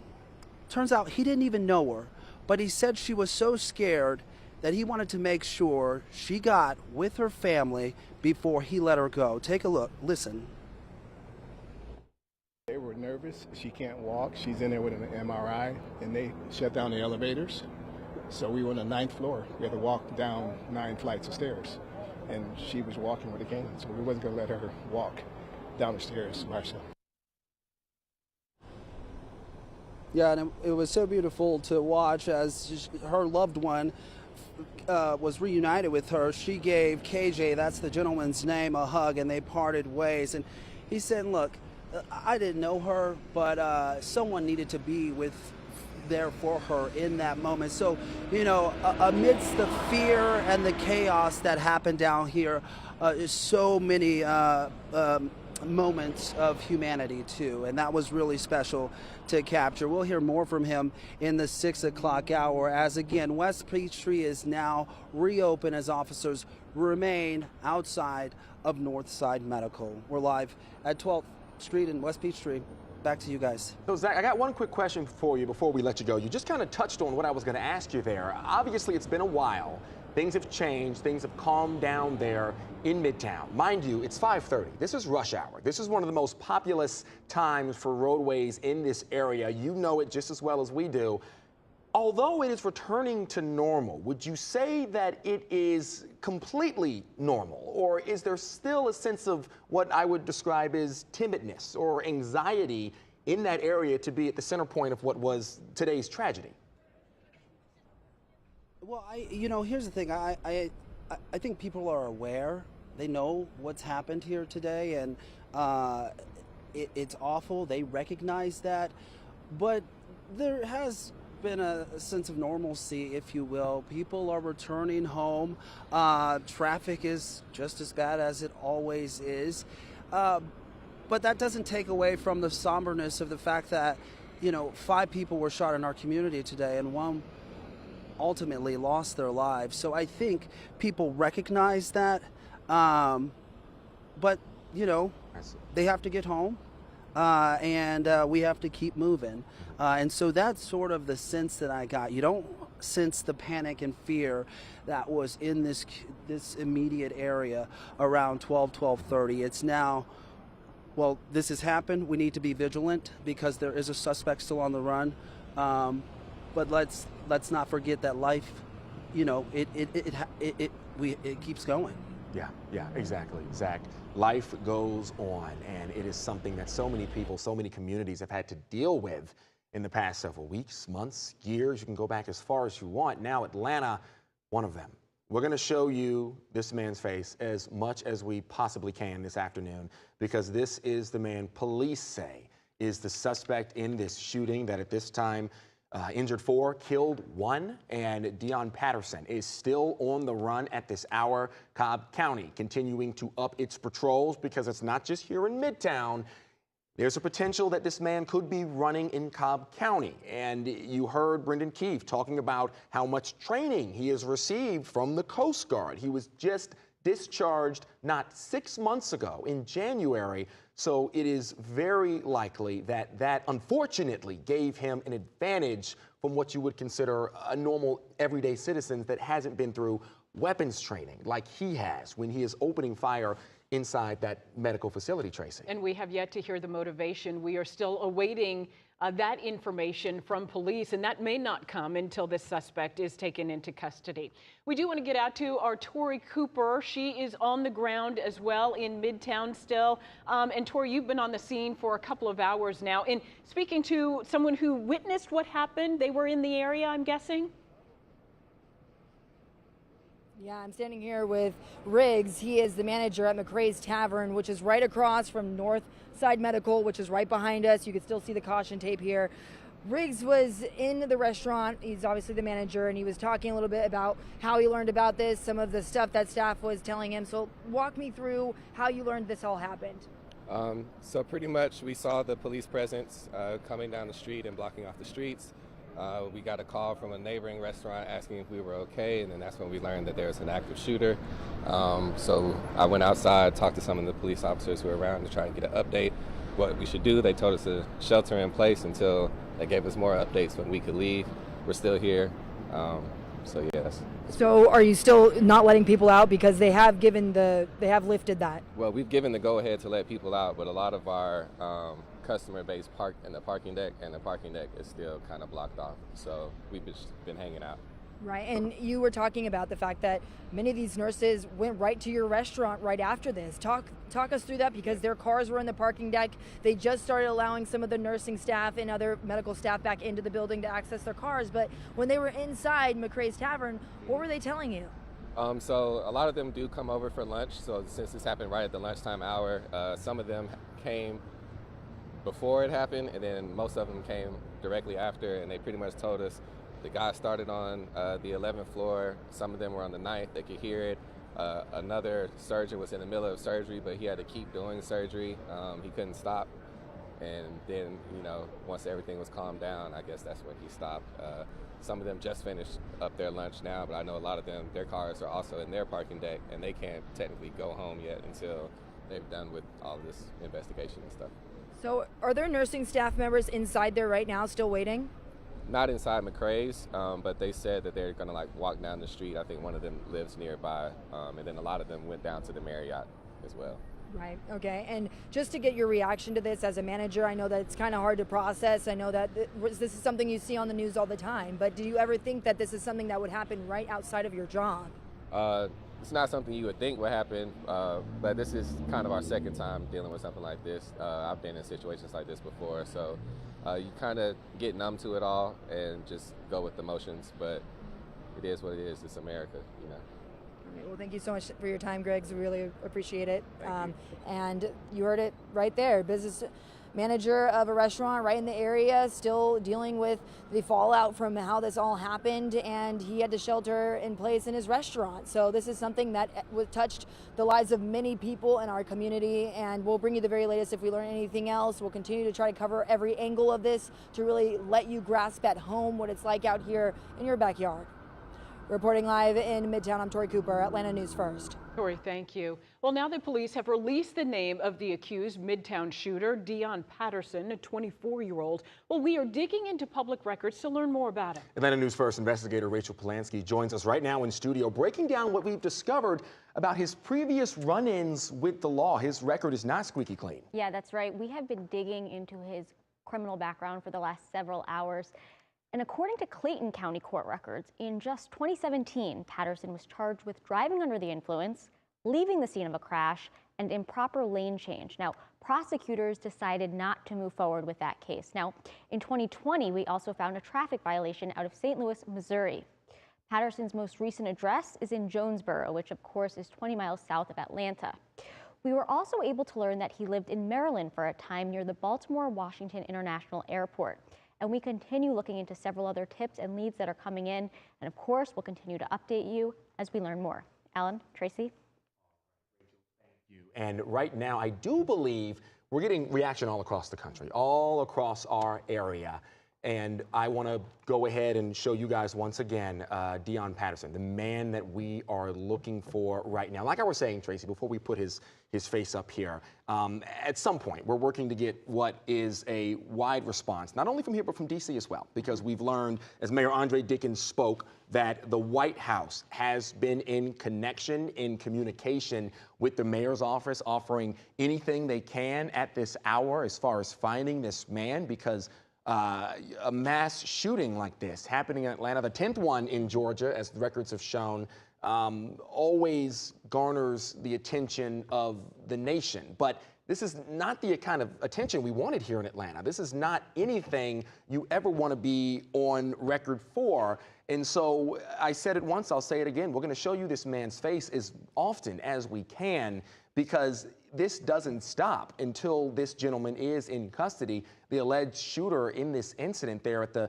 medical facility. And Tracy, we just learned a few minutes ago that facility, Northside, the medical facility there on West Peach Street, will be closed tomorrow. So there will be no activity in the hospital. It is a very popular hospital here in the area. So many of you listening right now might be having appointments scheduled, or you might have planned on going. You probably rethought it after what happened today. But regardless, I'm telling you now, there is no activity going on at the hospital today. It is closed down, at least tomorrow. That closure might go on for more days as police continue to comb that 11th floor, comb that entire building to figure out how something like this happened. Yeah, they'll piece together things, evidence as well. We do want to go to our colleague, Patrick Quinn. He's been on the ground since noon today. Patrick, you've covered, a majority of that portion of West Peachtree there. What new information have you gathered since we spoke to you last? Well, that's an important note that Alan just broke down, that this will be closed tomorrow. No doubt they have to physically process this scene, continue their investigation. We just saw the coroner here on scene. That coroner has just left within the last 10 minutes. But in addition to the physical processing of this scene, of gathering evidence, figuring exactly what happened in the waiting room, roughly noon this afternoon, there's going to be a lot of emotional processing of this scene, of so many people involved, of those who work here, of those who are visiting here, of those who work and live in the area. I mean, we talked with people who were just trying to grab lunch. We talked with those who work in the area as they were pushed back with us here in Midtown when the shooting all started, as police were expanding their perimeter, just starting their search for this gunman who still now, 5+ hours later, has still not been found. The suspect still is missing at this point, and police are actively searching for them. So, yes, this building will physically be closed tomorrow, and no doubt that will come to a relief to so many who work here, just to have a chance to catch their breath, to understand that when they do come back, they can come back maybe with a little bit of a fresher sense and understanding of what happened today. Certainly a traumatic experience. We're seeing the road is back open now to traffic in this very busy area of Midtown, and we'll continue to track all of the happenings here. Again, in the last hour or so, they have allowed the nurses, doctors, medical professionals back inside to gather their things and go home. It has been a long day. It's been a trying day, and for those who work here, they'll have one day, at least one day, to continue to process all that happened today before they eventually do go back to work. Guys, back to y'all. Patrick, thank you. Hopefully more than one day. I mean, certainly a traumatic experience, nothing you would expect to happen during midday on a Wednesday. You're at work, you're at the office for a simple procedure, and this happens. Quickly, I do want to read a statement because this has turned into a national event. The nation is watching us here, and especially all eyes focused on Midtown Atlanta. Congressman Hank Johnson releasing a statement just a short time ago. He says, "This is a call to service greater and more horrific than any first responder should have to endure. Gun violence is a senseless, overwhelming epidemic that continues to plague our communities. We must pass meaningful gun safety reform to mitigate any other preventable losses to this epidemic." That is just a portion of that statement. But Congressman Johnson, just one of many lawmakers speaking out today. Earlier today, we heard from Congressman Senator Reverend Raphael Warnock speaking on the Senate floor, really a call to action as well from him to other senators, to other lawmakers to end gun violence. Once more, the suspect still on the run at this hour. Police telling us this is the man they are looking for, 24-year-old Deon Patterson. all across Metro Atlanta, agencies right now looking for this man, the suspected shooter, accused right now of killing one person, injuring 4 others. Those other 4 people right now at Grady Memorial Hospital getting treatment. 3 of them still in critical condition at this hour.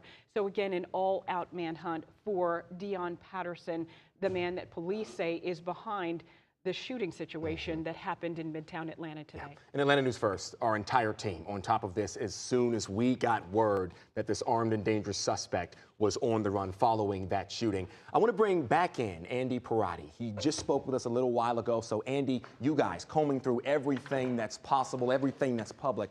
What kind of update can you give us? Yeah, well, today's shooting is certainly urgent because this suspect has not been caught. This is certainly not the first mass shooting in Atlanta or Georgia. In fact, just this year so far, according to the National Gun Violence Archive, an organization that tracks mass shootings in the U.S., there have been at least 10 mass shootings in Georgia so far this year. Let me break it down for you. 39 people injured, 9 people killed. That includes a mass shooting that happened 1 month ago today in a North Atlanta apartment complex where 4 people were injured, including a 27-year-old man who was killed. Nationwide, the numbers are even more staggering. 190 mass shootings, 742 people injured, 255 people killed. The Gun Violence Archives defines a mass shooting as any instance where 4 or more people were injured, and not including the suspect. While today's instance, again, is urgent because this man has not been caught yet. This suspect, this alleged shooter, has not been caught yet. Guys, this is America right now. This is what's happening every day. And 1 month ago today, the same thing happened, and we didn't talk about it.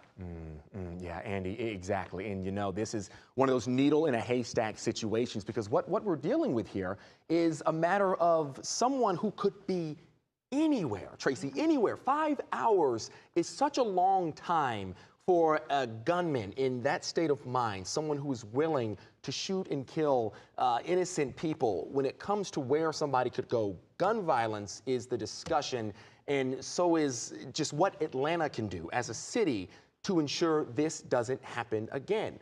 You talked about it, Andy talked about it. You know, Atlanta's not the only ones talking about this situation right now. This is a national story, unfortunately. As I said, not something Atlanta wants to be known for. But we've got reaction from our local leaders, from our state leaders, from our national leaders, I should say. Senator Raphael Warnock spoke on the floor moments, I guess it was a couple hours ago, actually, right around 3 o'clock, and really poured his heart out on that Senate floor about what it comes in his thoughts on gun control for his home state. I want you guys to listen in to what he had to say. Tragically, we act as if this is routine. We behave as if this is normal. It is not normal. We're not safe in our schools. We're not safe in our workplaces. We're not safe at the grocery store. And now, today, we can add medical facilities to that list. So hearing there from Senator Reverend Raphael Warnock about the shooting that happened today in Midtown Atlanta. This is the man police say they are looking for, 24-year-old Deon Patterson. We continue to show you this picture of Patterson because he has yet to be detained. And that's the goal here. Police say they want to detain him, talk to him, find out what happened earlier today in the Northside Medical Center. Again, to recap for you, this all unfolding just after noon today, about 8 minutes after noon, according to police. When police say this man, you see these images of him here in the elevator, down the hallway, lifting up his arm, appearing to point a gun there in one of those medical offices, wearing a mask. The man that police say shot 5 people inside the medical building. One of those people did not survive. All of those victims, women, all of them women. One did not survive. One of them, a 39-year-old woman, did not survive. A 71-year-old woman, 56, 39, 25, ranging in age from 71 to 25. It's not clear yet how many of them were patients, how many of them were just waiting for their loved ones, their family, their friends in the waiting room, how many of them may have been staff members. That part is unclear. What we do know, what police have told us, is all of them sustained gunshot wounds. They're at Grady Memorial Hospital, where those 4 victims are being treated. Gave us a list of how they're doing right now. 3 of them in critical condition. Yeah. Gunshot wounds, you know, waiting rooms. We've been in waiting rooms before. They're not large areas. This is a small space. So imagine that had to be at very close range. Wow, absolutely. When you think about hospital waiting rooms, like you said, to be sitting in what is a likely very vulnerable position, not only physically, but mentally as well, because you're not thinking about a gunman walking through the door as you either wait to learn about the fate of a loved one or you wait to be seen by a doctor to learn your own physical health fate.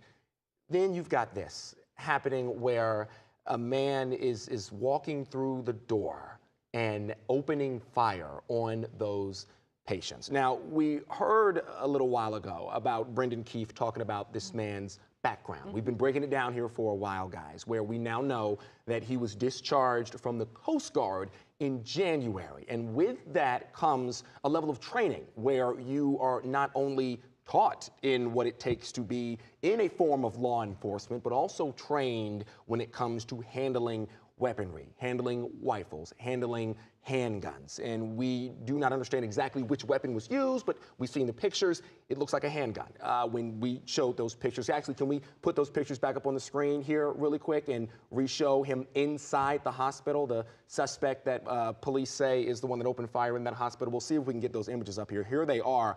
3 on the right show you him with that mask on. That one on the left is the one where you can see his face clearly. But of course, we've got that other image where it is a lot clearer. And like I was saying, when it comes to that Coast Guard training, Tracy, they just released a statement involving Dion Patterson. Yes, they did. So here's the statement we just received from the U.S. Coast Guard. They say the Coast Guard is aware of the tragic incident in Atlanta allegedly involving Mr. Dion Patterson. Our deepest sympathies are with the victims and their families. The Coast Guard Investigative Service is working closely with the Atlanta Police Department and local authorities in the investigation. Mr. Patterson entered the Coast Guard in July of 2018 and last served as an electrician's mate, 2nd class. He was discharged from active duty in January of 2023. So not that long ago was he discharged from active duty, just earlier this year. All right, we do have a colleague, Chelsea Beinfor. She is live for us in Cobb County. We know there's been an active search for the suspect there. Chelsea, what else have you learned? Tracy, the search continues here in Cobb County. We're in a parking lot right now very close to Truist Park. Cobb County police are on their way to brief media. You can see all of them gathering back here preparing for a press conference. Cobb police have been tweeting over the last few hours. They've been searching Smyrna, Vinings in the area here around Truist Park, the Battery, and Cumberland Mall. About a mile from here, we did see several police officers searching cars as people were coming in and out of an apartment complex called the Edison. We spoke with several people who said they were choosing to stay away from that complex. They were just hanging out in a parking lot across the street so that they could be near police as they continued this search for this armed and dangerous suspect. Guys, back to you. Yeah, so Chelsea, you know, we've talked a lot about Cobb County because they were not a part of this investigation at first. This was very much so centered on Midtown, and then police expanded their search right to where you are. We watched video from Atlanta News First Chopper earlier today regarding, it was showed officers on top of an unfinished apartment building, or some type of office building, I should say. I know the chances are slim, but have you heard anything from Cobb County Police when it comes to what they were doing in that regard? Yeah, police have not given us a confirmed update about that. I cannot tell you if that was the same apartment that we were outside of, but we are hoping to get an update from police. We know they're on their way here to speak with us. They should be here around 6:10 or 6:15, and then we'll be bringing you guys that live update here on Atlanta News First. Chelsea, we know, a number of police are trying to follow up on every single lead they get. As we mentioned, there is a $10,000 reward being offered by Crime Stoppers for the Midtown shooting suspect. So police trying to follow up on any lead they can possibly have. And some of those leads led them to Cobb County, the Cumberland area, the Truist Park area, the Vinings area as well. They did. We know we're not sure at this point where those tips came from, if they've just been from citizens or family members of that suspect. Again, we're hoping to get an update on that in the next couple of minutes. We have heard some tips that they may have found that suspect's vehicle in a nearby apartment complex about a mile or two from here. Again, hoping to get all of that officially confirmed from Cobb Police here in the next couple of minutes. Our Chelsea Beinfor reporting live for us in Cobb County. Chelsea, thank you. Once again, if we can show an image of the shooting suspect, we want to make sure you see this image as often as you can. This is the man that police are looking for. As soon as we can put that up for you, we will. They are searching for 24-year-old Dion Patterson. They tell us he is the suspect wanted in the Midtown shooting. Right now, that shooting happening just after noon today in the Northside Medical Office building in Midtown Atlanta. There has been an all-out manhunt for the suspect in the shooting. 5 people shot, 1 person killed, a 39-year-old woman killed. 4 other victims, all females with gunshot wounds in the hospital at Grady Memorial Hospital. This is a story we continue to follow right here on Atlanta News First. The 6 p.m. news begins right now. Atlanta News First starts now with breaking news. And our breaking news continues at 6. A massive manhunt underway this hour for this man after the stunning mass shooting inside the waiting room of a Midtown medical center this afternoon. We'll explain these numbers in a moment. That is the suspect from today's shooting, 24-year-old Dion Patterson. He is considered armed and dangerous. And we spoke with his mother late this afternoon, who says she is working to help police. Right now, we can confirm one 39-year-old woman is dead. 4 other women are hurt, all unfolding on West Peachtree Street between 12th and 13th Street. The building houses several medical offices. It is operated by Northside Hospital. Well, the shooting sending staff and patients and Midtown residents scrambling today for their safety and putting busy Midtown Atlanta on lockdown. It has been a very eventful day. I'm Rick Fulbaugh. And I'm Sean Gables. It is a very difficult night for our city. Our team of reporters covering every angle, digging into what we know about the suspect, who the victims are, and trying to find out how this happened. And let's begin with Patrick Quinn. He is live on West Peachtree, right across from the medical building where this took place. Patrick. Yeah, well, we've been talking to our sources throughout the afternoon. And we just learned within the last half hour, guys, that Northside Medical just behind me, it will be closed tomorrow. That will allow investigators to process the scene where the shooting happened on the 11th floor in the waiting room. It'll also give those who work and live in the area a day to process emotionally all that happened. The shooting happened just after noon today, and it was a scramble. I'm going to step just off the scene so you can see the Northside Medical is still taped off. No one is allowed inside. In the last 10 or 15 minutes, we have seen more nurses go in for the first time. They're able to get their keys, get in their cars, and finally go home. There have been so many people that have been impacted by the events of today, certainly not just those who live and work in the area, but also those who are visiting this area, a very dense area here on Peachtree. I talked with a man. He was trying to get ramen today. He was with us when police were pushing us back as they were building their perimeter, starting to search for the gunman. We also talked with a state senator who was getting lunch just across the street from this building. He already is calling for stricter gun laws. I also talked with a nurse, a mom, on her way home to a family of 5 kids. She said she's texting them, telling them that mom is on her way home. We also talked with a nurse who showed up today learning of this shooting. She said simply, it's surreal. It was a little surreal. You know, you hear about stuff like this all the time, but you definitely don't think, you'll be caught up in it. And I'm very thankful that I wasn't, inside the building, thankful that everybody that I knew that was inside the building made it out. So many medical professionals call this business home. They come here every single day. They certainly did not expect this to happen. I talked with a pair of surgeons who work a floor above where the shooting happens. They said they heard the gunshots. They then were forced into a lockdown with their patients. They stood there with their patients as police and SWAT converged on this scene and started to begin their investigation and their search for the gunman, who again, 5 hours after the shooting is still on the run tonight. We're continuing to track things here on on the ground right across from Northside Medical. We'll bring you the latest updates. What we've just learned, Northside Medical will remain closed tomorrow. From Midtown, Patrick Quinn, Atlanta News First. Patrick, thank you. So as we talk about the search for the suspected gunman, here's what we know about the victims. One 39-year-old woman was killed. 4 other women, ages 71, 56, 39, and 25, were hurt. They're all being treated at Grady Hospital tonight.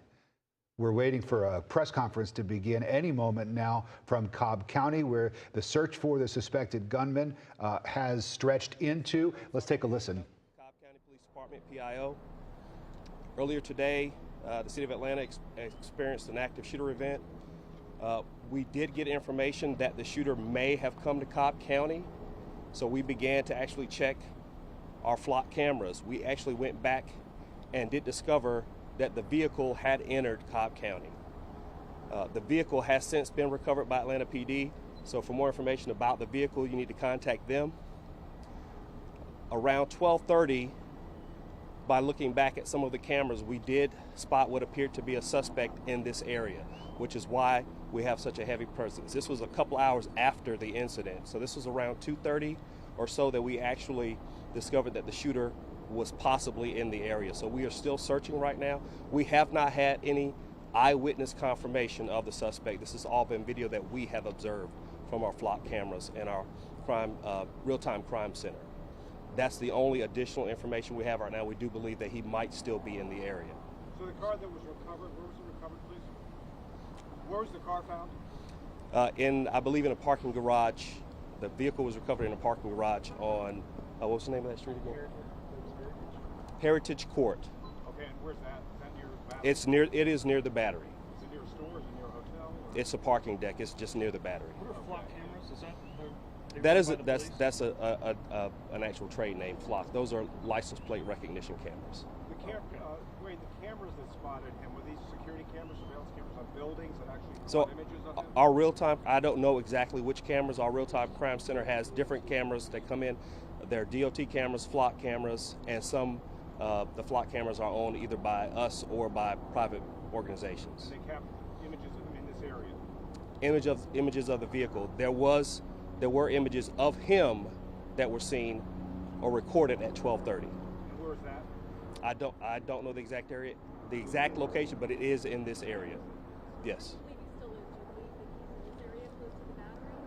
It's been a lot of time since 12:30. That's the last visual confirmation we have from video. We haven't had any confirmed eyewitness sightings. We've had calls come in, but we have not been able to confirm those eyewitness calls. Wait, in this carjacking, did he assault the owner of the vehicle that was stolen? That carjacking happened in Atlanta, so I don't know. Can you tell us why you cordoned off that area? I'm forgetting the street name. Windy Ridge is right near where the vehicle was located. Okay, it wasn't because you believed that he was still... And that was the area that he was spotted. Okay. Or on camera. We saw him on camera. So you're able to confirm the vehicle that you found and was captured on your flock license plate reading system was in fact what was stolen? I would defer to Atlanta because I don't know if they have. They actually have possession of the vehicle right now. Any reports of another vehicle being stolen or seen leaving that area? We don't have any reports of another vehicle being stolen in the area. Wayne, any reports of shots being fired in Cobb County? We had a false alarm call in earlier. I believe it was at 200 Galleria Parkway, but that turned out not to be the case. There were no shots fired. What was the incident at Campbell Middle School? Should they still stay inside? What should they do? Right now, we have not had any confirmed sightings since our own pulling up cameras at 12:30. So we don't know where he might be. We believe he might still be in the area, but we don't have confirmation of that. So right now, just remain vigilant and please call 911. The same message that Atlanta PD has been pushing out, we're pushing out the same message. All of Metro Atlanta, if you see him, he's still considered armed and dangerous, please call 911. And I had a question right here. There was some sort of situation at Campbell Middle School. Are you able to speak to that? There was a lockdown for a time. Is that unrelated? That incident at Campbell was totally unrelated to this. Was it a white truck or a silver truck? I'm not 100% sure on the color. And there was a question right here. Was anything found in the car? I understand that you have not caught the suspect, but given the fact that the victims were 4 women, 1 dead, is there any motive? Is there any kind of hint at a motive? I can't respond to an incident that happened in Atlanta Atlanta's jurisdiction. I don't know anything about that incident other than what's been reported. Was anything found in the car? Once again, the vehicle was turned over to Atlanta Police. Sergeant, did you get any reports of any carjacking since the carjacking in Midtown in this area? No, I think that was a miscommunication that went out earlier. We did not have a carjacking here. Here. No. To clarify, you said that the flock cameras, is it accurate to call those traffic cameras? No, they're license plate recognition cameras, but our real-time crime center doesn't just rely on those cameras. The cameras that we actually saw the suspect with were Department of Transportation, DOT cameras, which are part of our real-time crime center. Flock cameras, they notify you that they've picked up on a license? Only if the information is input into the system. Like I said, we were actually alerted to this 2 hours after it was actually occurred, so we were a little bit behind because that's when we got the alert. Alerted to it 2 hours after. Yes. The footage saw him around 12:30. Yes, he was picked up on camera around 12:30, but we didn't see it until 2:30. And that was a DOT camera? Yes, that's through our real-time crime center. Yes. I'm sorry, could you tell us where that DOT camera was? Do you know? I don't know which camera it was. No. Was he actually seen on camera? We saw it.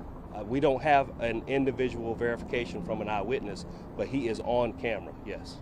Is there not the vehicle with him? Vehicle and him. Is there a shelter-in-place order in effect in any parts of Cobb right now? We have not issued any shelter-in-place orders, but we have, when following up and thinking that he might be in a certain location, we've exercised exceptional due caution, and we sent in a lot of officers.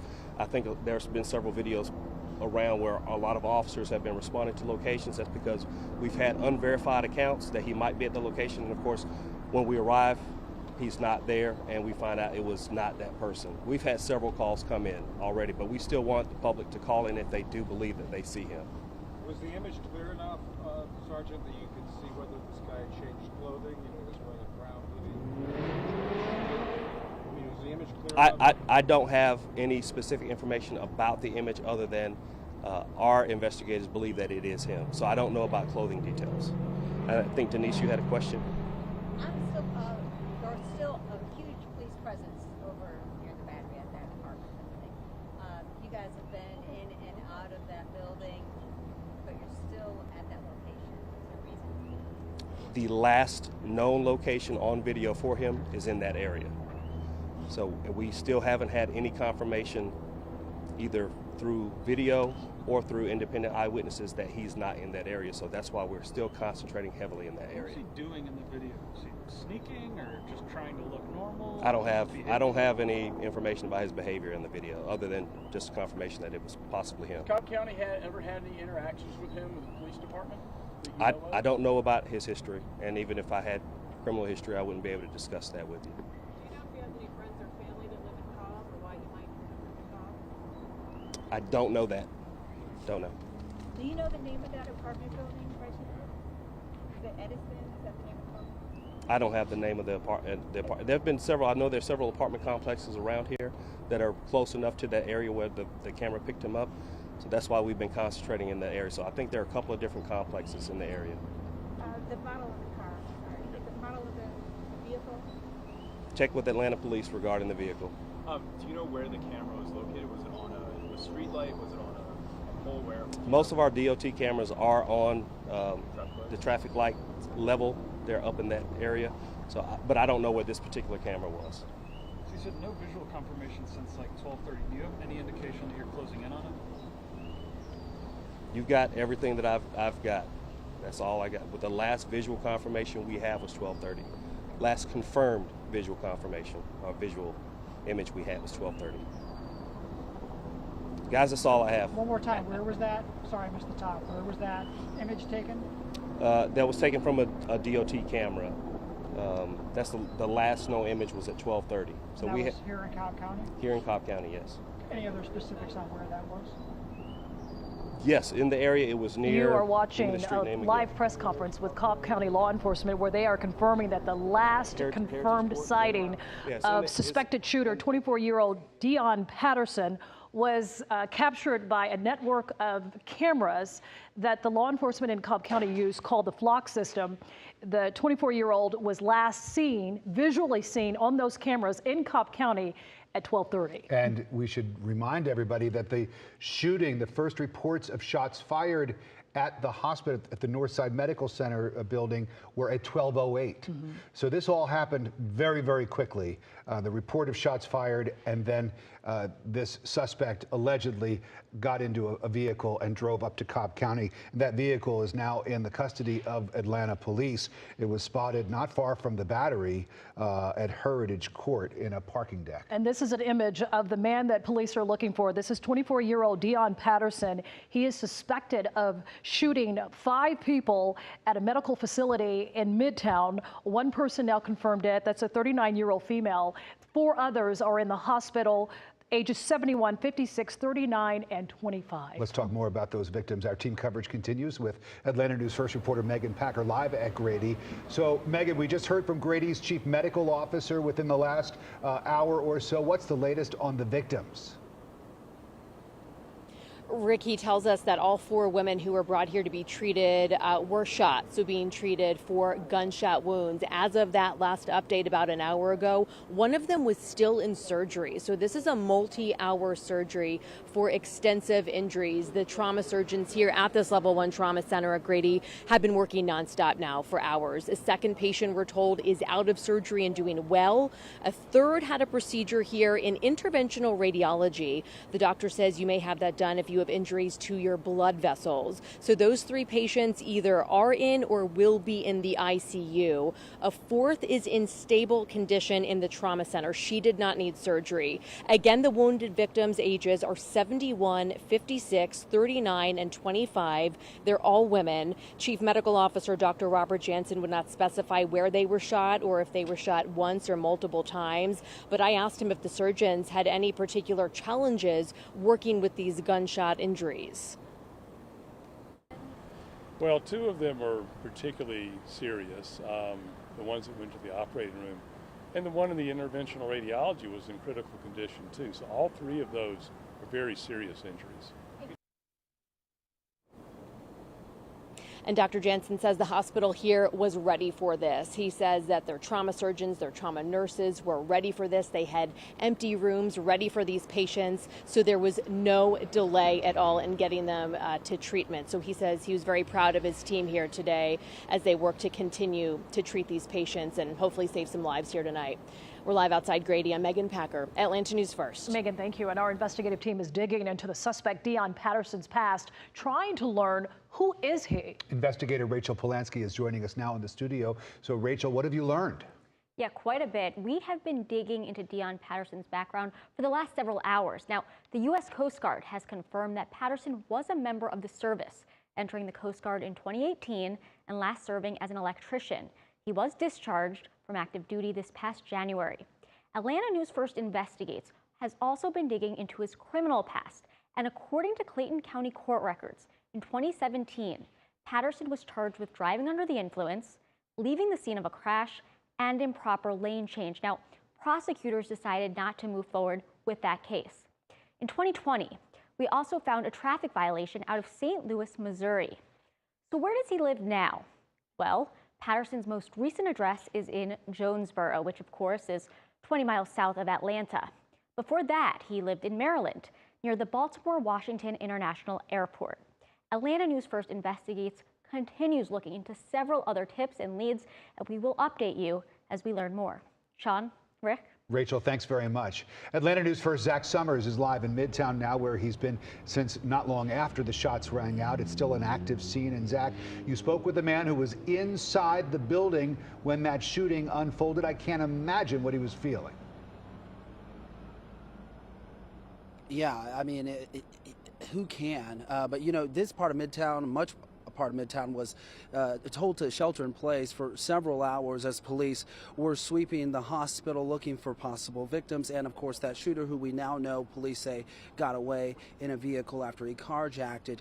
But as this was all unfolding and police were sweeping the vehicle, people inside Northside Medical, they were trying to find spaces, closets, offices, anywhere that they could hide from this active shooter. And one gentleman, KJ Johnson, he says they heard a couple of pops, thought it was a motorcycle, didn't think anything of it until someone turned on the TV, and he said that's when we saw what was happening. This was happening inside the building. And, you know, they stayed where they were, hunkered down, and he talked about the moment right before they were rescued. Listen to it. No one came to get us at first, so we were waiting, and we looked across, and outside the door, it looked like all the other medical offices were vacant, so we were like the only ones left in there, it seems like. And then we heard the elevator door ding. And everyone who was sitting in the lobby, when we heard the elevator door ding, you could imagine there were some tense seconds there. And then all of a sudden the SWAT team just kind of jumped out of the elevator, and we saw it was the right people. So for a split second, when that elevator dinged, you know, we didn't know who was coming off the elevator. Yeah, so just a haunting experience for those folks as they were waiting to see who was going to come out of that elevator. Fortunately, it was the SWAT team, and they walked down the 9 flights of steps that they were on. They were on the 9th floor, and that gentleman, KJ Johnson, did something so kind. There was a woman inside, an elderly woman. She clearly was scared by all of this. He walked her all the way down those flights of steps and into the arms of her loved one. So just a really beautiful moment to watch as they embraced as she parted ways with her loved one. You know, Mayor Andre Dickens extending his condolences to the family, saying that he plans to speak to the victims' families once they've been able to talk with their loved ones who are in the hospital. We're live in Midtown. Zach Summers, Atlanta News First. And the shooting already sparking a furious response from our own U.S. Senator Raphael Warnock. He spoke on the floor of the U.S. Senate today, demanding action from lawmakers.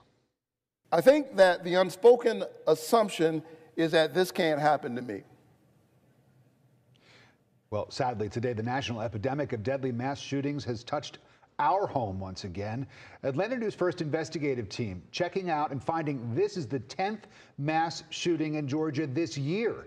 And not including today, there were 9 people killed in the previous shootings, 37 injured. Mayor Dickens was on the scene within hours of that shooting. And he spoke with Atlanta News First reporters about the law enforcement response. Law enforcement agencies across this region are working together. Law enforcement agencies of Fulton County, of the city of Atlanta, of Cobb County, of our college campuses, our Atlanta Public Schools PD, a number of agencies are working in a concerted effort to work and to bring this suspect in and to make sure that we are all safe in the process. There is a lot we still do not know about the suspect, Dion Patterson. Our own investigative reporter Andy Parativo got a little insight from Patterson's own mother. You got her on the phone, Andy. What did she say? Yeah, I was surprised she picked up, and this is how the phone call went down. It was very short, but I essentially found her phone number through public records, and I called her. She answered the call, and I said, "Miss Patterson, I'm really sorry to hear what's happened." She paused and didn't answer. Then I asked another question. I said, "Miss Patterson, are you in touch with your son?" She paused again, but then answered and essentially said if I had information that would help lead to a safe arrest of her son, she would provide it to authorities. She said at that moment she was standing right next to police officers. It's essentially corroborating what the chief told us earlier, that the family is cooperating with the investigation. Andy, we appreciate that. Thank you. Now, Atlanta News First, Carly Barnett. She's live in Midtown at 13th and West Peachtree. Carly, you have 2 witnesses who were on the scene when all of this happened. Clearly, they were scared. Sean, fear is an understatement. They said when they got that notification on their phone from their apartment complex that they needed to shelter in place for this active shooter, they look out at the street, they see all these police cars. I mean, they were understandably in shock, and I want to show you exactly how close they were. So over to the left you see the parking sign for the Icon apartment building, and then over here to the right, this is the medical building where it all happened. So as you can see, they were merely yards away from all of this. We spoke to 2 gentlemen who were leaving their apartments for the first time today, saying they had to shelter in place for about 5 hours. Yeah, it's crazy. Atlanta's crazy. There's always stuff going on in Atlanta. It's super dangerous. Obviously never fun to see something like this happen. It's horrible and great for the victims. So understandably, one just in shock, talking about how crazy it all is. And then the other gentleman we spoke to say he's not going to live in fear as a result of this. But of course, as he mentioned, this is never okay to hear news of like this. We've seen it in the headlines far too often, and for them, they are saying it is hitting much too close to home tonight. Live in Midtown, Carly Barnett, Atlanta News First. Carly, this is such a busy part of town. There in Midtown, you have not only the apartment buildings that are all in that area where a lot of people live, but also a lot of office buildings in addition to the medical building where this took place. Rick, you're absolutely right. Over here, if we can swing over to the other side of the camera. Now, we showed you the Icon apartment buildings, but the other parking lot you see is for the Whole Foods. So people just trying to get their grocery shopping done, people trying to, get their errands done for today. As you can see now, there's a lot of people heading home at this point. I'm also looking across the street. You guys can't see this off camera, but there is a Land of 1,000 Hills coffee shop, a very popular coffee shop in this area.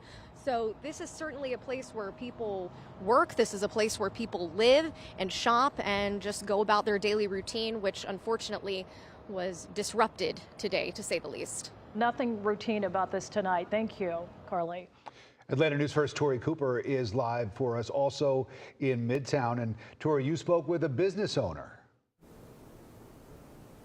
A business manager is who I spoke to, Rick, right across the street here at McRae's Tavern from Northside Medical. That's where he works. And he says that the nurses and the medical staff frequent McRae's Tavern all the time. And right after this happened, many of them went inside there because they had nowhere to go. Their cars have been in the parking deck of the building and they were not allowed back in. This is the first time in several hours that we haven't seen people like nurses and other medical staff members on the corner or pacing Peachtree Street waiting for that go-ahead to get into the building. He talked about some of the things that the nurses told him when they went to McRae's Tavern to wait.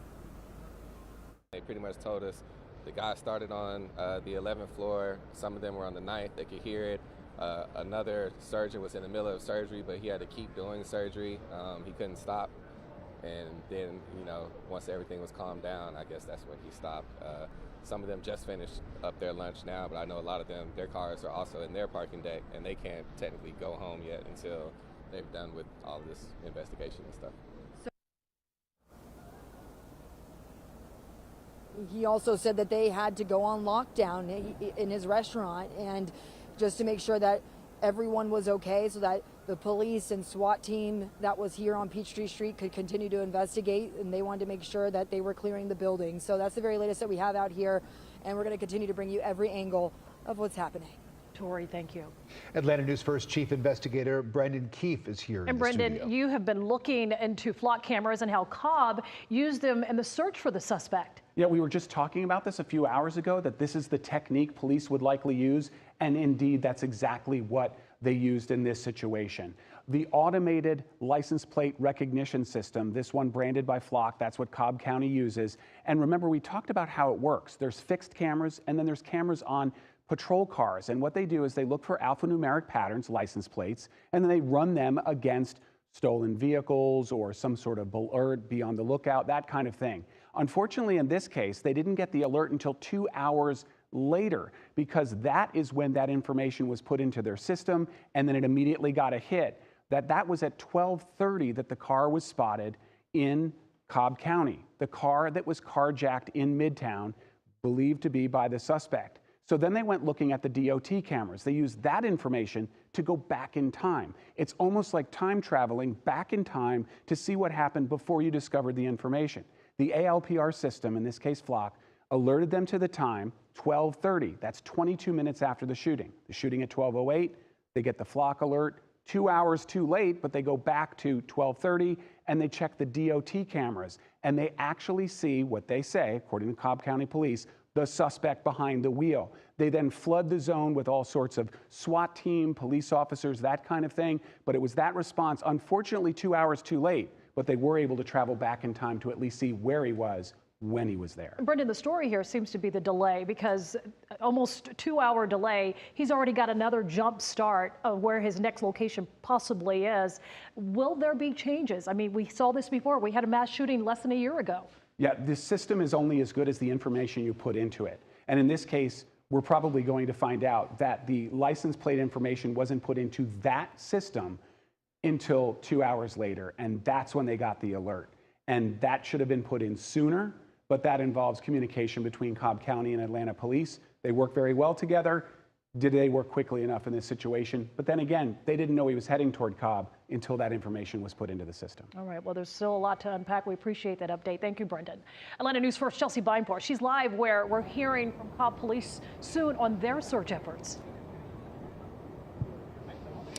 Yeah, Sean, just to recap, Cobb County is the last known place that suspect was seen on camera, and Brendan was just recapping that all for you guys.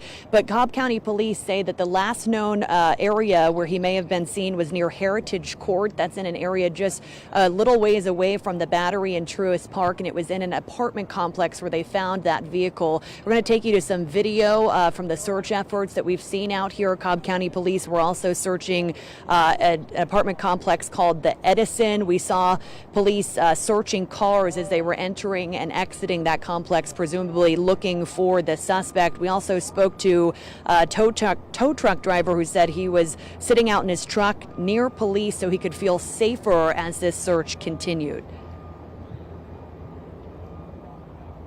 Well, I was running calls. I own a roadside assistance company up the street. And basically, I just figured I'd be a little safer inside of my truck. It's a little alarming, especially if it, has anything to do with the active shooter situation downtown. Everyone needs to be, safe and be alert, and hopefully they find whoever it is very soon. The suspects. So again, Cobb County is the suspect's last known location. That's where we'll be stationed here for the next couple of hours. Guys, back to you. Chelsea, thank you. And there are a lot of moving parts in this investigation. Stay on top of all of the breaking developments by downloading the Atlanta News First app. Our coverage continues all night long. There is a massive manhunt underway. You'll find the very latest on the Atlanta News First app.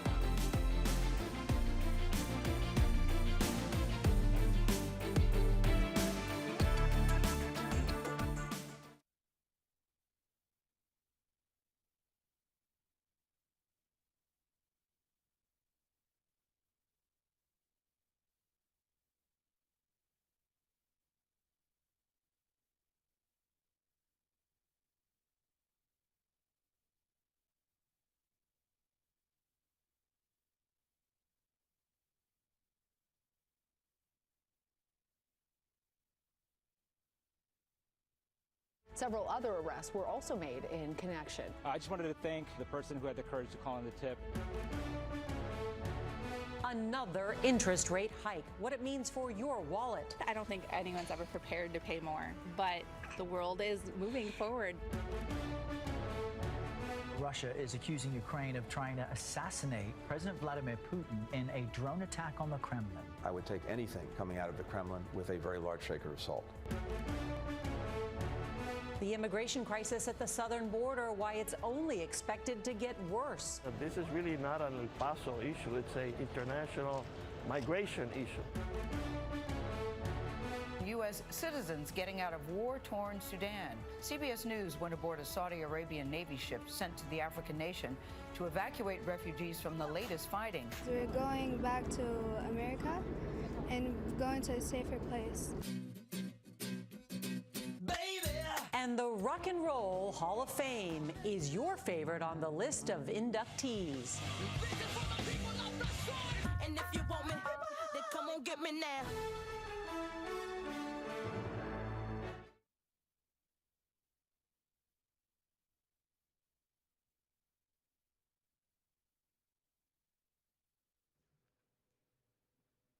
Oops, sorry.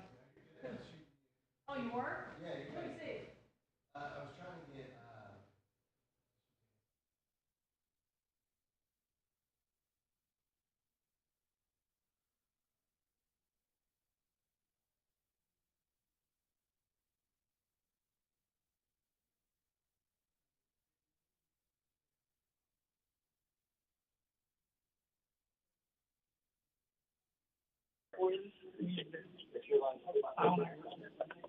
Hello? Test 1, 2. Hello? Hello? That's where I get my gas, man. What you mean? Test 1, 2, test. Oh, hey. The buggy lead? Come on, man. That's where I get gas. Hell, that's right on the way. Test. Okay, tell me when to go. right here. Just take a look. Hello.